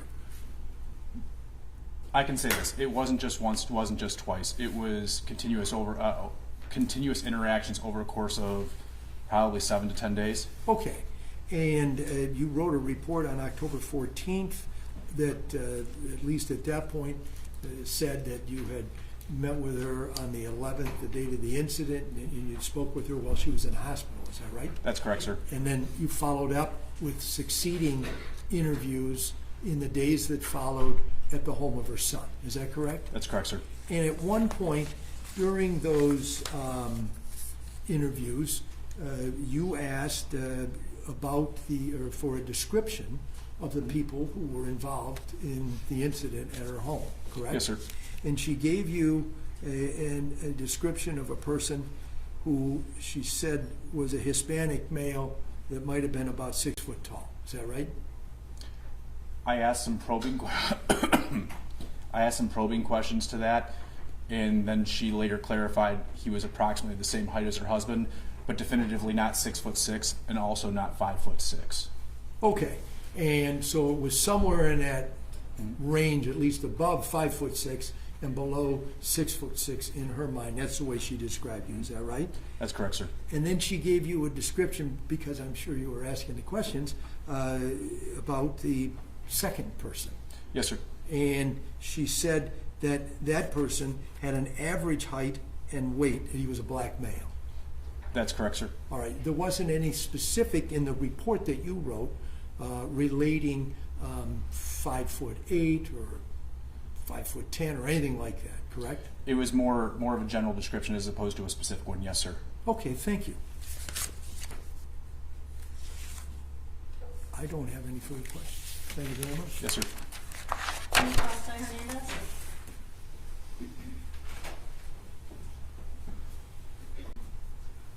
Good afternoon. Good afternoon. After your involvement in the case, or I should say during your involvement in the case, you prepared at least one report, correct? I think it was 4. Okay. And on the one that Mr. McCarthy is referencing was dated 10/14, you have a section of your report called Summary of Combined Interviews with Linda Susan Murray. Do you remember that? Yes, I do. Okay. And in that report, am I fair to assume that you kind of compile all the information that you've received from her up until that point? That's true. Okay. And in that report, would you agree with me that you described a scenario of exactly what she told you happened from when these two individuals came to her house and then left her house? As a general statement, yes. Okay. And is it true that in your report you detail Linda telling you that all 3 people, including Mr. Murray, Mr. Zuazo, and Mr. Hernandez, go downstairs at some point in time? That is true. Okay. And then you put in your report, a short period of time goes by, and Linda observed the large Hispanic suspect come up the stairs and through the basement door. Do you remember that? I do. Do you then remember writing that the large Hispanic suspect then asks Linda, where's the jewelry and where's the money?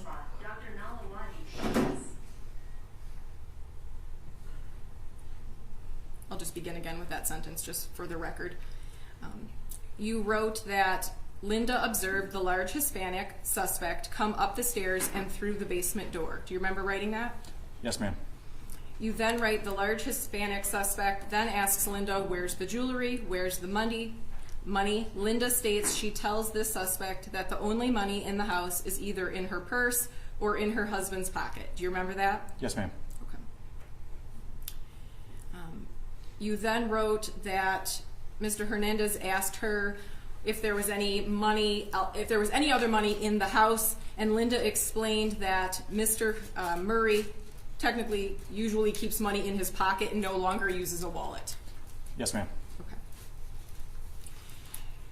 Then you write in your report that Mr. Hernandez continued to go through her purse and take her money, also took her car keys and her cell phone, correct? I believe that's correct. Yes, ma'am. Okay.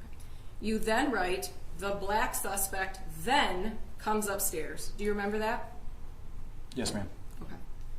So in your mind, there was a period of time between Mr. Hernandez and Mr. Zuazo coming up the stairs based on what you put in this report, correct? That was the version of events relayed to me by Linda, yes. I have nothing further. Redirect? No, Your Honor. All right, thank you, Detective. You may step down. Thank you, Your Honor. Will this witness be excused? I have no objection. Thank you for being here. Thank you, Mr. McCarthy. Any objection, Ms. Lofton? No, thank you. All right, please excuse. Judge, if we can approach. Yeah, come up.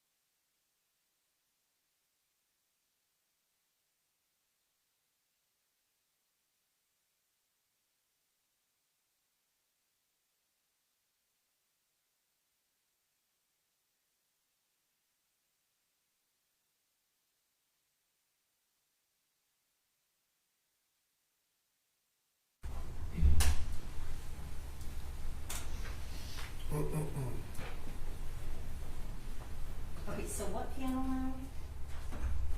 What? A. Okay, Can we approach? come on. Like this, the night.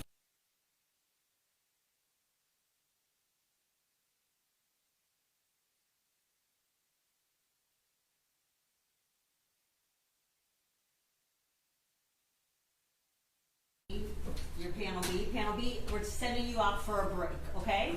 And so somebody will come grab you right now. You're going back to your jury room. You cannot leave the jury room, okay? All right, thank you. All rise for the jury.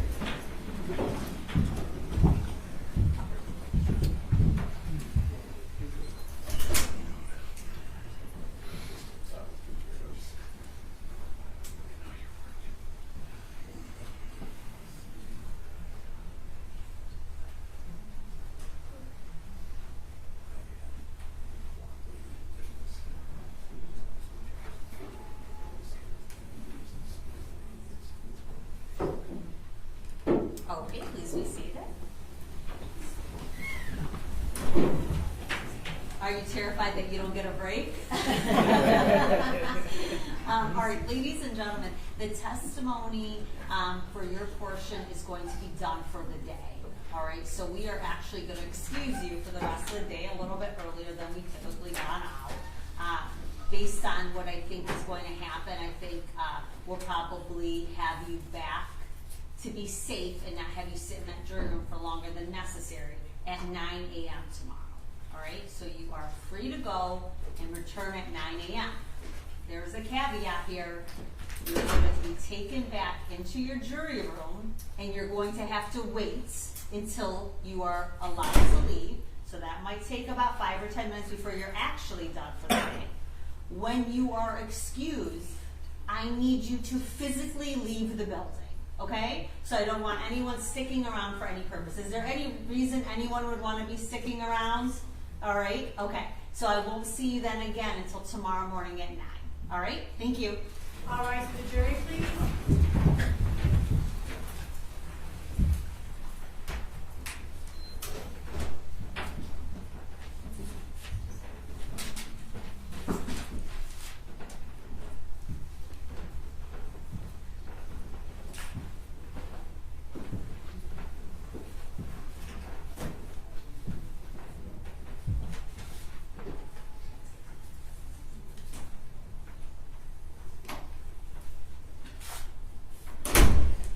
So let's just make sure that we're holding the doors for the jury. Can you message everyone in the back and make sure that's being done? And Judge, yes. just for the record, because we've had this discussion, just the logistics at the bench, but regarding Mr. McCarthy wanting to be present for the next witness and needing his client to be present for the next witness, he has agreed that they do not need to be present for the next What witness is going to be called? That is going to be the detective regarding the interview down south. So that's going to be Detective Wendell Smith. And is that the only witness that we intend on having today? Absolutely. Okay. And you have talked to your client about his right to be here and listen to that and be a part of it, and you guys both decided you don't need to be here for it. We do not want to be present. That is a statement that, the whole reason we're having 2 juries is that statement. So, Fair enough. We don't need to be here for that. All right, so then have a good evening, and I will see everyone then back tomorrow morning. I also just want to indicate to the Sheriff's Department, although I've told those jurors to leave for the day, my fear is that one would come through the front door because they need to ask me a question or something. Can we be double checking on anyone who's coming to the courtroom that they're not a seated juror? Okay. All right, Mr. Zuazo is all set then. See you later. Good night. All right, take care. And then just for the record, I know that this video that will be played is roughly 1 hour and 10 minutes. And I think the court indicated that they did not intend to listen to all of it today. We may have to break. Yeah, we might have to break. Let's just see how it goes. Is there going to be a lot of questioning of the witness outside of the video? Your Honor, I'll be doing it. I'm just going to ask him, did he go down and interview him, when that was, and then go directly right into that. And either way, your cross is going to be tomorrow. Yeah. Okay. because that's what would happen, because that's Yeah, it's their not- purpose, right, okay. Then we'll have it down to 3 witnesses tomorrow. And that's Besides the cross. with the medical examiner not tomorrow. Yes. That's Two. what was the other one. Well, 2.5. Yeah, 2.5. Do it. Are you calling it out? That's just we got Conley, Alexander, and finish up with. I'll get out of What here. about the phone? You're okay, take your time, Mr. We'll talk McCarthy. about that. You're not calling block, you're calling her voice or? No, not voice. Because you're not an issue. Okay, it's just the text messages. Yes, not And Judge, just so that there is a record of it, the video that's going to be played, which is Mr. McGarrow's witness and Ms. Lofton's witness, there were redactions done to it. Those redactions were done by some request from Ms. Lofton, and then others are by agreement. Ms. Lofton has been provided already a copy of that video that's going to be played, so when it's played, everyone already has agreed that what's about to be played is admissible, and there shouldn't be any issues with what's played because both sides have agreed to it. Okay, That's correct. sounds good. And although we are not going to have Mr. McCarthy and Mr. Zuazo at council table, I would suggest remaining where you are, Ms. Lofton, just so that there's no appearance in front of the jury that there's some type of movement for any reason. Okay.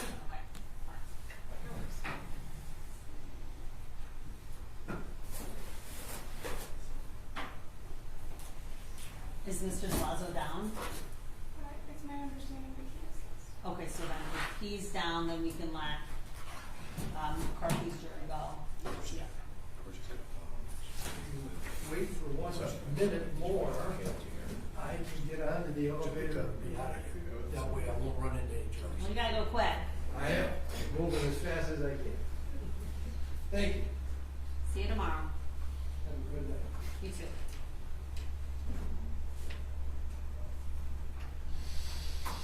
See you later.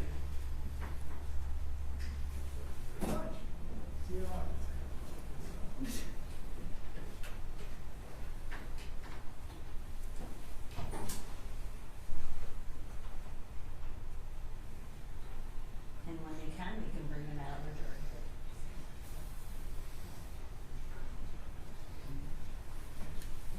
I agree.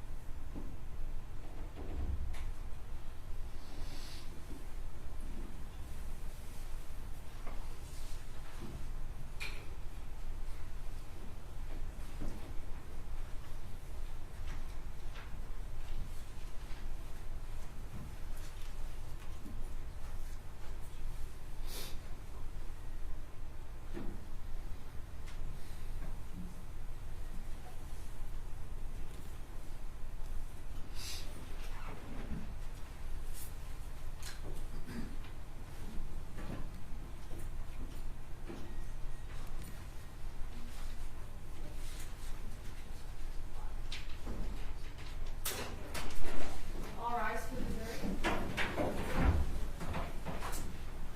jury. Oh, you can come in here. Yeah. Okay.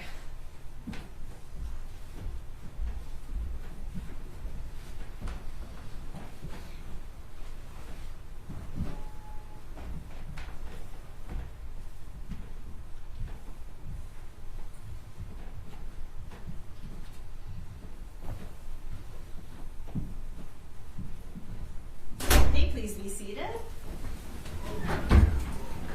People, your next witness. People call Detective Wendell Smith.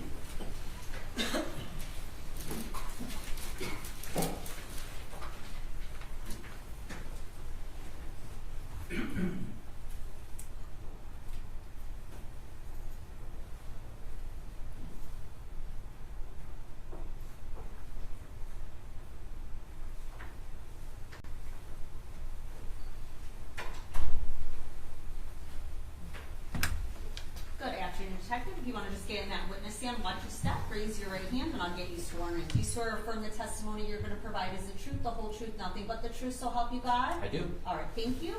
Please be seated and tell us your name. Wendell Smith. Your witness. Thank you, ma'am. Can you spell your first name and your last name for the record, please? Wendell Smith. Mr. Smith, where are you employed at? The Oakland County Sheriff's Office. And what's your title with the Sheriff's Office right now? I'm a detective with the Rochester Hills substation. How long have you been a detective? About 2 years. Okay. And prior to being a detective, what was your assignment? I worked road patrol for 3 years. And was it out of the Rochester Hills substation? Various substations. Okay. But one of them was Rochester Hills. Okay. And prior to your appointment with the Sheriff's Office, do you have any other law enforcement experience? I was a Detroit police officer for 4 years. Okay. And detective, were you involved in the investigation of the homicide that occurred on October 11th in Rochester Hills? I was. Okay. And as part of your involvement, were you assigned to go down to Cato Parish, Louisiana? I was. And how were you told to go down there? We flew down there. Okay. And when you say we, who was that? I went with one of my partners, Detective Wiegman. Okay. And why did you go down there? I believe they had evidence that was taken when Mr. Hernandez was arrested, and we were also informed that Mr. Hernandez wished to speak with us. Okay. And so, do you recall what day it was that you flew down there? I believe it was the 17th. Of what month? October. Okay. So you and Detective Wiegman go down to Cato Parish on the 17th of October? Yes. And it's fair to say one of your responsibilities was to collect the evidence that the Cato Parish detectives secured from that stop. Yes. Okay. And did you transport that back to Oakland County Sheriff's Office? Yes. Okay. And did you guys fly back or drive back? Oh, we drove back. Okay. Would that be, when you say we, it would be you and Detective Wiegman? Yes. Okay. And also, while you were down in Cato Parish, did you interview Mr. Hernandez? Yes. Okay. And that person you interviewed down in Louisiana that you knew to be Mr. Hernandez, is that person in the courtroom today? Yes. Could you please point to him, identify him by something that he's wearing? Gentleman right here in the blue shirt. Okay.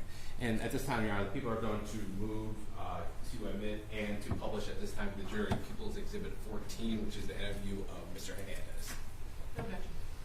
Are you identifying him for the record? Thank you, Your Honor. Yes, may the record reflect the inquiry has been made of the defendant. The record reflect the witness has identified defendant Hernandez. And there's no objection to the admission of this exhibit. What number is that? 14. 14. Ms. Yes. Lofton, no objection? Correct. 14 is in. And was this interview recorded? It was. Okay. And who conducted that Interview, was that you or Mr. Wiegman? Or Detective Wiegman? Detective Wiegman was the primary interviewer, and I sat in with him.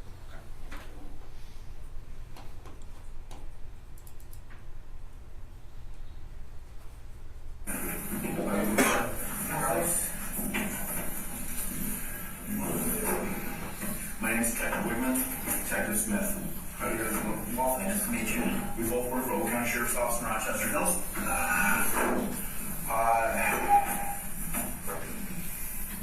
We're here today. Number one, to introduce ourselves, and we were told that you might want to talk to us, and as a result, we showed up to talk to you. Am I leaving with you guys? Today? Not today. When am I leaving? We're working on extradition right now. We'll get with you next week. It'll probably be sometime next week.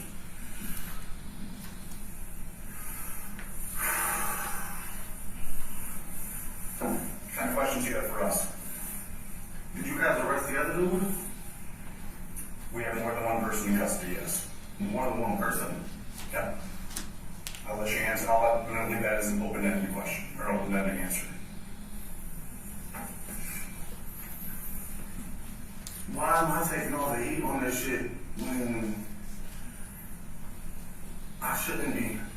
Well, before we talked, so we were told that before that you didn't want to talk to police. Is it our understanding that that's changed? You now want to talk to us? Okay, and then you've never met us before. Nobody's promised you anything to talk with us. Okay, you're doing this on your own free will. Yes, sir. Okay. All right. And you understand that Miranda, because you made certain statements in the past, applies to a certain extent. We would not be here if you didn't ask to see us. Correct. All right. Do you want to to speak with us and give a statement on this today?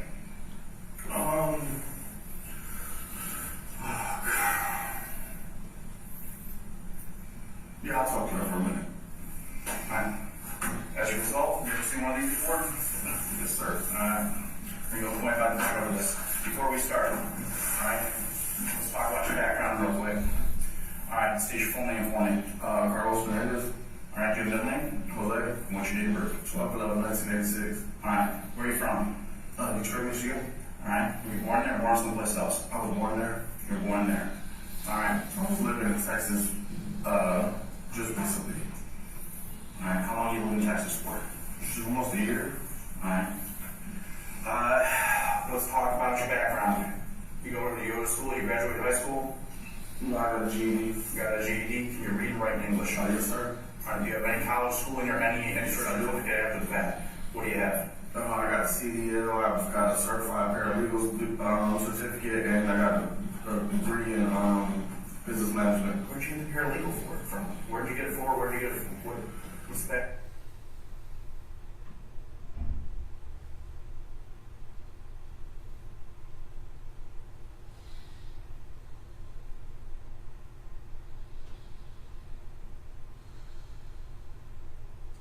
Let me just pause it for a minute, just to provide an explanation and instruction. Ladies and gentlemen, it's not that you can't hear the audio. That's intentionally done. If you can't hear it, you're not supposed to. Okay? All right, go ahead.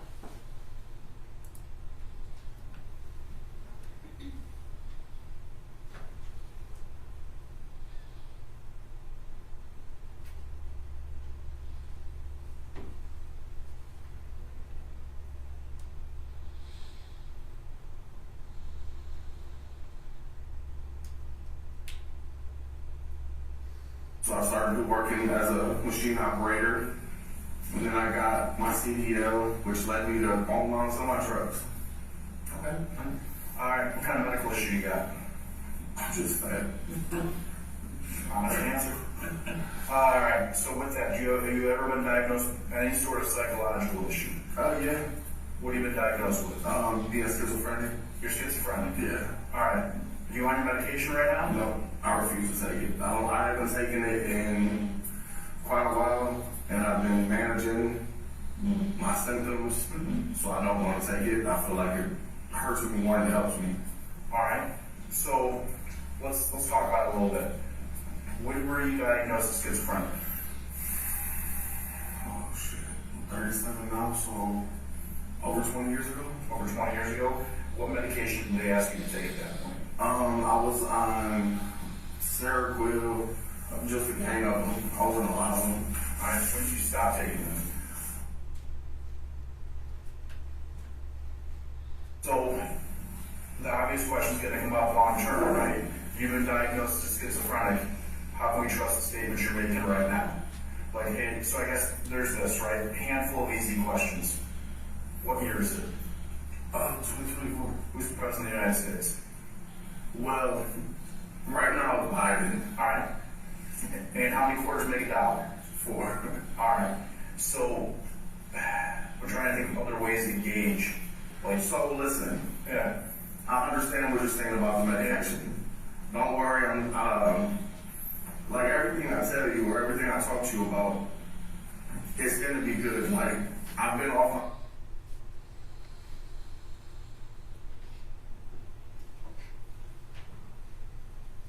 Is if I am having issues with my mental health to where I can't personally manage it, I know what to do. Alright. So you're a paralegal, you can read and write in English, you know you're talking to the police right now. I know issues with that.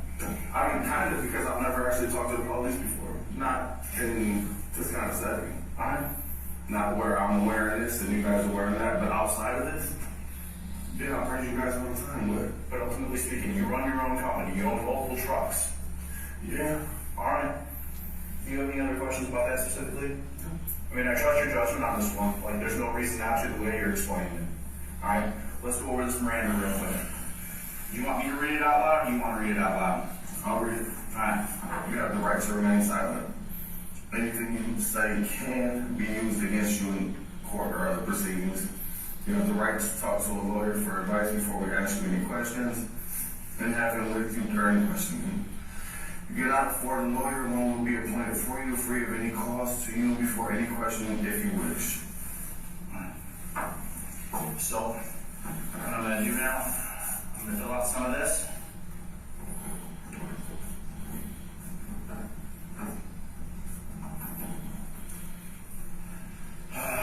Actually, is Carlos correct? Yes. Can you do me a favor, print your name, legibly, first, middle, last, right there.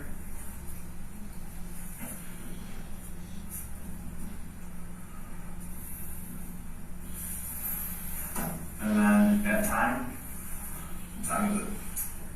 3:15. And then it's 17th of October. Alright. Before you sign it, a couple quick follow-up questions.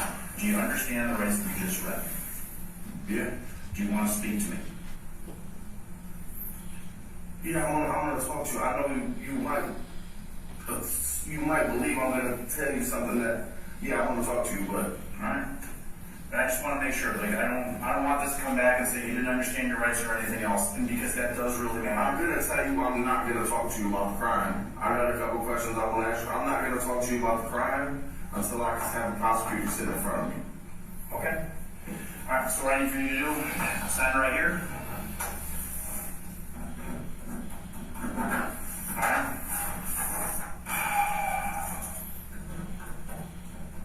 So ultimately speaking, you don't want to talk about anything that happened. I mean, I may, but. Alright, hold on, man. Like, here's the deal. This is kind of going to be a quick pro on our end. I'll answer questions when you're answering questions. Other than that, we're not just here to divulge everything that's in our investigation. That's not what we're here for. Alright, So would you go, I go. back and forth. Alright, So here's the deal. Here, there's no prosecutor here today. There's not going to be one here today. It's you and me, you and him. That's it. So let me ask you this. Mm-hmm. If I tell y'all something, no matter what, it could potentially bite me in the ass. Yeah, So I understand that. Mm-hmm. What I'm asking you is if I talk to y'all, is it going to help me with the prosecutor? We can't make any promises. I mean, ultimately speaking, right, you're going to have to weigh this under your own judgment. And the way you kind of have to look at this is there are two frames of thought here. It's either number one, you're responsible for this, and quite honestly, you're being made out to be a monster on the news. Who are you telling? I've seen it. Everybody I've talked to tells me. And so you're playing the game of, I know what happened, I have a story to tell, Oh my God. and I'm repentant. Listen, I got more than, I know, I got a fucking, see what I did, I made sure, because I kind of had an idea, so I made sure I kept me an insurance policy. So, Alright, I'll bite. Tell me about this insurance policy. you got my phone? Nothing that we don't have in our possession, no. There's a whole recorded message, a whole recorded conversation in there, a whole recorded incident in there. Recorded. When you say incident, what is that? There's a video in there. What y'all making me out to be, I didn't do, man. What they're making me out to say I did, I didn't do. I didn't do it. I got proof I didn't do it. You been in my car yet? Take that black bag out of my car. What's in the black bag? Just take the black bag out of my car. Okay. But I'm telling you, some bullshit wasn't me, bro. This is not who I am as a man, as a person.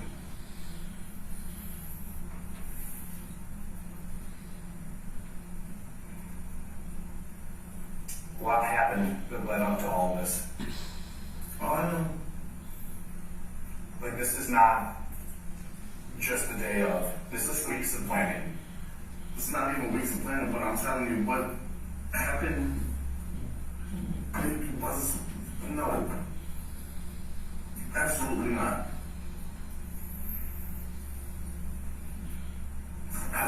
Absolutely not. What did your wife know about all this? She really didn't know shit. That's not entirely true. At some point she learned. She didn't know that she learned before the traffic stop. Before the traffic stop? The one where you guys were stopped and you were taken into custody. At some point, she knew something. Shit, right? Basically right after.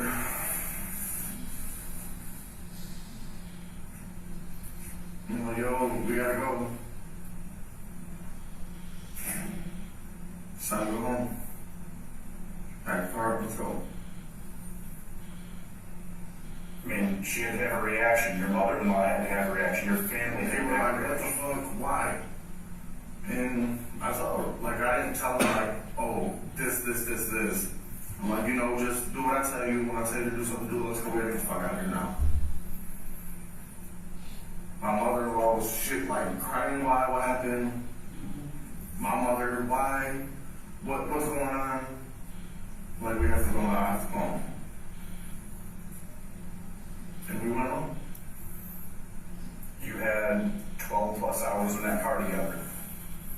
A lot of time to talk. I won't talk to her about stuff like this because I don't want her involved in stuff like this. This is not what she's, Amanda's a good girl, she comes from a good family, she's from the suburbs. She don't deal with shit like this. So I don't want her involved in shit like this. But she also knew before the traffic stop. And we know that because we can see the photos that came over on her phone. What do you mean?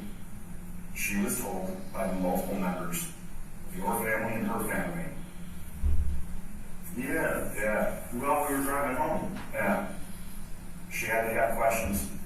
And I wouldn't answer her questions. Honest to God, I wouldn't answer her questions because I didn't want her to have to be stuck in the middle of this. The whole time she's bugging me. Carlos, what happened? I'm like, Amanda, just stop. Just stop. And in the car, I was just telling you, like, being with you and our family was the best thing that ever happened to me, but when we stop, I'm going to let them take me. If you guys look at the stuff I didn't try to run, but you also had a kid in the car, man. You couldn't run with that kid in the car. Believe it or not, that Jeep fast, I could have outdid the police, but that's just bullshit. I wasn't doing that. I wasn't going to try. For the record, we had that conversation. We know that Jeep is faster than most police cars. Yeah, I could have got away from the police in that Jeep, but I didn't want to try. You have the kid in the car, dude. You can't drive the kid in the car. Even if he wasn't in the car, and it was just me and her, I was still stopping. Because I knew, like, where am I going to run? So I'm going to go home. And I'll be sitting on my front porch waiting on me. But then I get home and you're there, okay? Even if you're not, you will be. Why risk everything when she still have the business running? And why lose everything when I still have a family to take care of? So she's still going to be able to run our business. She's still going to be able to do what she has to do. And okay, I'm gone. I'm probably going to be gone for the rest of my life, but take care of you. That's kind of heavy. It's a big decision. Why did you still have the bag in the back of the car? Insurance. What are we going to find in this bag? What is so important about this bag that makes it an insurance policy? It's going to basically tell you who did what.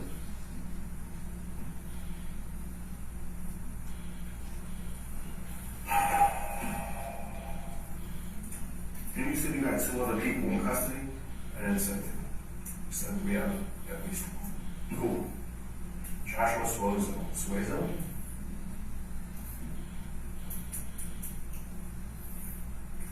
It's going to tell you who did what. So, I'd rather start from the beginning on this, man. If Joshua was the killer, how did all this go down? And this is where I need the prosecutor. Okay. start getting into them questions, that's why I need the prosecutor. That's fine, that's your right. Because I'm looking at natural life for something I didn't do. Right? Then in that case, I want the question that addresses public safety today, right now. The victim had a gun on him when he went downstairs. What happened to that gun? That's a good question. I never had a gun.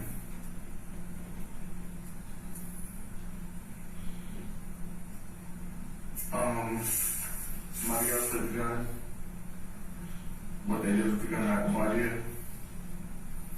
I believe it was sold, but I never had a gun.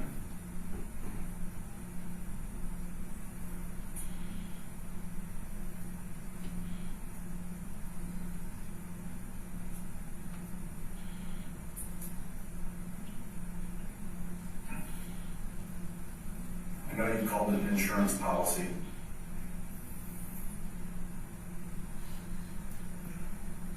But it kind of does you in like it does him in. No. I mean, even if it does, it's what y'all are making me look like I am on TV. I'm not that.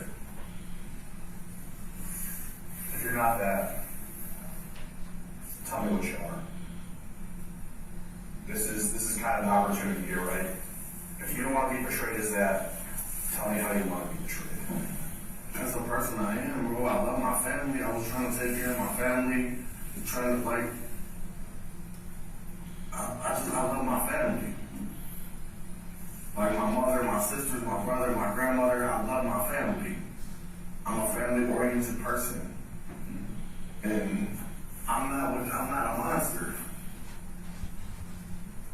I know it sounds like I'm a monster. It looks like I'm a monster.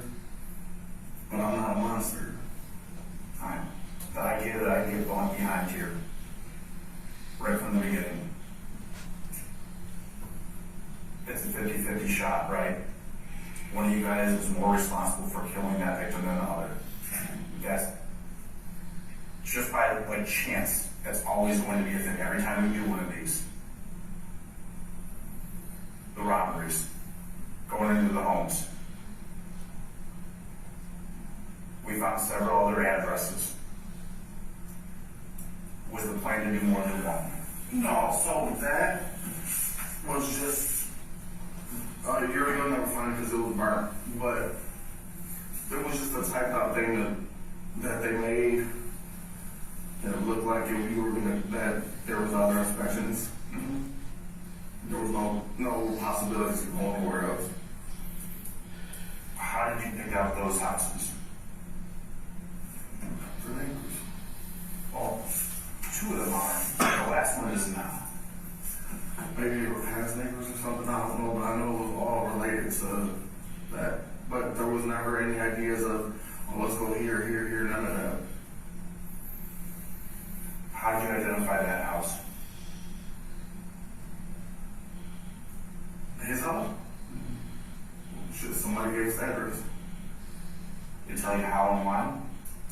What do you mean how and why? Why that house? Why that address? It's another question that I'll answer for a prosecutor.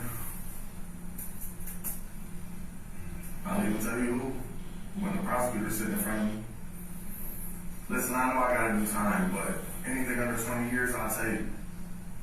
Honestly, that's a fair answer. Usually when I have those conversations,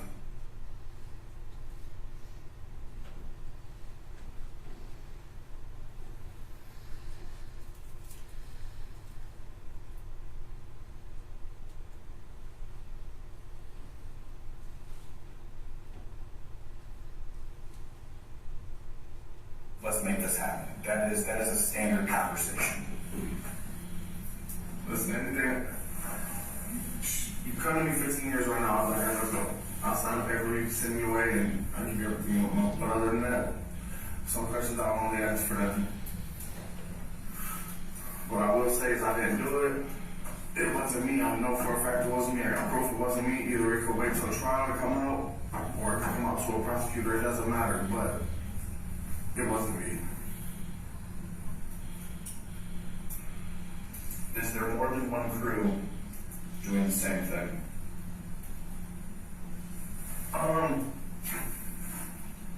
Was that prosecutor at again? Okay, you must be the prosecutor. I get it. I want to hesitate on that right there. Is there more than one crew? Straight up, yes or no? You're gonna tell me who. Is there more than one crew? Sure is. There sure is. Is this something that is a greater ring? Because if we're going to have this conversation, let's talk around it without talking about it, right? Are we talking 2? Are we talking 5? Are we talking 10? Well, there's like 2 other groups. When they're doing it, are they doing it the same way you are, minus the death? Or is there a different ploy? There's different ways they're trying it.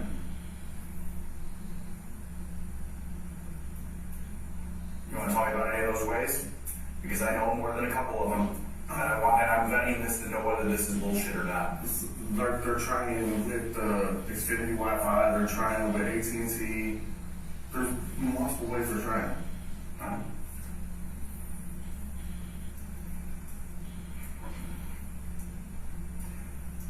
Is this word of mouth that's being passed around on how this is done, or is this essentially dispatch, so to speak? And it's a dude that's figuring out different ways to plot shit, and he's like, try it like this. What other kind of trucks have you seen? I actually seen an AT&T truck. Like, they actually have a real truck.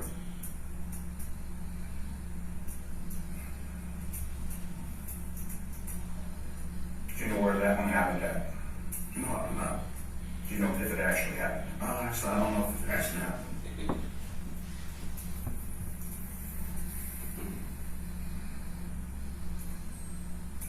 Tell me how you know Joshua Zuazo. I've been knowing that dude since we were kids. Like, he lived a couple blocks over from me. Alright, so from talking to people,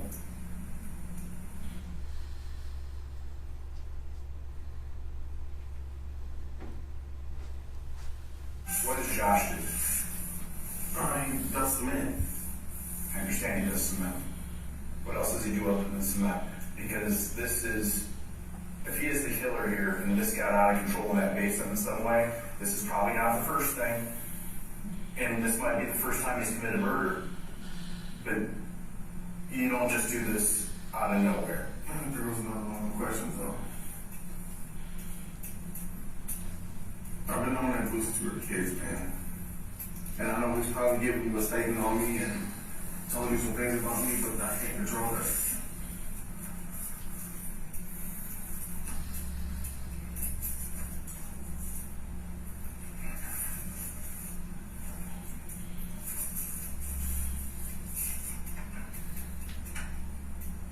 Like I said, I know I have to go away.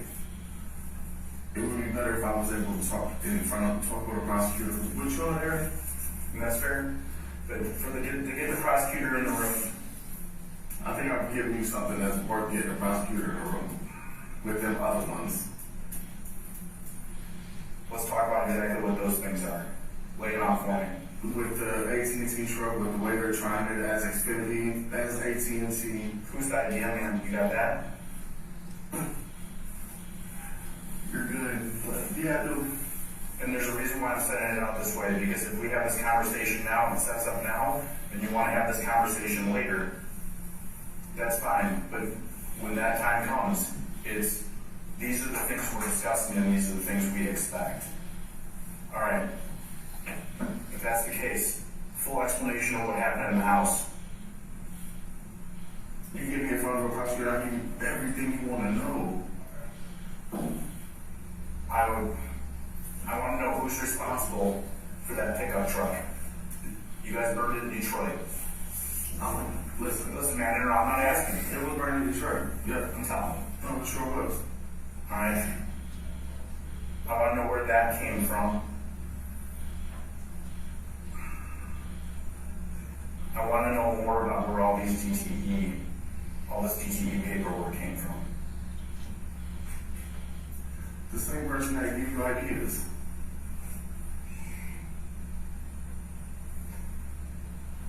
What does he receive in return, if anything? A cut. Can you prove the cut? Yes, I can. I told you I got an insurance policy. I get it. Do you understand why I'm asking that? Because at this point, like here, I'm looking at a conspiracy charge. We're not here. Oh, you definitely get for not good. What is the cut? So what it is, like say we was to come out with a box of jewelry. He would take his pick on certain items. And if we came out with money, we would give him a portion of the money. There was 3 pieces of jewelry on that victim. Still should have been 3 pieces of jewelry. There's one significant one that's missing. I didn't have contact with him, so I don't know what he had, like, other than talking to him. I had no other contact with him. The night I talked to him, that was it.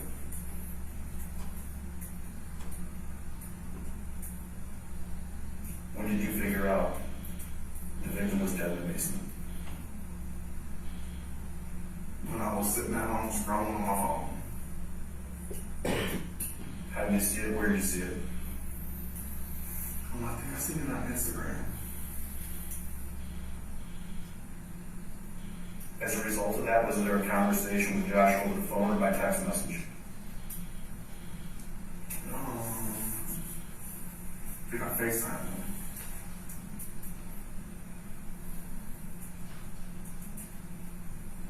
I FaceTimed him. I got my car, went there.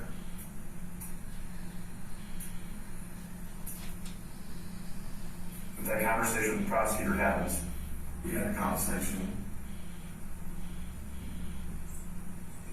I said a few things to him, and I left.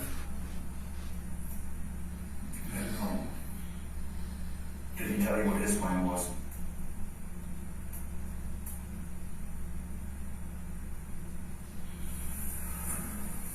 Josh? Oh, shit, just go back to work like normal.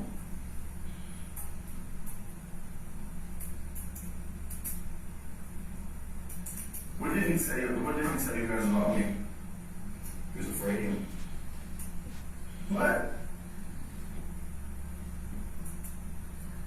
Really? Are you serious?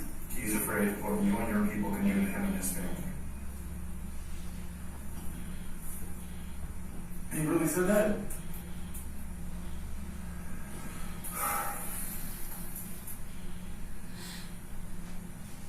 That's crazy. What else he said? Didn't you interview? I don't know it. I know.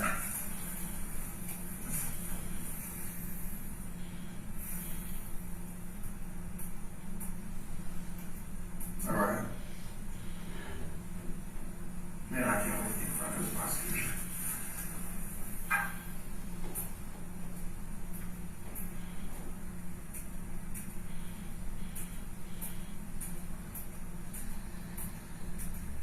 How long after the incident did you have this conversation via FaceTime with Billy? I like how you did that. I don't know, I was laying there scrolling, and literally right after I looked at my phone and seen it, I'm like, fuck, it calls him, I don't know. Can I send my phone? Did you ever send screenshots of what you were looking at to him? I don't remember.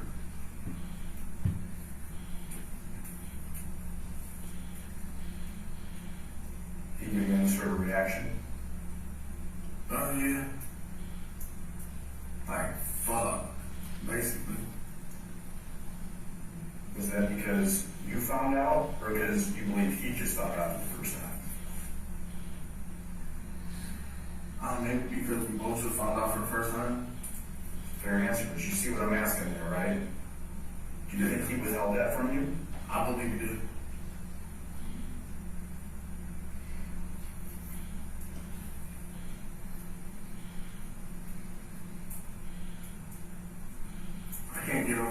saying he was afraid of me, and he slept in my fucking house. Ain't on the same place as me. It's mind blowing. Everyone has a game to play at this point. He's playing his. Oh man, I can't wait. You know, I can't wait for her to go through my phone. There's the next one, man. We will eventually, within a month or two, have access to your phone. It takes a little time. Man, fuck that. At this point, I'm willing to give you a fucking passcode. I mean, if that's something you want to give us. Fuck, I'm thinking about it. I'm literally sitting here thinking about it right now. Literally thinking about it right now. Here was a question in mind. Are we ever going to get our G back? My understanding is yes. When? That I don't have a specific answer for. So there's two different things happening here. Like you said, you answer our questions, I'm more than willing to work with you on that end too. That is a decision that's to be made between my sergeant, my lieutenant back in Michigan, and the command staff here locally. Mm-hmm. I have no reason to believe, I have not been led to believe in any way, shape, or form by anyone involved that is not going back to your wife. There's no reason for us to keep it. It was not used in the crime. As soon as they're done processing and have everything they want on a search warrant, it's over. We don't need it anymore. It goes back to her. So she's going to have to come all the way over here to pick it up? Is she here in town right now? Is she in Michigan or is she in Texas? Alright, Yeah, she went home. We're selling the rest of my cars, and I gotta get a good lawyer. And $10,000 isn't gonna buy me a good lawyer. She wants like 50 grand, so.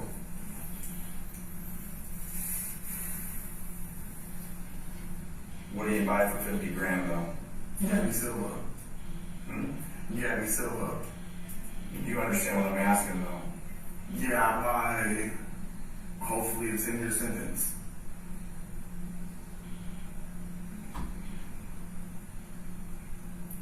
At least one of the two of you guys can have to do significantly more time than that.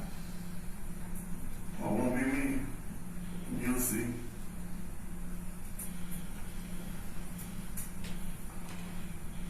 In my mind, I want to make sure you know what you're fighting for here. And what's at stake.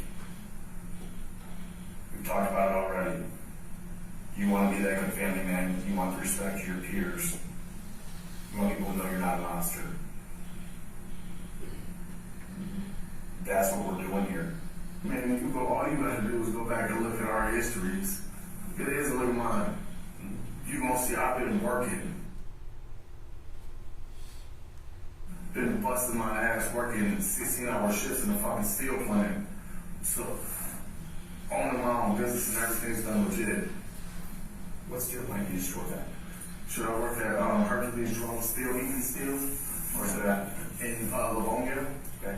And then I first started at, I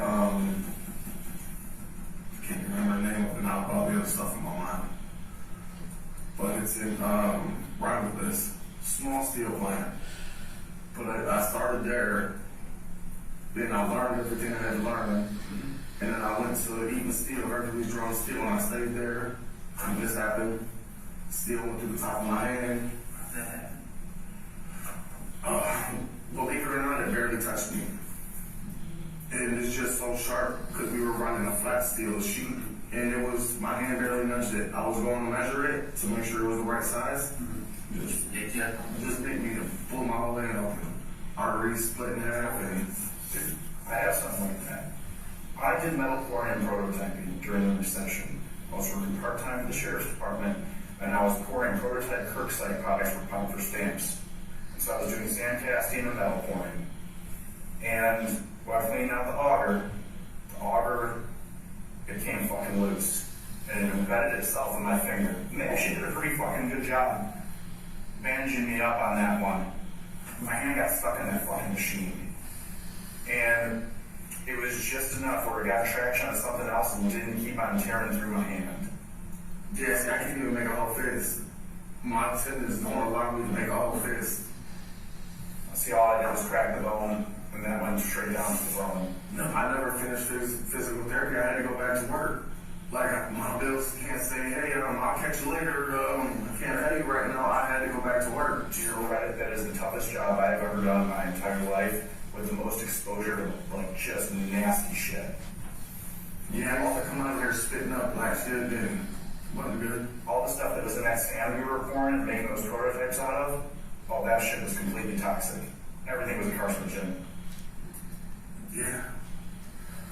But, yeah, I'll see a doctor and say this is as good as I can get my fist closed.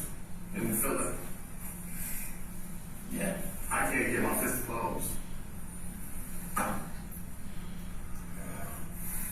My tendons just, shit, I had to go back to work. I couldn't take the time off of work to go to physical therapy. I needed to work. But when I realized my hand isn't gonna do what I needed to be to keep working in the steel, I paid to get my CDL, and then I started to hit the road. Actually, I didn't hit the road right out the gate. I was hauling cars, moving them around, and then I was like, shit, I can make more money going over the road. Went over the road, save my money, save my money, save my money. Got my trucks. So I noticed some paperwork in your car. And that paperwork was like some death certificates and some bank statements from my uncle, credit union. That's your uncle. How are you guys related? From my grandmother, her mother was related to them. And so what is the family tree? So it's my great grandmother. Basically, me and him, I took care of him. Okay. But it was like his mother and I think my great grandmother. On which side? From my grandma Dolores. Is that maternal or paternal? Maternal. Alright. But they were just all related. And I took care of them. I went over there, I fed them, took them clothes, and fucking died on me. What's the name attached to that? Sue Adolf? Yeah, that's the one. Yeah. You know, like he just had a heart attack, his heart gave away on him. I was a little concerned when I first saw that, because I sat there and I was like, did you steal people's death certificates? Like, what is this stuff? I'm not great uncle, but yeah, I took care of him forever. Made sure he ate. And when he couldn't do it himself, I washed him. I've done a lot of that. But again, that's family. Mm-hmm. Like if my family member needs me, I'm there. See, the news don't see that side of me. When you guys release this, hopefully you release that part that I took care of the fucking woman. I'm not asking these questions for no reason. But yeah.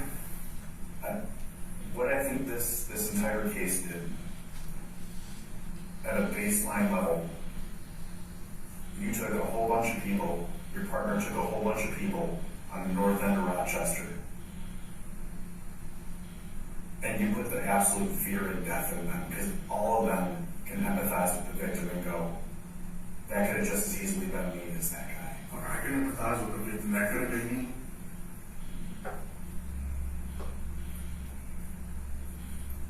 I think I probably know the answer to this already. Why the husband and not the wife? What do you mean? Why not both? It was never supposed to happen. What do you mean why not both? But I'm trying not. Oh, it was never supposed to happen. The fuck? You understand what I'm saying, though? Yeah, it was never supposed to happen, bro. But if I'm supposed to believe that the other guy's a monster, why doesn't he come up and end her too? It was never supposed to happen.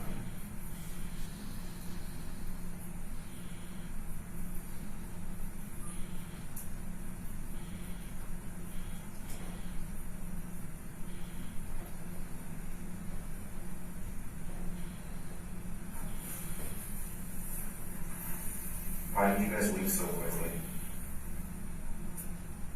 What do you mean? You guys were in the house for 21 minutes. I never said I was there the second day.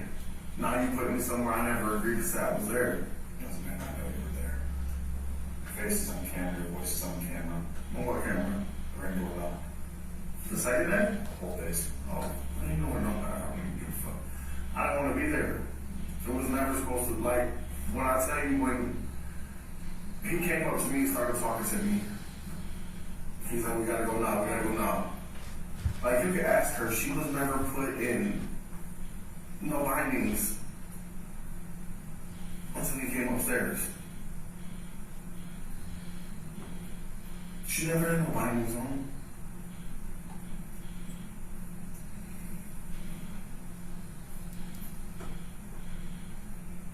Another thing, so the one interview that I did with all this was with the wife. You know what fucked her up in the hospital when we got to that part of the story? Is she paused and hesitated and she broke down.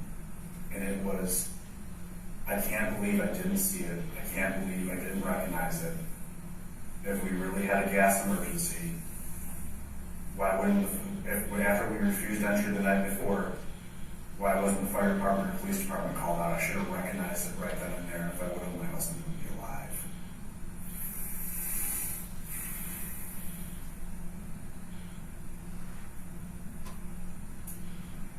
Can't believe you passed away. Why did you take no for an answer the night of? The door was open. It was that night. The houses are 100 feet apart, door to door. You could have walked right through.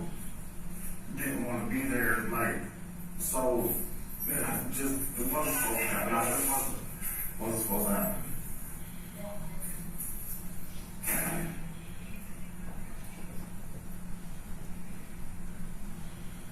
Did he fight back? You gotta ask him. You said him. What do you mean? That's another question for the prosecutor.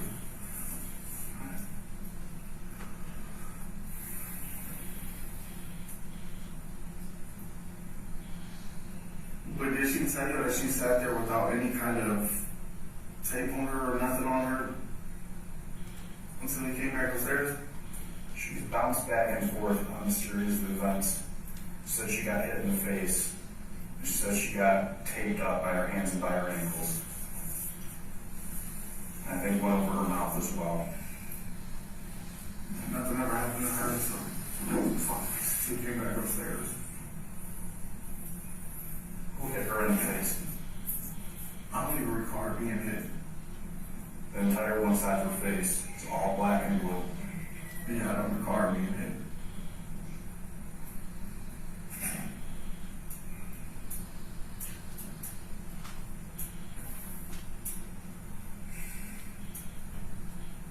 Do you remember seeing blood on Joshua inside the house?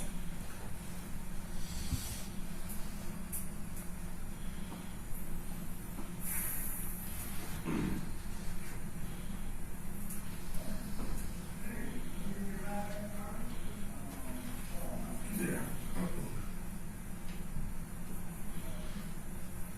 You talk about that in the car? A little bit.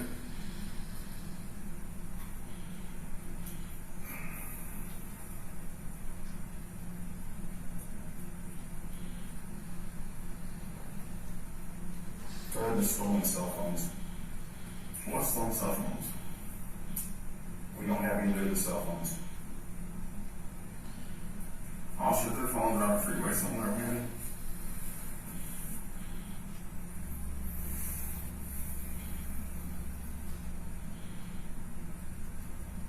When you guys left, what route did you take?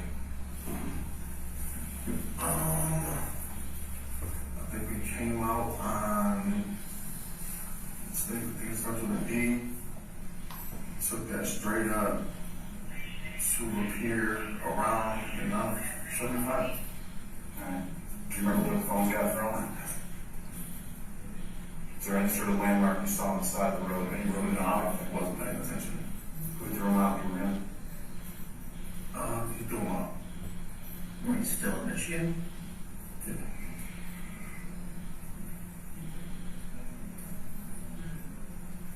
The car keys to infinity.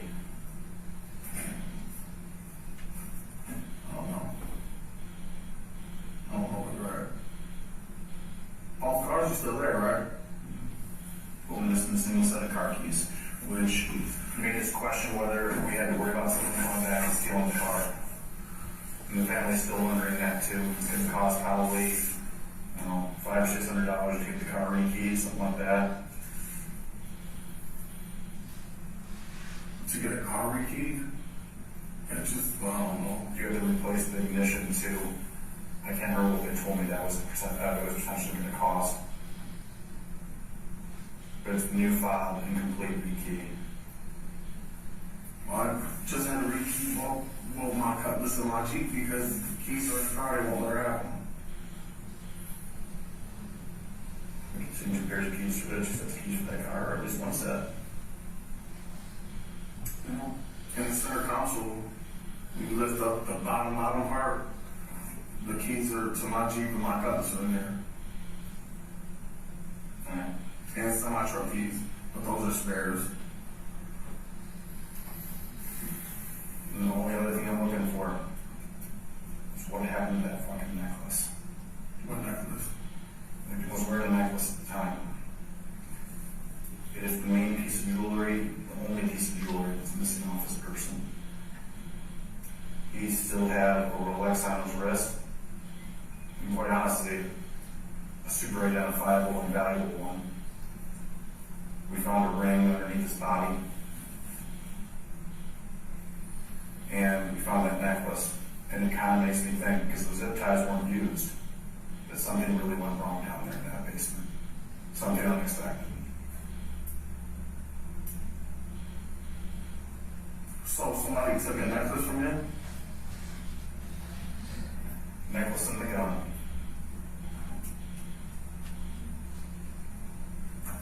And I wish I could talk to this fucking new kid, man. I also anticipate, based on on the history we know about him, there was no less than $2,000 in his pocket. I don't know. Like I told you, we had our own money. I don't know what was taken from that house. Still don't know what was taken from the house. I wish I would have the opportunity to talk to Josh though.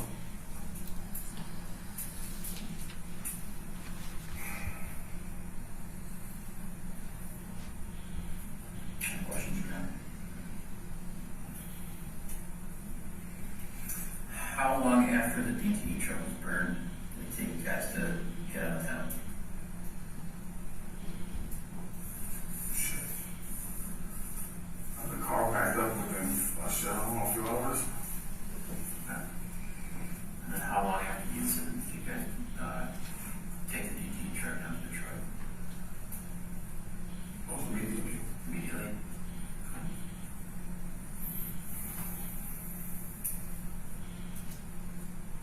So when did you see this, that he had passed, the victim died on Instagram?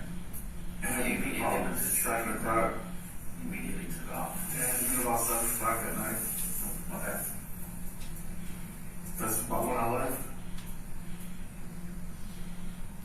How did you guys know I was in Louisiana?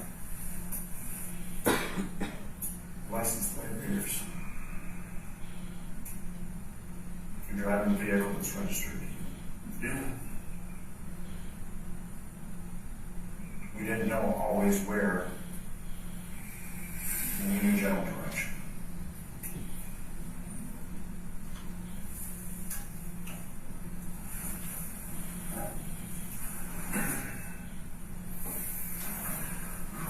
I mean, everybody knew I was going to go home. Everybody knew I was going to go home. We just let him come. I'm on my way home or at home.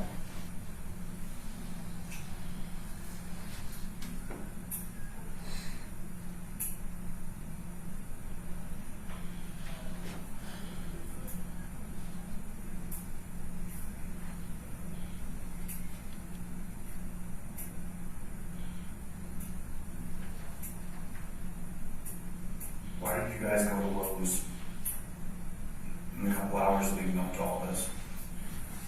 Josh wants things.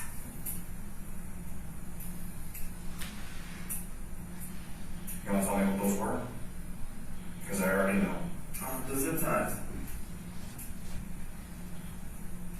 So, who has the experience with the zip ties? Where did that come from?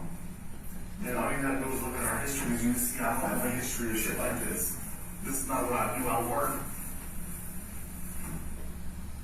Besides,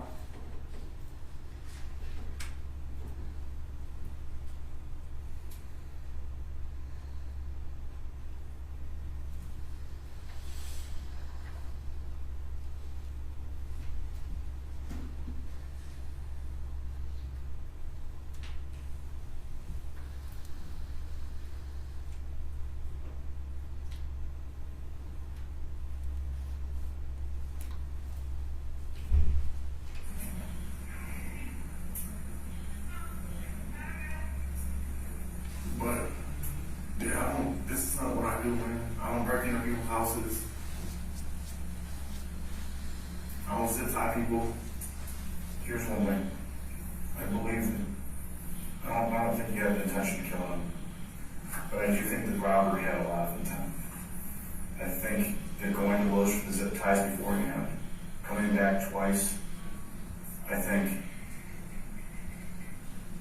when you say it is closer to 5 or closer to 15 days, you guys went to Home Depot and bought the masks and bought the yellow vests. Because, I mean, there's at least 10 days of lead up, at the very least. Feels like 5 days before. I know we went and bought them a while ago. What caused you guys to stall and not do it then? I just didn't want to do it. I kept like, there's something inside of me kept telling me no.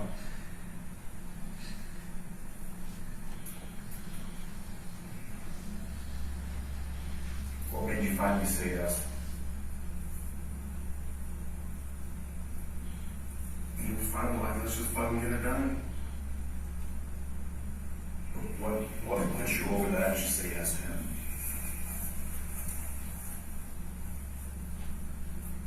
I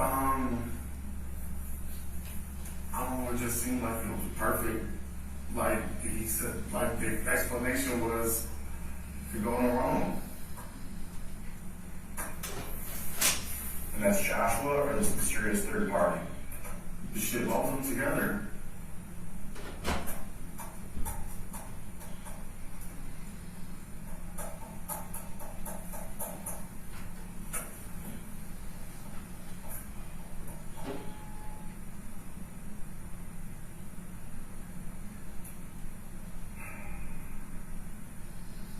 Where'd the DTE placards come from? Some guy in Michigan. Was it just the placards he gave you, or was it other things? Just placards. So he's not the guy who provided all the DTE paperwork and an idea. Those are two different people. This is the guy who gave you the paperwork and all that stuff. Is he the same guy who kind of runs the show and comes up with these ideas? No, that guy, like the guy that comes up with the ideas, he's in Detroit too, but the guy that like shows the paperwork and everything, no. Different people? Yeah. Because the ideas come from, the ideas come from the dude named Weddle. I don't know if Josh told you about him, but that's where ideas come from.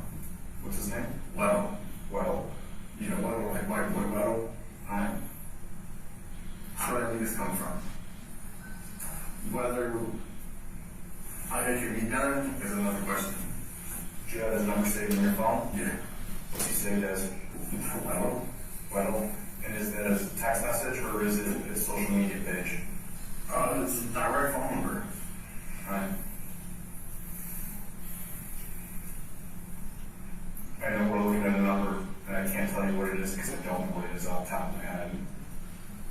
And there's some involvement there, and we're trying to gauge what that involvement is right now. What do you mean a number? There's a number to a phone that we don't have enough information on yet to say who the owner of it is yet. But we know there's another party out there. What is the number?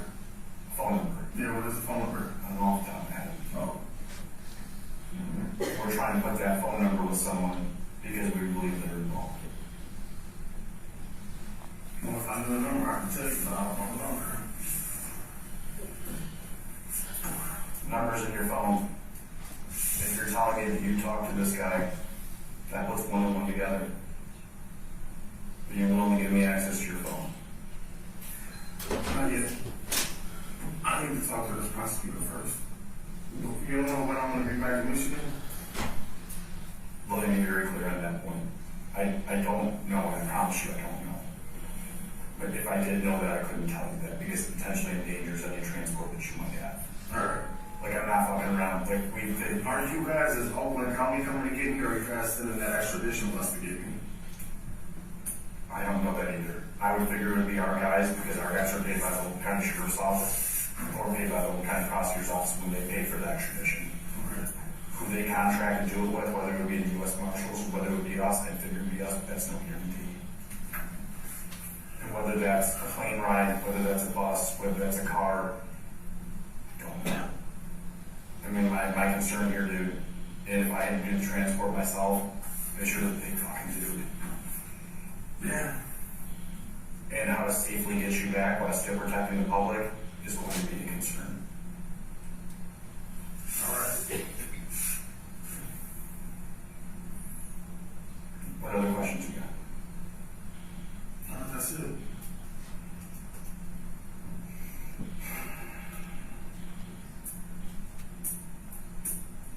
If I have anything else here.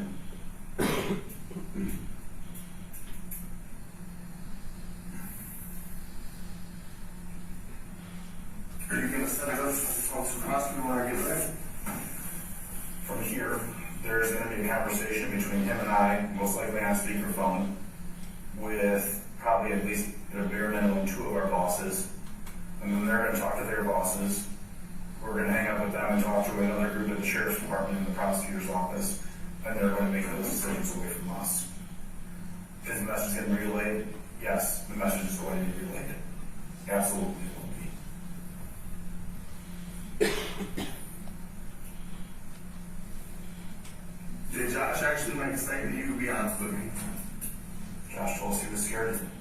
That's all he said. That's all I know.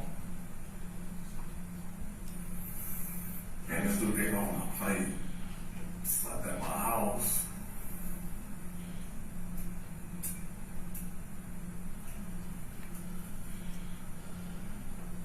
Alright. Alright, what? You any more questions? You got one?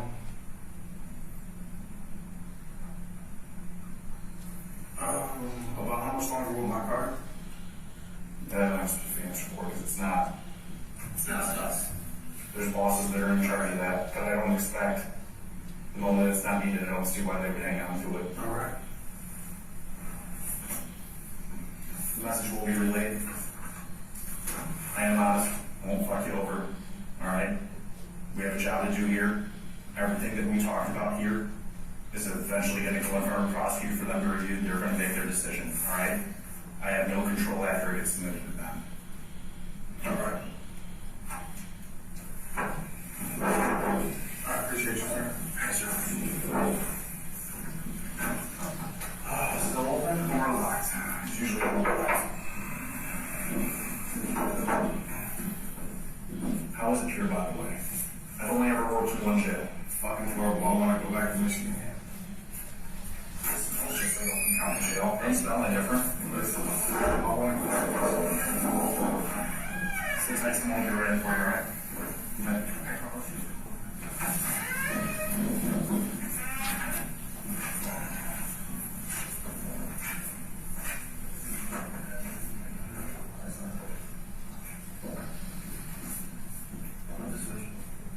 Yeah.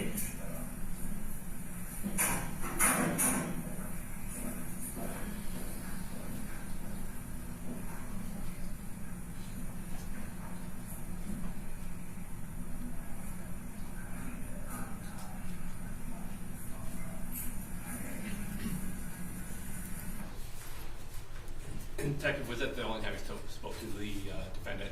Yes. And after this interview, that you testified earlier to, was it you and Wesley grab the evidence that was given to you and head back to Michigan? Yes. Did you transport Mr. Hernandez? No. No further questions. Okay, all right, so we start cross-exam, but it's 5 p.m., so I'm gonna let you go for the evening, ladies and gentlemen. I'm gonna ask you to be back tomorrow, 8:30 a.m., okay? Anticipate a full day, okay? All right, thank you. All rise for the jury.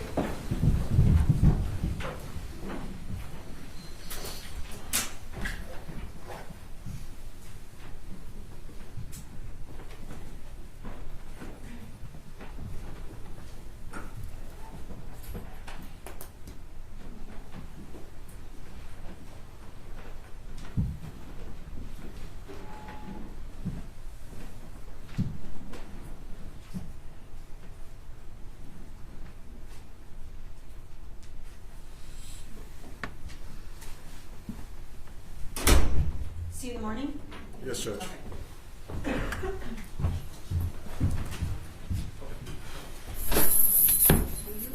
You may be seated.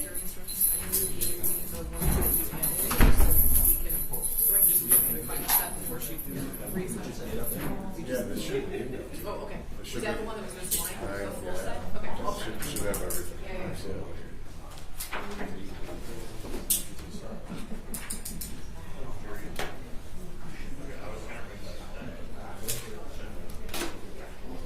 Nice seeing you, wasn't it?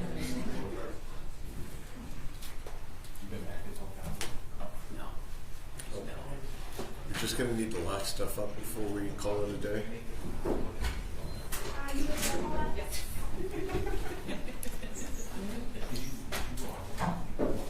Yeah. We went to Imperial okay, so